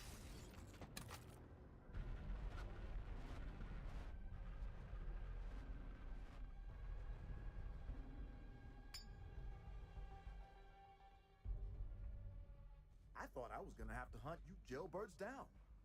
Like dogs. And here you are. And here we are. Yellow Lanterns. Better be... I don't know, guys. We might be in the deep end on this one. The deep end of the ocean. We heard they break a lantern's will. How's your will doing? Look at me, convict. I'm feeling fresh and relaxed. How you feeling, Floyd? Goddamn peachy. Ready to kick your ass. How you feeling, people? I kinda zoned out. Y'all are stomping all over my moment here. In brightest day, in blackest night, no evil shall escape my sight. Let those who worship evil's might beware my power, Green Lantern's light! You really thought Yellow Lantern tech would penetrate my personal shields? I can go round for round with Sinestro every time. He's got a point. We break his will, we break him. Take out the constructs. This is oddly satisfying. Ready to see some sharpshooting? Good call, Bruce. The insurgents came right to me. Good. Just don't underestimate them like the Flash did. Gotta be a no! My power! You're not breaking my will. Let me show you a disciplined fighting force. His shields have returned. Focus on the construct. I almost feel shame in dismantling such wonderful detail work. Almost.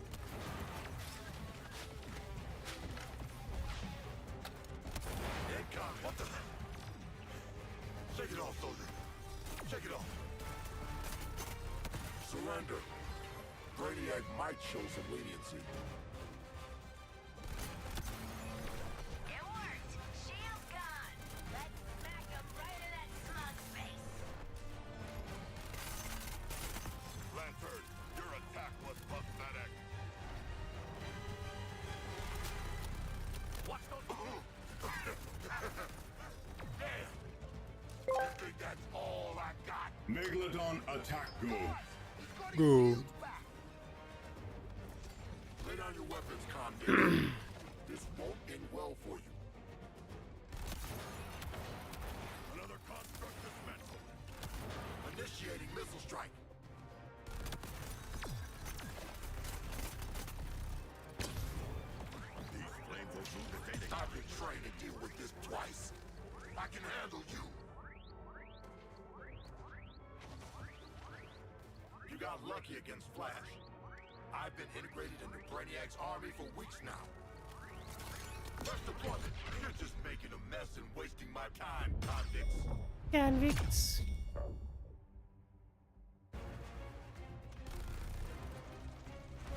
The bigger they come, the more they need shooting. Construct destroyed.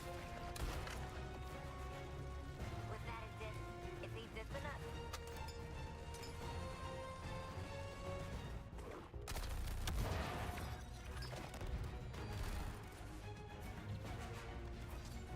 I think he's blustering. You think it is bluster?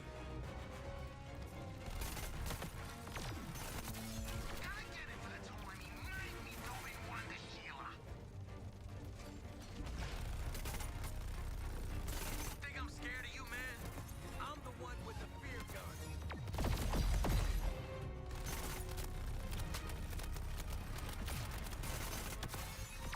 Told you your ass. Ooh. So you're gonna make this interesting, huh? Watch yourself. Green Lantern has restored his shield. Scramble all units. Extreme prejudice. A dazzling display, even in its destruction.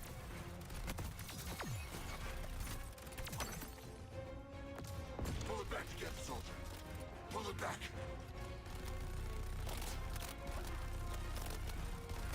My sentries will cut you to ribbons. You got some training. I'll give you that, convicts. Don't be distracted by the shield. Hit the construct.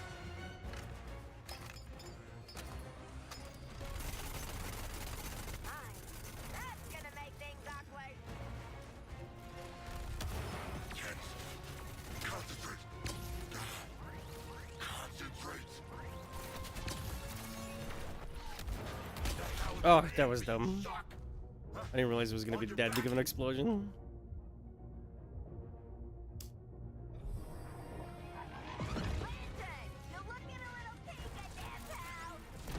I'm gonna make you four answer for Flash. For all of them. Don't you damn convicts learn anything?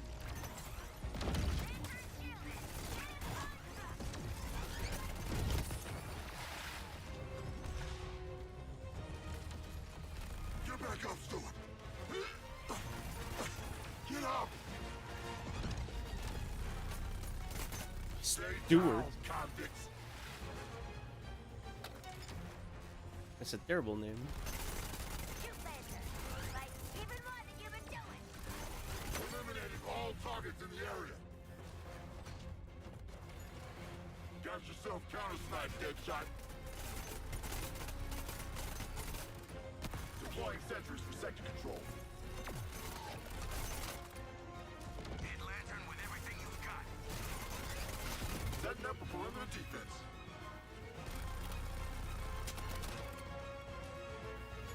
I'm out of bullets. Time for a clean sweep. Squad, target Lantern. Not so invulnerable now, huh? Should have stayed under your rock, Harkness.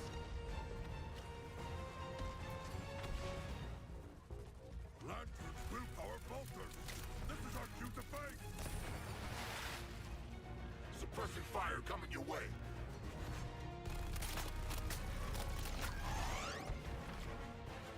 I'm scoping in on you. I gave you four a chance. You could have been part of a new world.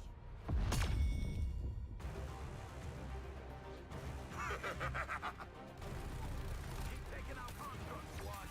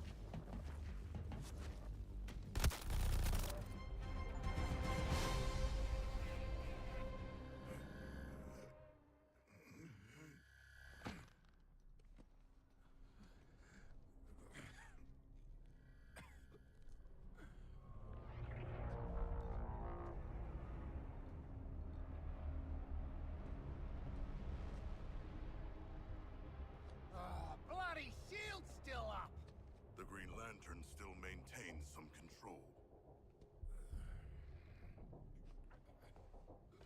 What's up, Lantern? You still feeling fresh and relaxed? Yeah, that's what I thought. Not so easy in a fair fight, is it? A fair fight? Y'all look pathetic. Four dipshit cons too dumb to know when they're punching above their weight. You're just gonna go from Waller's prison to Brainiac's. Nah. Didn't you hear?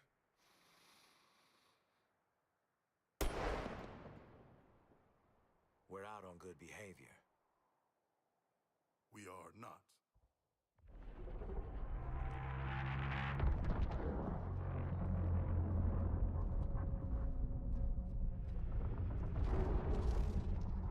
Ship's honked off about Lantern. Shield's still up too. What? Did you miss? What are we supposed to do now? Starting to run low on Brainiac boys to kill. We could wait around for Batman to pop out of a floor grate and punch each of us in the brain. We could take him. You know how many guys I saw get put into traction after saying they could whoop Batman's ass? Now that he's all murder, murder, kill, kill, he could destroy us without it. Well... What you doing there, Sharko? Shark? What you got there, buddy? Somebody take it from him. You wanna try?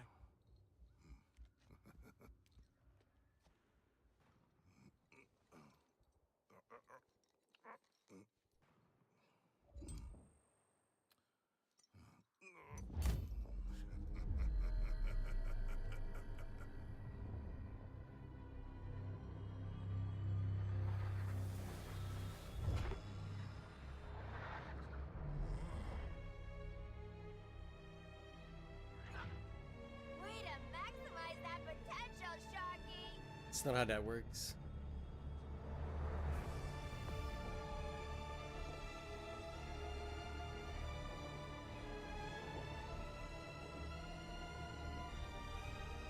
In brightest day.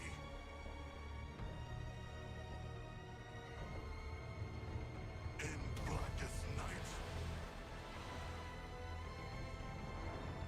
No evil shall escape my sight. You asked for it, Knight. Let those who worship evil's might Rewatched. beware my power.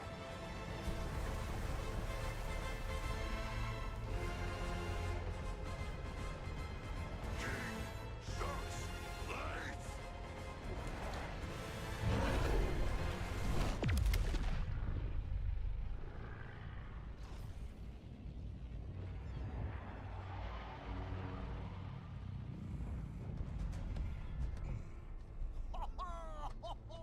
The thick bastard really did it!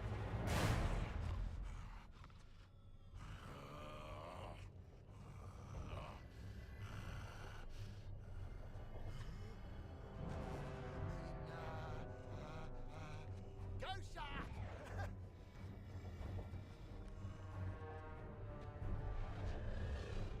Somebody help me!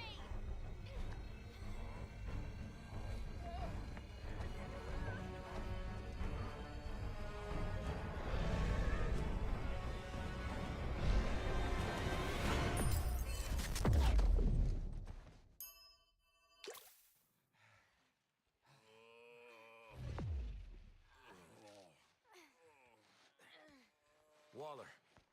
Shields down. Acknowledged. Would have sucked if you ate us, pal. Let us never do that again. Waller. I want to thank you for your service, Task Force X. What? You've given us the opening. We're taking it. Your sentences will be posthumously commuted in recognition of your efforts. Impact in 10. Waller. Always taking the nuclear option. Not even mad at this point. Sure suck knowing you nerds. 5, 4, 3,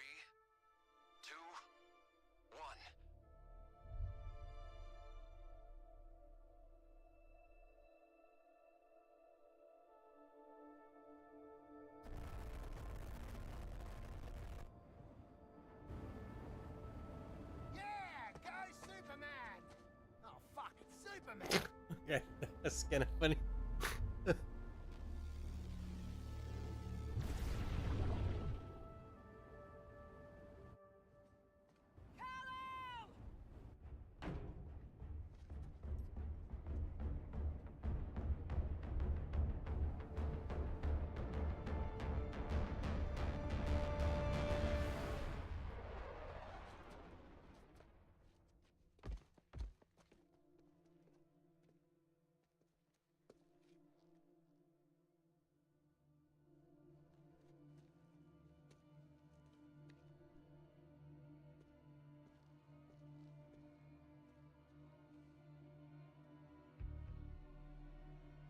Your friends can't be helped, love. Flash told ya. Either you wake the hell up and help us kick their super asses, Or you stay out of our way. Your Highness.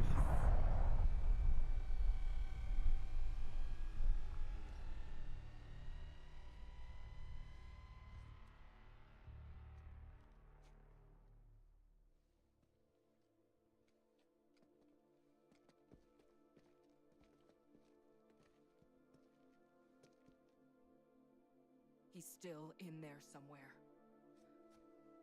No matter what Brainiac has done to them, I can still...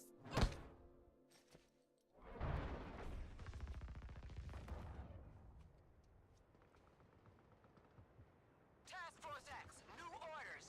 My convoy is pinned down on the way to the Hall of Justice. Get us clear ASAP. You drop a nuke on our heads, and you think we'll just come running when you call? My vitals are linked to your nanite bombs. I die, you die. Now get moving. Wallow out. Shit. My very complex feelings about Amanda Waller aside, I would like to valiantly lead us in her rescue. Transport 2 is under fire. I see that. Get them cover fire. We have people crushed in Transport 2. Get the survivors. Direct wall! You need to take cover! How do I get that transport over there started? No, you stay here, soldier. We have reinforcements. We can't wait, man! I'll be... Shit! That thing just threw Transport 3 clear into a building! Any Argus read? The enemy's on approach! Help me! Task Force X! You need to get... I think you got Waller. We need to get to her. Impossible. The woman is too mean to die.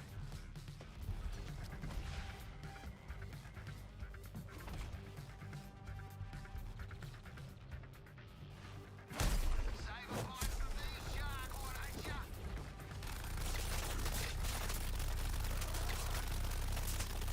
Our mighty foe is about to burst.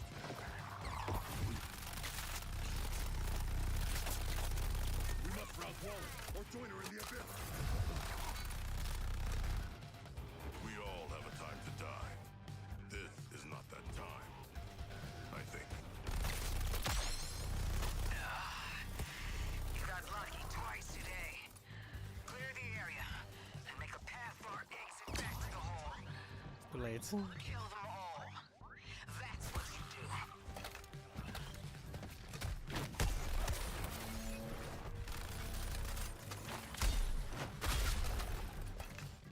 It's a talent.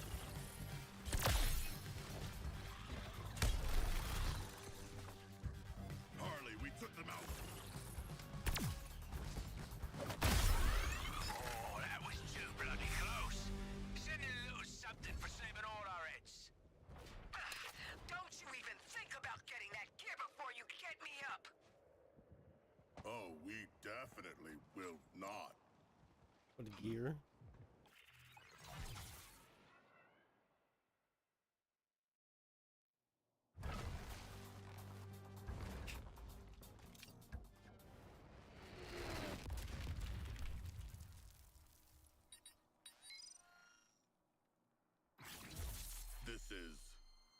This is even better than getting more teeth. With this, I'll gather a storm of bullets.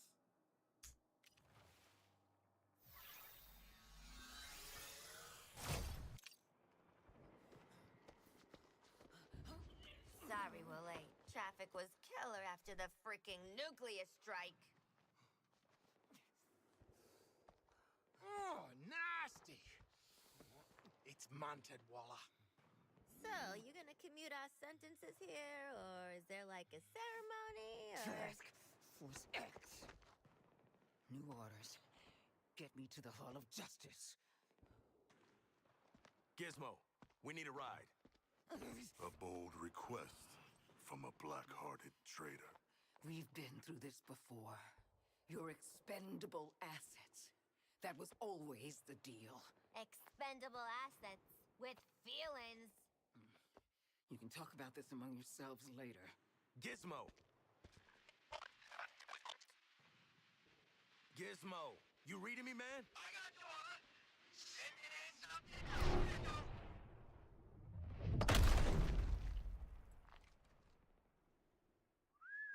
Hello, beautiful.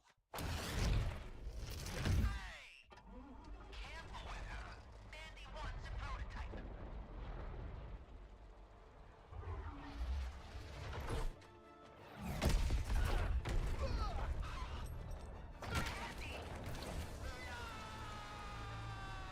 Goodbye, beautiful.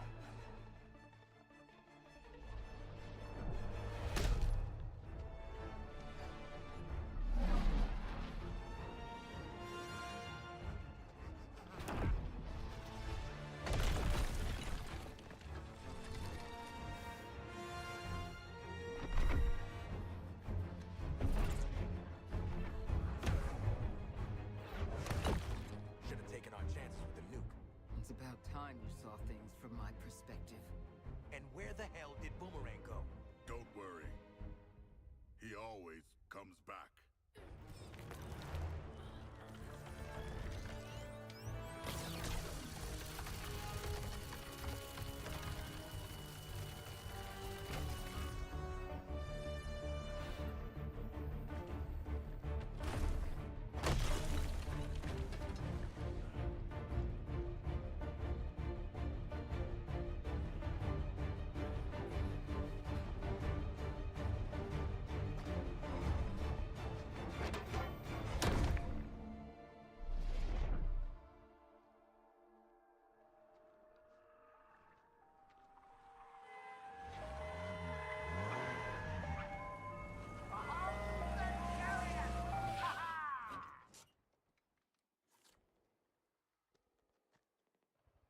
Chop chop.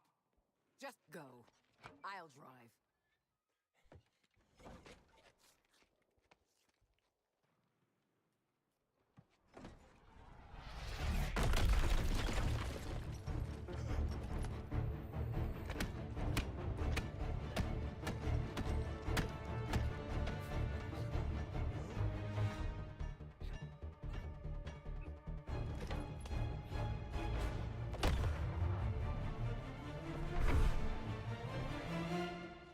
Oi, do you mind? Ever had ice cream before, Sharky? Atta boy. Waller, Prime, we'll kill anything that gets in your way. Perhaps we'll all live long enough for you to betray us again. This is ridiculous. I'm going into shock. And Superman is tearing his city apart. And we're out of ice cream. I'm holding your trigger. I am literally holding your trigger right now. Stick on this truck. Clear out anything that gets in my way.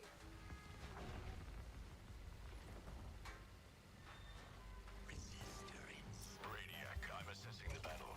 You know I advised more conditioning on Superman, not to field him too soon. Diana could be a useful weapon. Both of them are. Why risk one destroying the other? Yes, Brainiac. I have armor converging on Waller's position to cut the head off the resistance.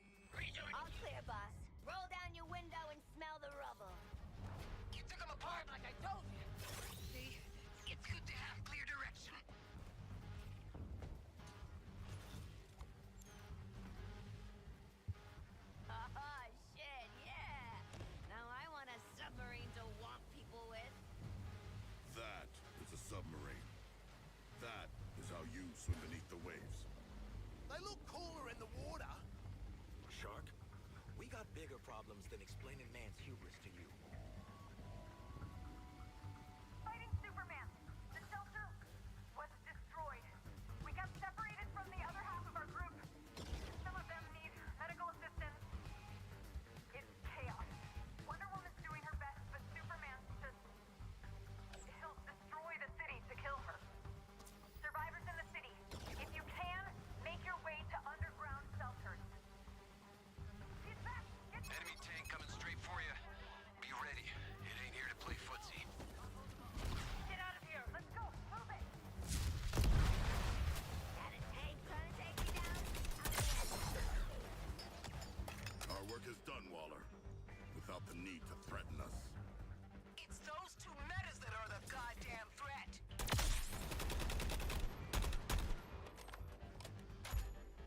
Are we there yet? No? Close?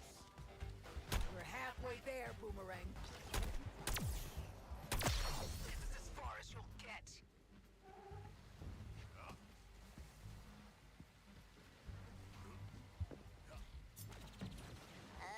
Who do you think's winning? I don't know, but it's not us.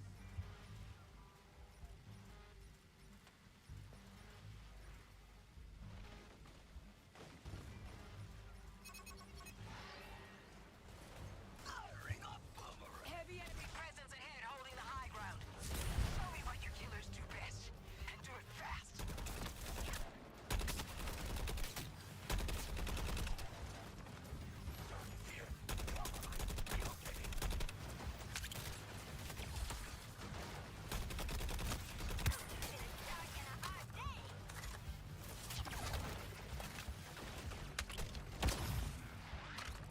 Man, that shark is one stone cold killer.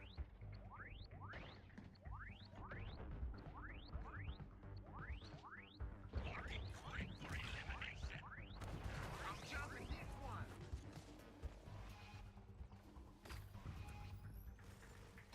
Out of my way!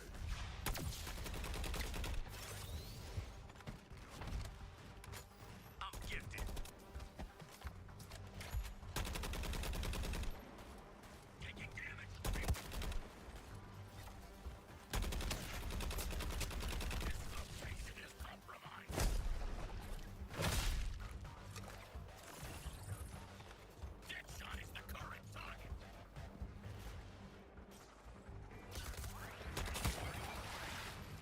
I will help down the Okay, target. Waller, we took him out. Let's move. All right, you broke us on through, but we're not in the clear yet. I'd say where's the fire, but Not bad, Floyd. If Deadshot's cracking jokes, we really must be up shit creek. Creek is not an actual waterway. We're standing in it, mate. End of the bloody world.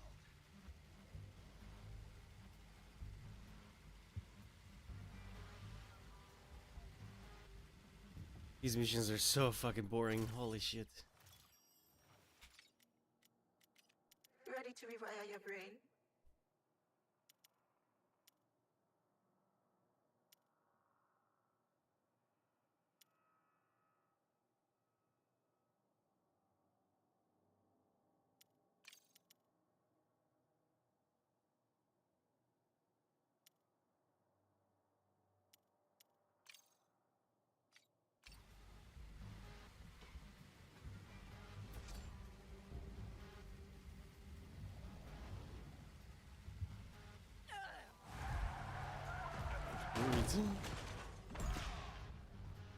Form up!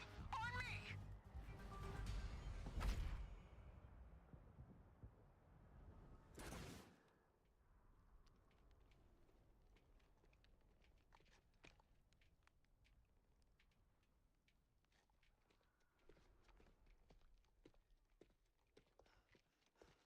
We have to get inside the inner sanctum. Now.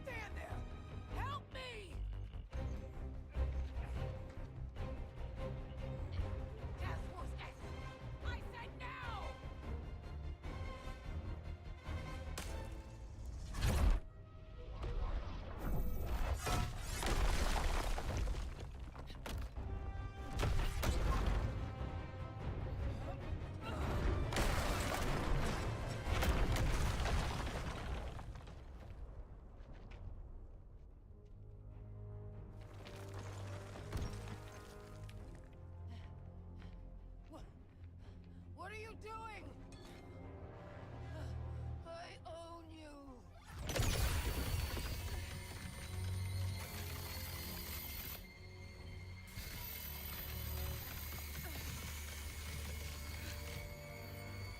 He is going to kill us all!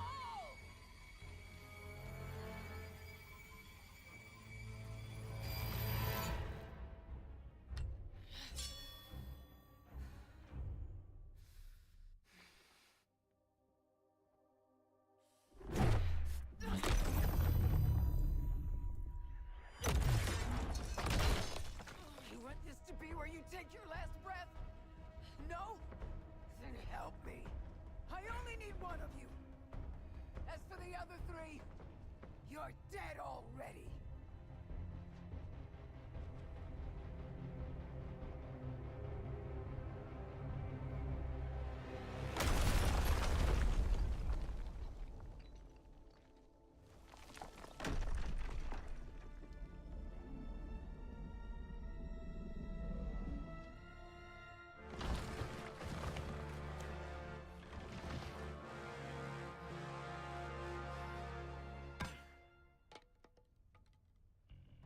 Oh, you shouldn't have done that, Shark. That's Superman.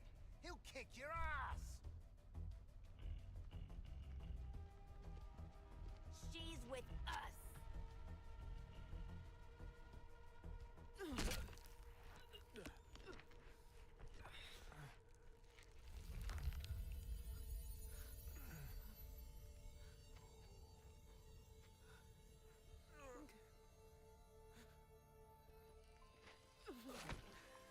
I'm sorry, Kal-El.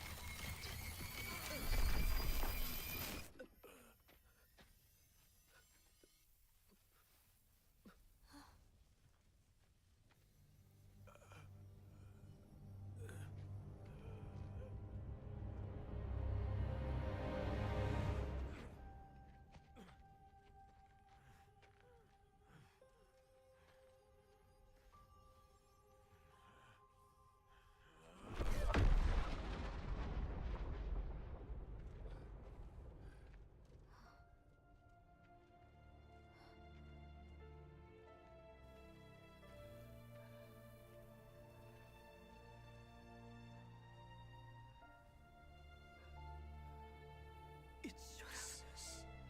Don't try to talk.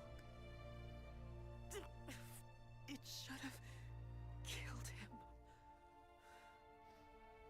He'll recover. Be prepared. Shark, help me carry her in. We got medics inside. Thought the four of you couldn't achieve anything. Prove me wrong.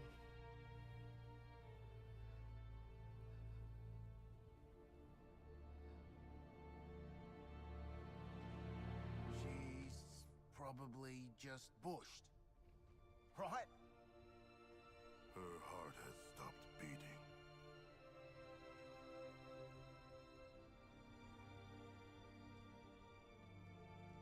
You went out like you lived, doll. Looking sharp. And never listening to us.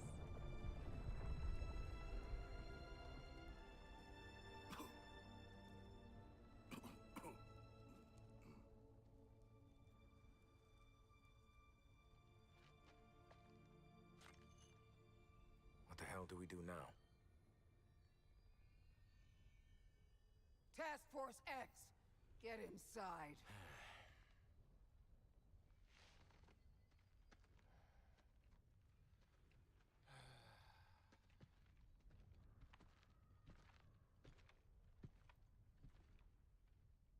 That's how I feel when I play this game.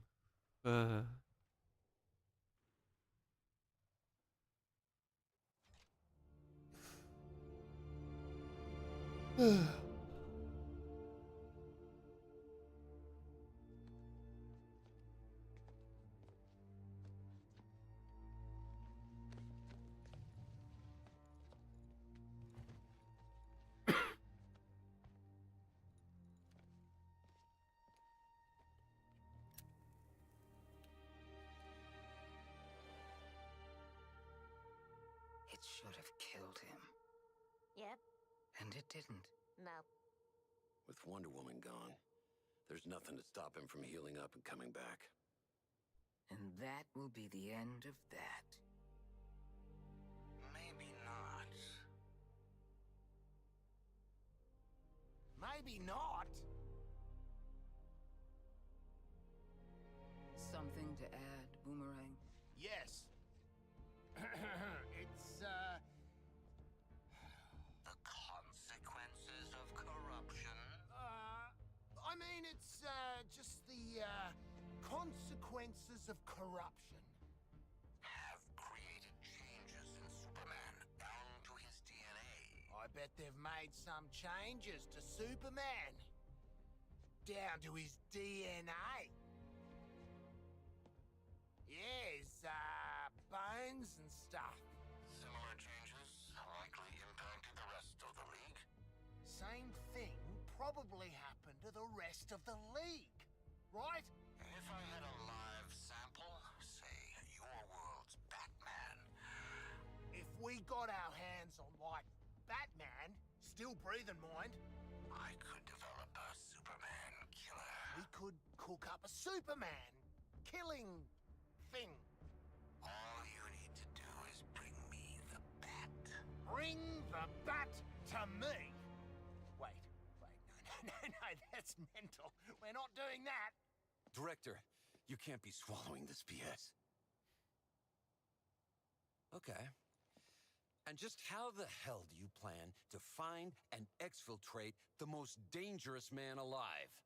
I don't know. The bat usually finds you. You know, like when he beat the shit out of us before snatching Flash. He's probably holed up in one of his bat caves. If it's something in the earth, I can find it. Oh, but Harley and her friends have to help. If you find Batman's hideout, you're not getting in there without Batman's biometric signature. Or the Batmobile.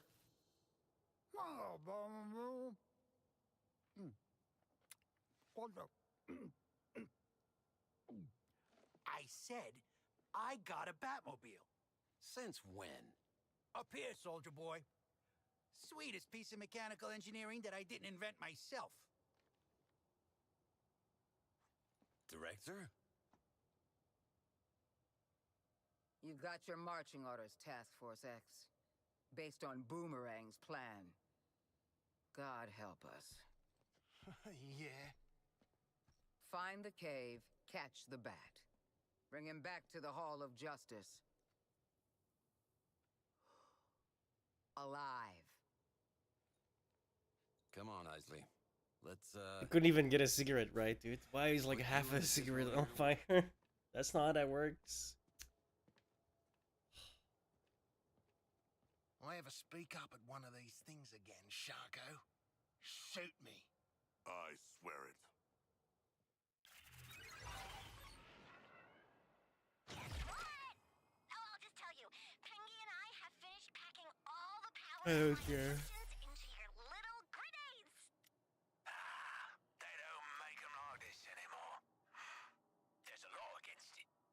Now you can spread clouds of toxins even without Daphne and my helpers. And you should. Cool story, bro. Okay, I'm gone. It's like 5 in the morning. Yeah, 5:20. Fuck my life. Thank you so much for hanging out. We'll be back later today because it's already today instead of